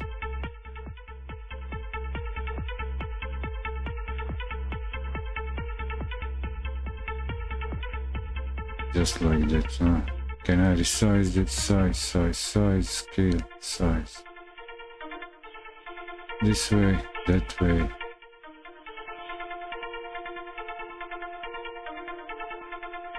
This is not the way it's supposed to be done, but I'll do it this way. Animation, duplicate, open up.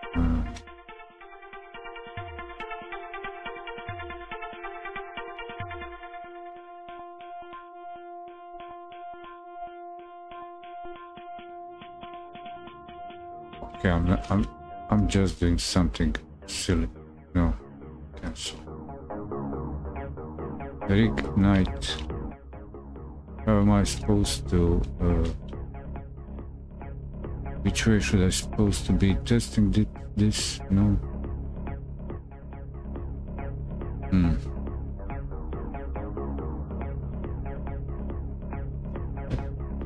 5 hours. This took 5 hours, and I messed it up. Let's wrap this. How much of this? Ooh, there's so much of this.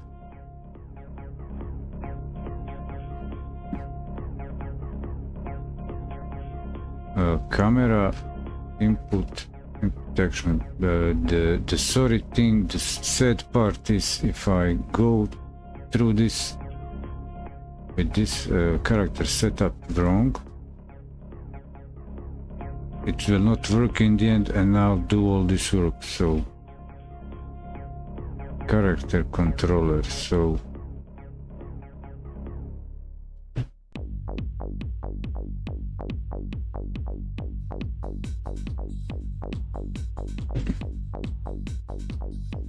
jump back to basics, understanding migration, node paths, node communication the right way, understanding tree order.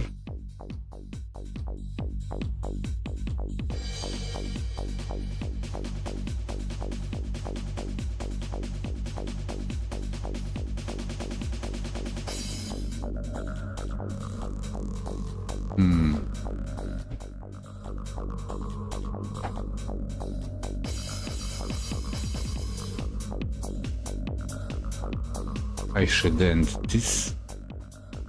It's not a wasted time for learning from scratch. This is something learned.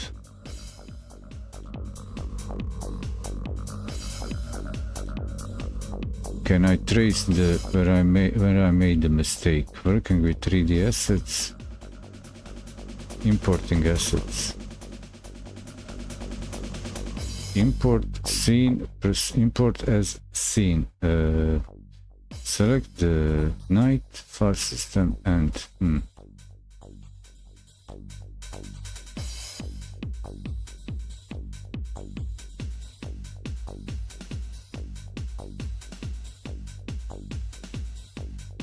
type. I did do that. I did import this.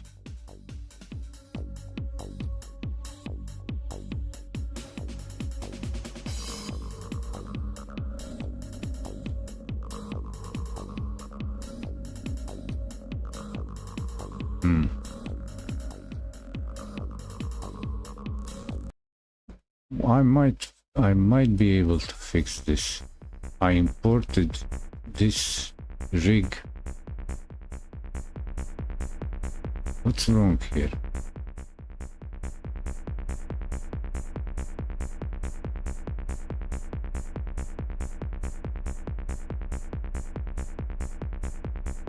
Where is my guy? Where is our knight?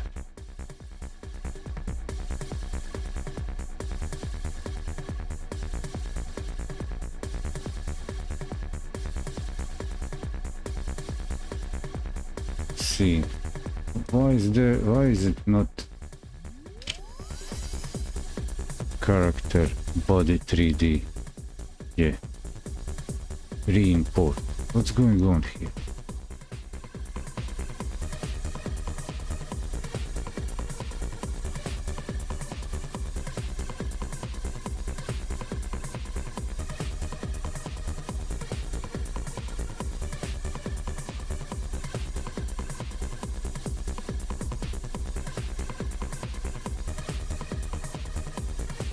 Oh. What's up now? What's wrong now? This node has no shape, so it's going this node has no shape. Which node doesn't have shape?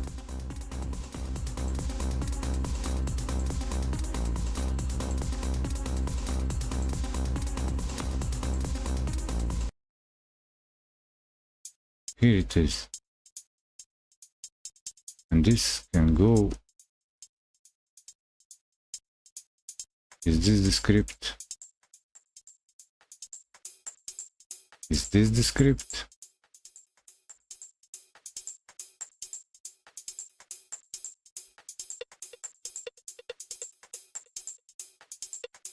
Okay, Control A. Okay, copy this.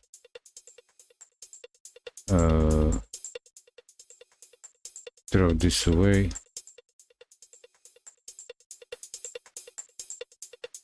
And attach script. Load it.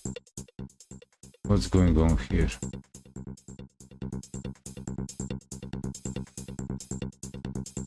What is going on here?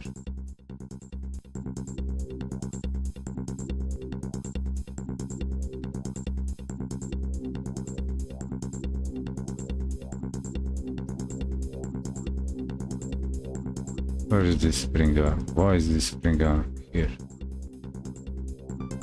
Spring length, node script.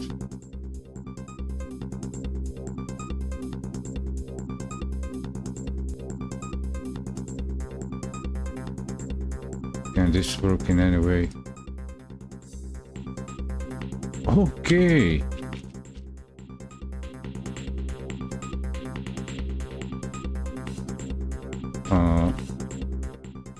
It doesn't moving doesn't work. Can it? Why can it work? Can I?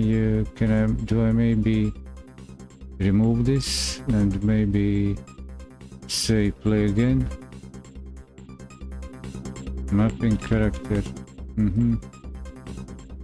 So my knight.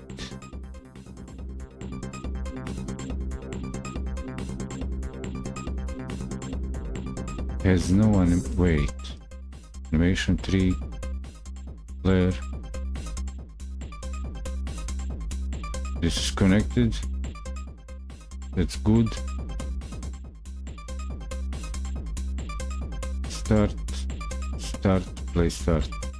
Like that.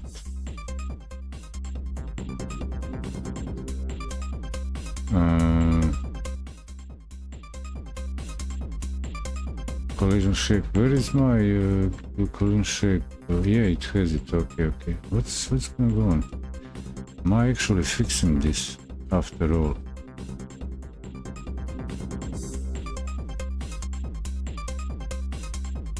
Can this work in any way? No? Why doesn't? Script? Yes. Script? Yes. What's this? Why? Debugger?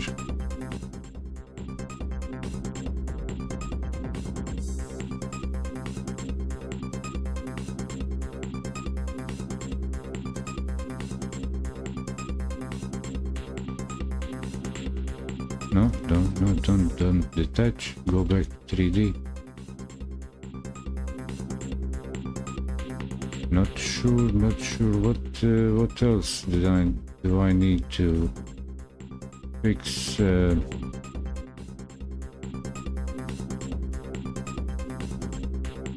Collision, night, motion mode, not floating, grounded, floor moving, platform, collision, input, no, transfer process.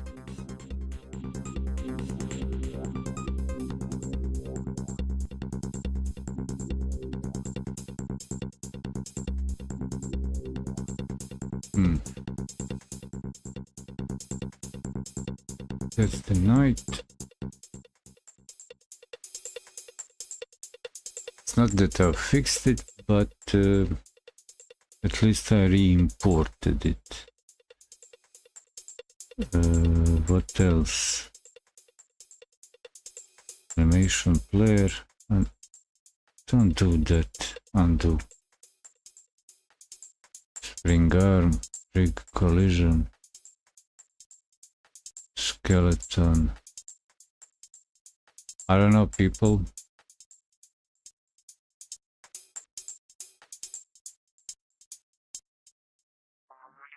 Yeah. Thanks, Trovo.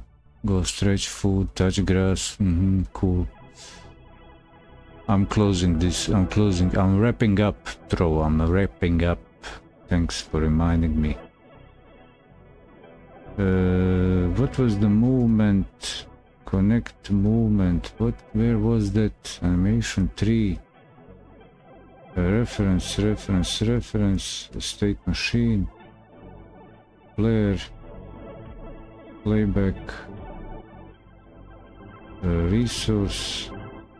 Load path. Name. Condition jumping.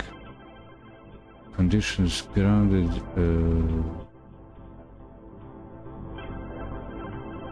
Root motion, sign, track, node, callback mode, audio, method, process, style, physics, manual, callback mode, manual, manual, method, deferred.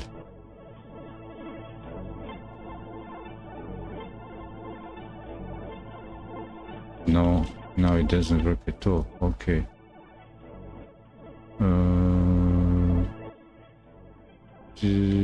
Not manual process. Well, wait. 1, 2, idle, redo, like that. Cool. Save. Can I test this? No.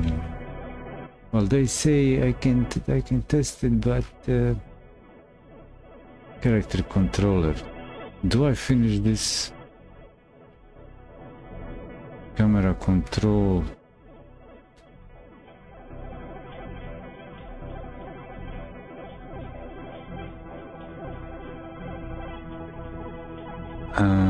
Back from. I should be able to move, but no animation.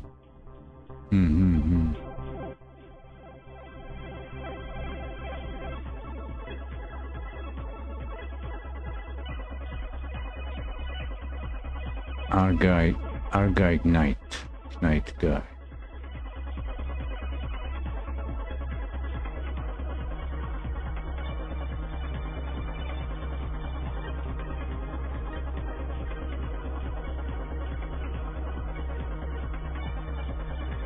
Collision shape. What?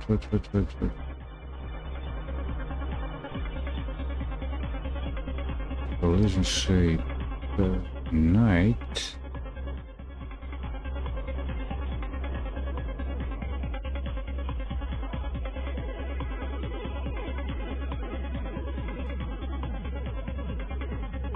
So do I need the ground? I need the ground. Static body. What?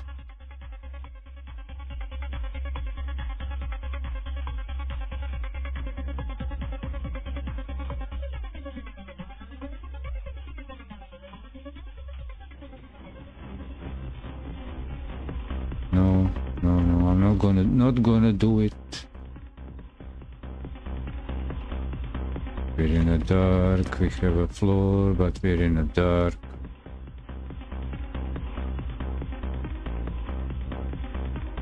What's this? Close this. Don't save.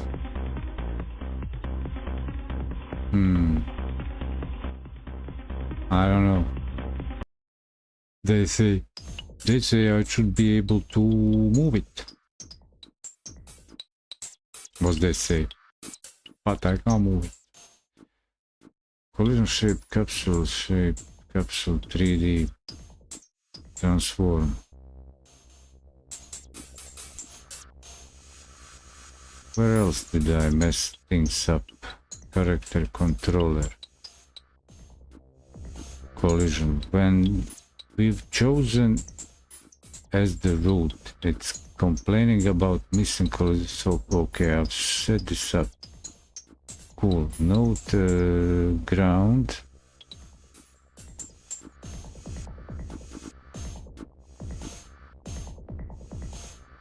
Okay, that was rotation backwards. Input map. I've done that. Spring arm.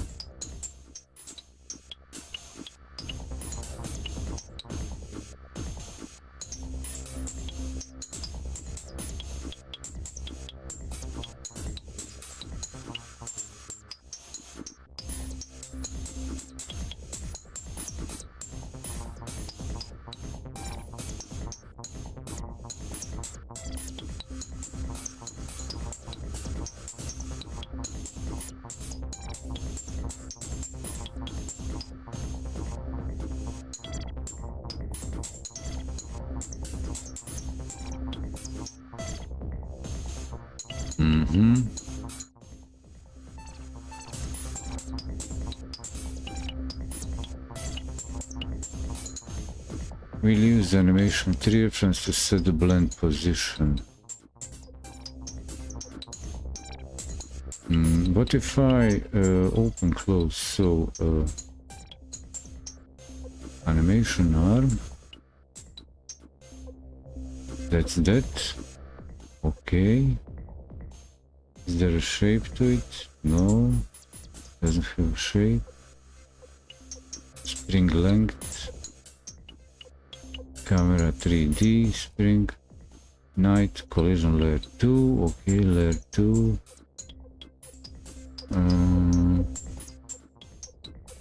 Floor. Moving platform. Collision. Night. Jump speed. Grounded. Project, reload current project.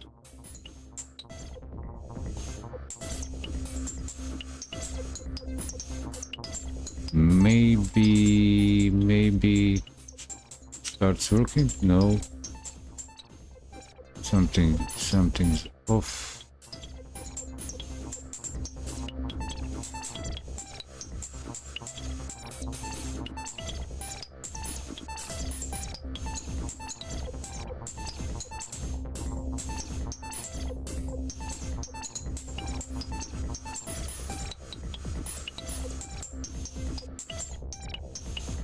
Maybe inspect a little bit more.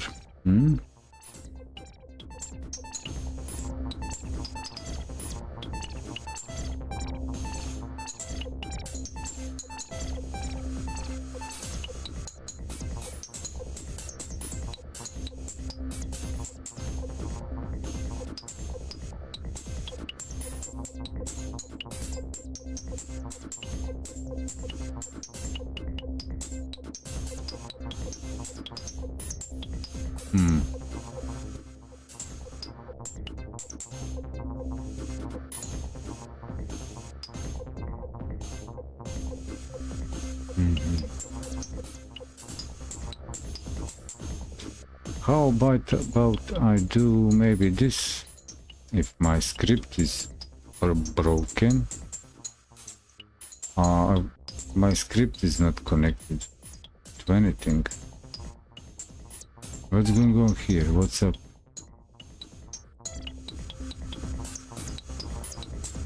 What's up with this?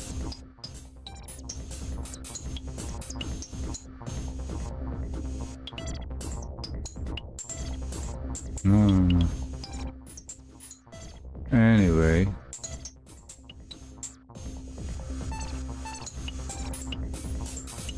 Cut this. Throw away the script. Delete. Remove. Yep. Add script. Attach script. Knight. Yep. Yes, that's good. Extend that, yeah. Paste. Save. 3D. Try now. No, why? How? Come on, work. Why not? Why not? Why shouldn't you work? You should work. Not workant. Work. Work well. Is my input map fixed? Yeah, set, cool, yeah. So what? So why, what? Let me know. Do you know? You know?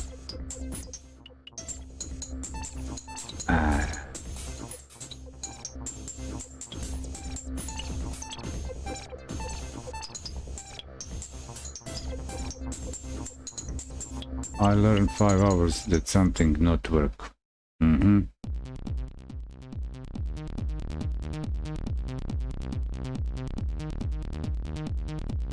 Inspect more character animation. That works well. That character animation worked well.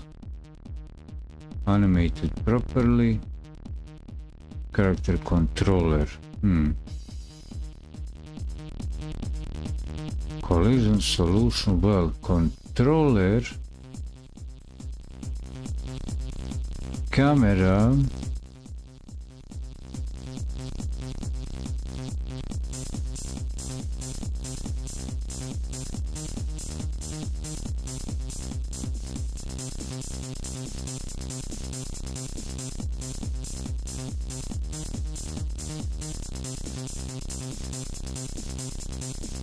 Quick inspection comparison. Come on, go here. Give me this.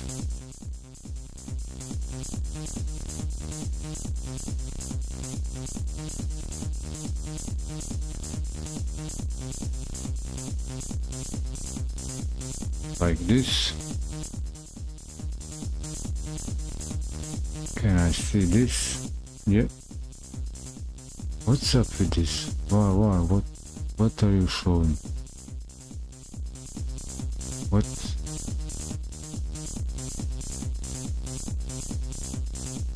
Why? Node, what class? No, what?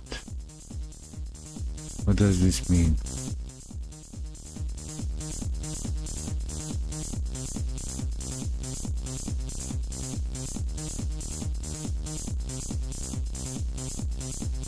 No bookmark.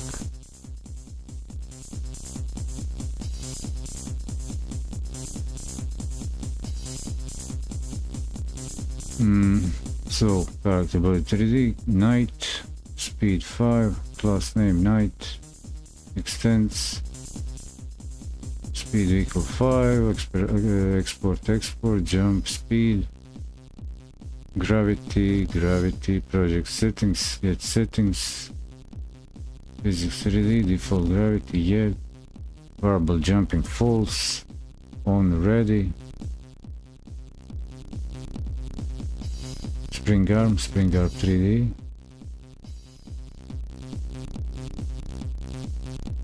model, rig, animation 3, parameters playback, animation state, animation 3,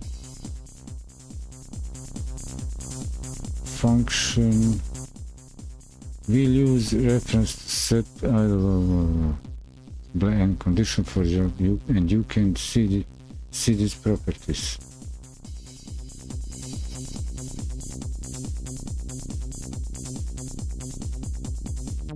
So I've got these here, animation 3, get parameters playback, parameters playback. This should be all so far good. Function physics. What's this mark here? What does this mark? Function physics delta. What's going on here? What is going on here?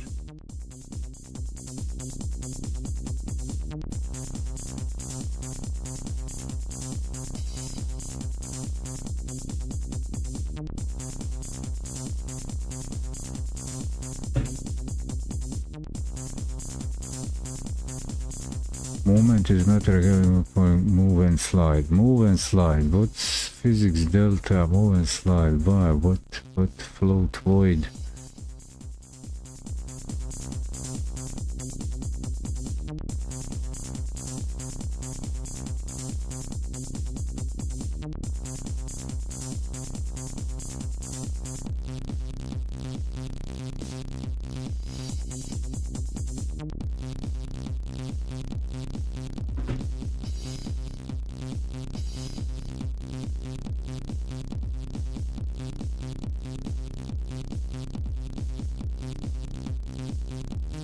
Get moving delta.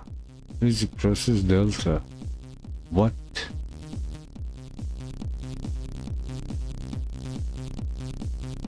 No.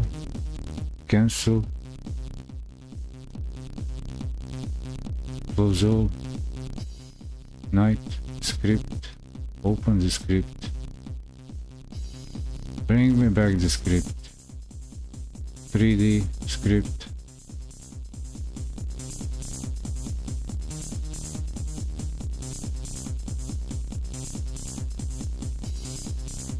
So what's up with this?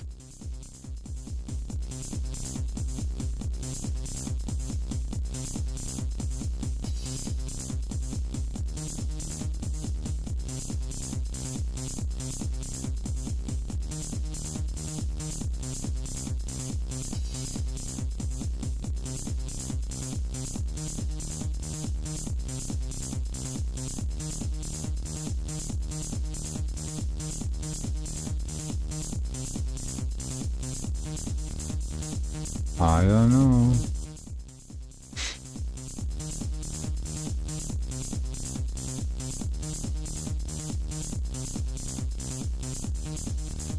Close. And why? No debug. Delta. Float. Inspector. No, what's going on? What is going on? What's going on, people?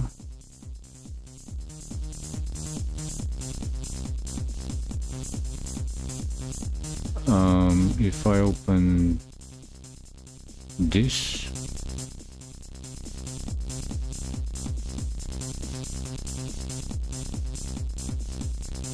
why? Why is this here? What does this represent? What's this? This is gonna move and slide, yeah? Move and slide.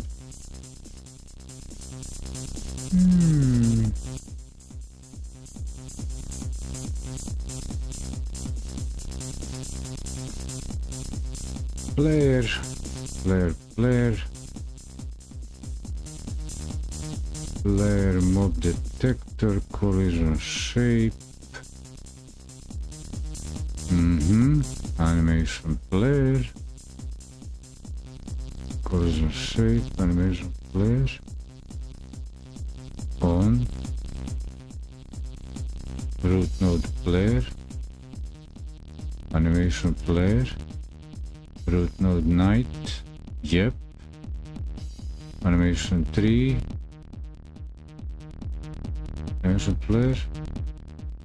Yeah. Animation 3. Yeah. So what's going on? I don't know. MB1996B, how are you doing? You know what's going on here.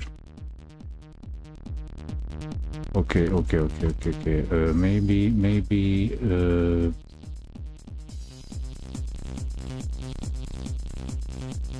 Quick test scene with a big static body for the ground. Make startings using dungeon. I should be able to move. But no. Get move delta. 0. Yeah. Input. Get vector. Input. Okay. 1, 2, 3. Input vector. Did I skip something? Vector. Spring arm.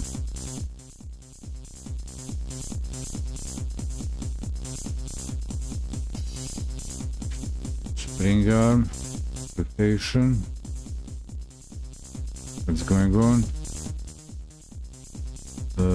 Up, spring arm rotation, Y. Input X, 0, input Y, rotate forward, input get vector. Vector 3, input that by X, input Y, verb, velocity, time speed, acceleration time data, delta, Vy, camera control,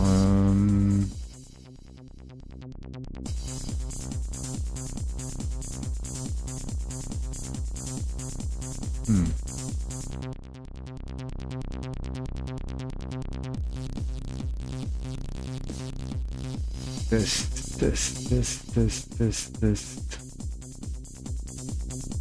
Static on the ground. Start using the dungeon package. Static body 3D. Static body 3D on the ground. Big. So static ground collision 1, collision physic axis body override new physics material. What? What's this? No, cancel. Box shape.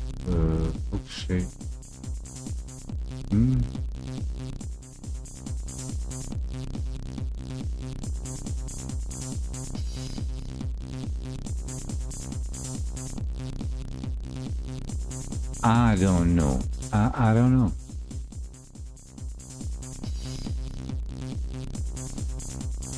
Hey Tro, thanks for the rider. How are you doing? 5 hours in. I've messed up something. Tutorial is not for beginners. I'm not the advanced. I'm still learning basics. Godot game engine. And I'm not getting the expected result that this guy should walk. I should be able to test it to walk. Move around.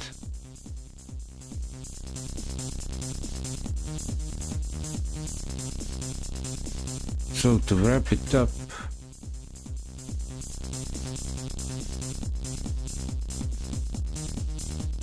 altogether everything seems super simple, and that's one thing that is a little bit weird.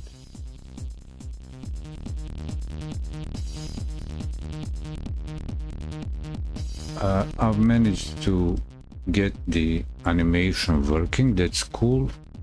At least animations are working. Animation player, animation 3, and animations are not connected to the controls, movement controls.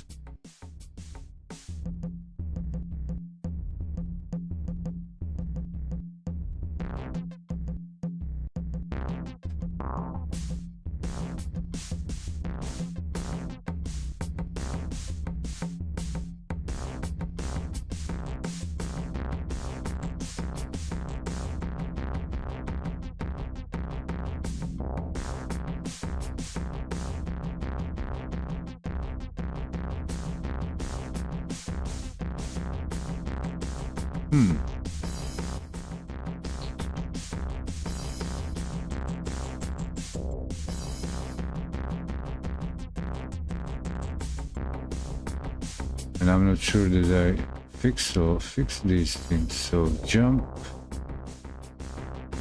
Let's this is idle. Jump, land,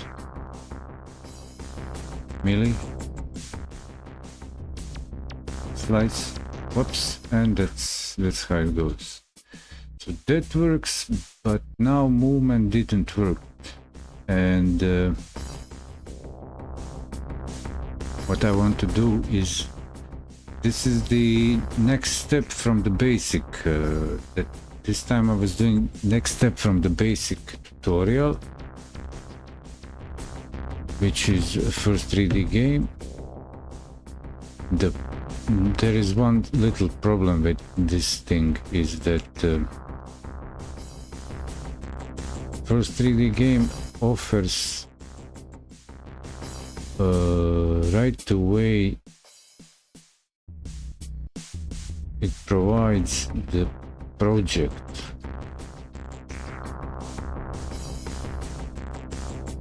And I want to, because they bring in the fonts, they provide the basic setup without scripts for the project, just the materials folders and those details.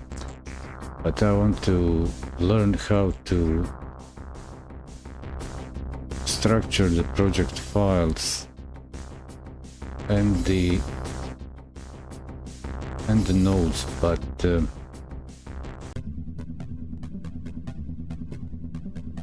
Eddy needs more exercise. I need more exercise. And that's all. I just want to, for next time, I want to find better tutorial. What I'm having here, I have here some links that pages opened from the tutorials and next steps, let's say.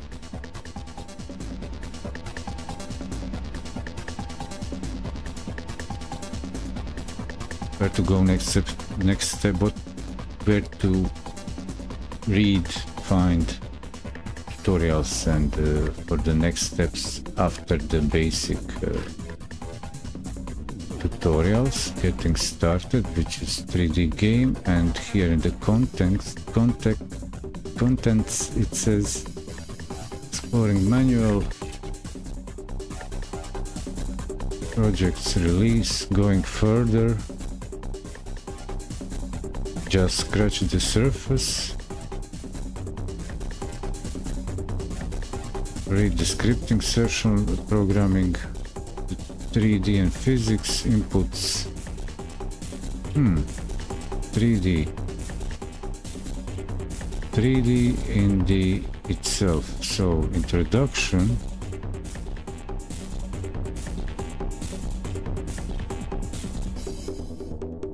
Well, okay, I can figure out the workspace.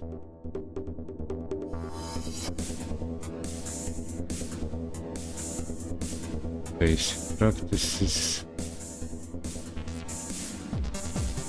And if I go back to next steps, Godot asset library on the web, workspace, main toolbar, that's kind of cool,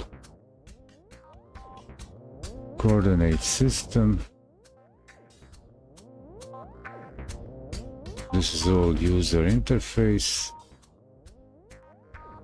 file data, migration, editor introduction, scene organization,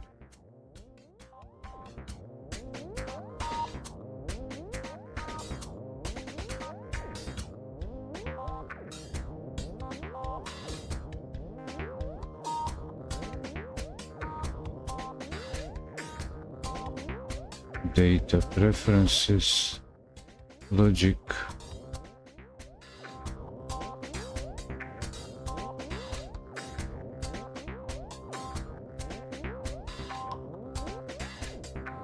and here in this tutorial, which is actually,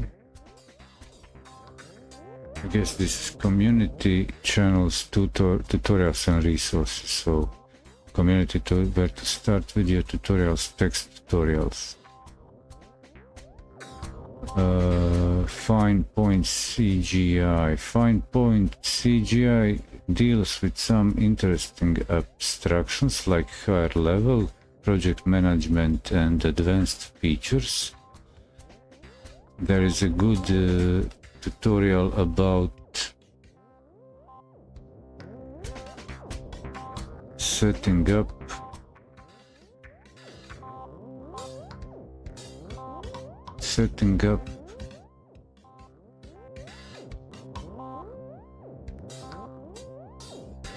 continuous integration. That's important. This is a important tutorial.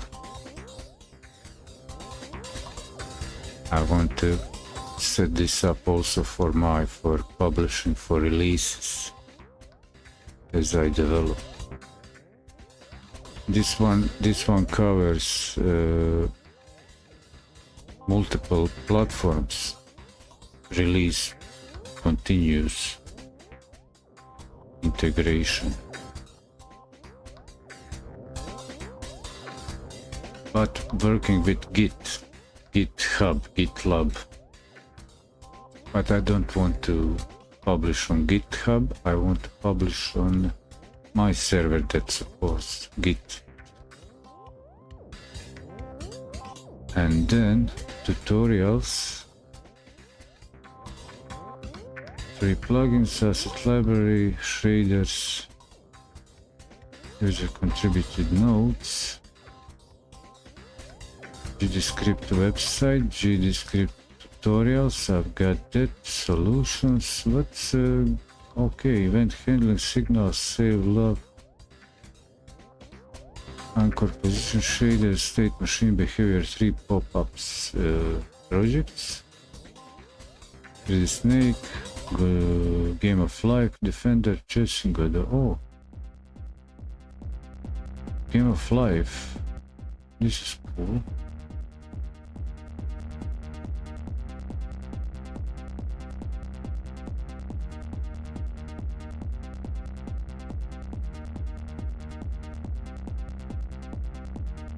Articles, GDO script. What's that? How to create a Godot, Rust GD extensions, GDScript questions, code editors, GDScript features, Godot level editor, blockchain programming. That's cool. Level editor.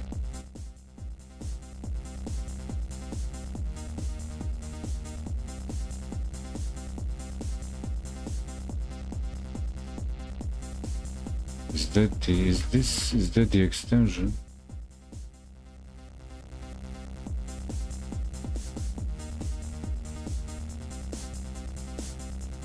Next. And then what would be interesting, check something, what is in something like Deva website, NightQuest game blog. Let's check these out before closing completely. Latency correlates to 0 FPS. Interesting management. After we were able to gather first multi-sync the article about scene replication, we make categories, tutorials, miscellaneous tutorials. Is there a list?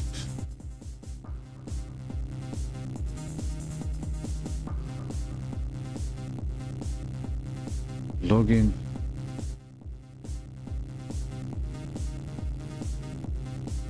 Networking. Okay, I like this. This is cool.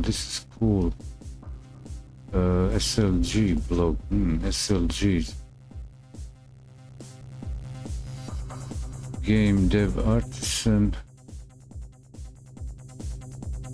Design tips, tutorials.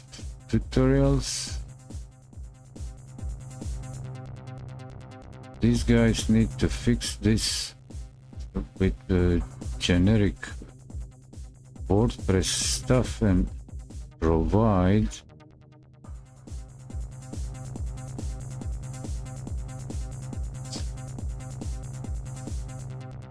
provide the list, just the list of contents, not the excerpts. So I need to scroll half a mile just to get to the second post title.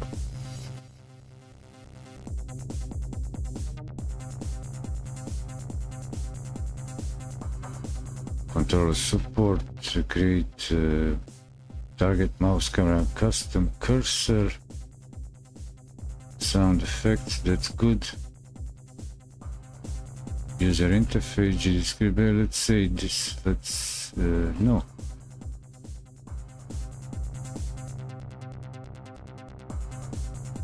Is there something to production, video, tank scene? This is interesting. Blog.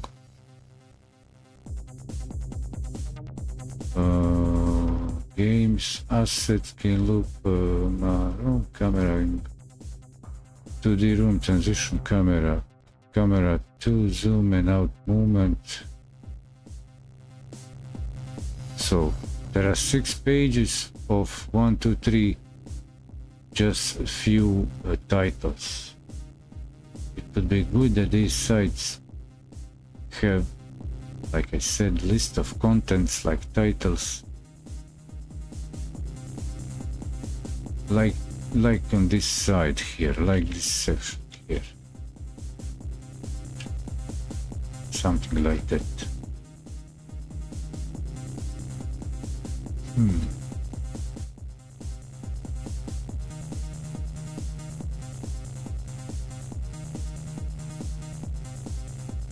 Know your notes.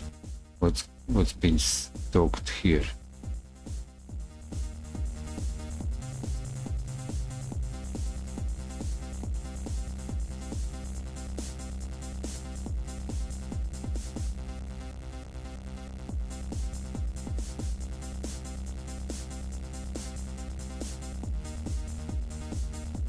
Tutorials to text, video.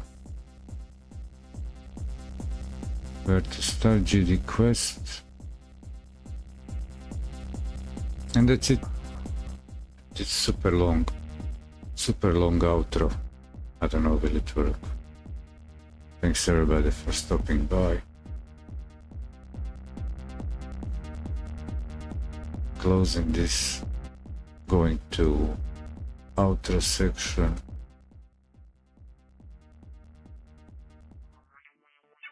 Which is, of course, I set black, it's supposed to be white, and be something like this. Unmute. Goodbye, thanks again.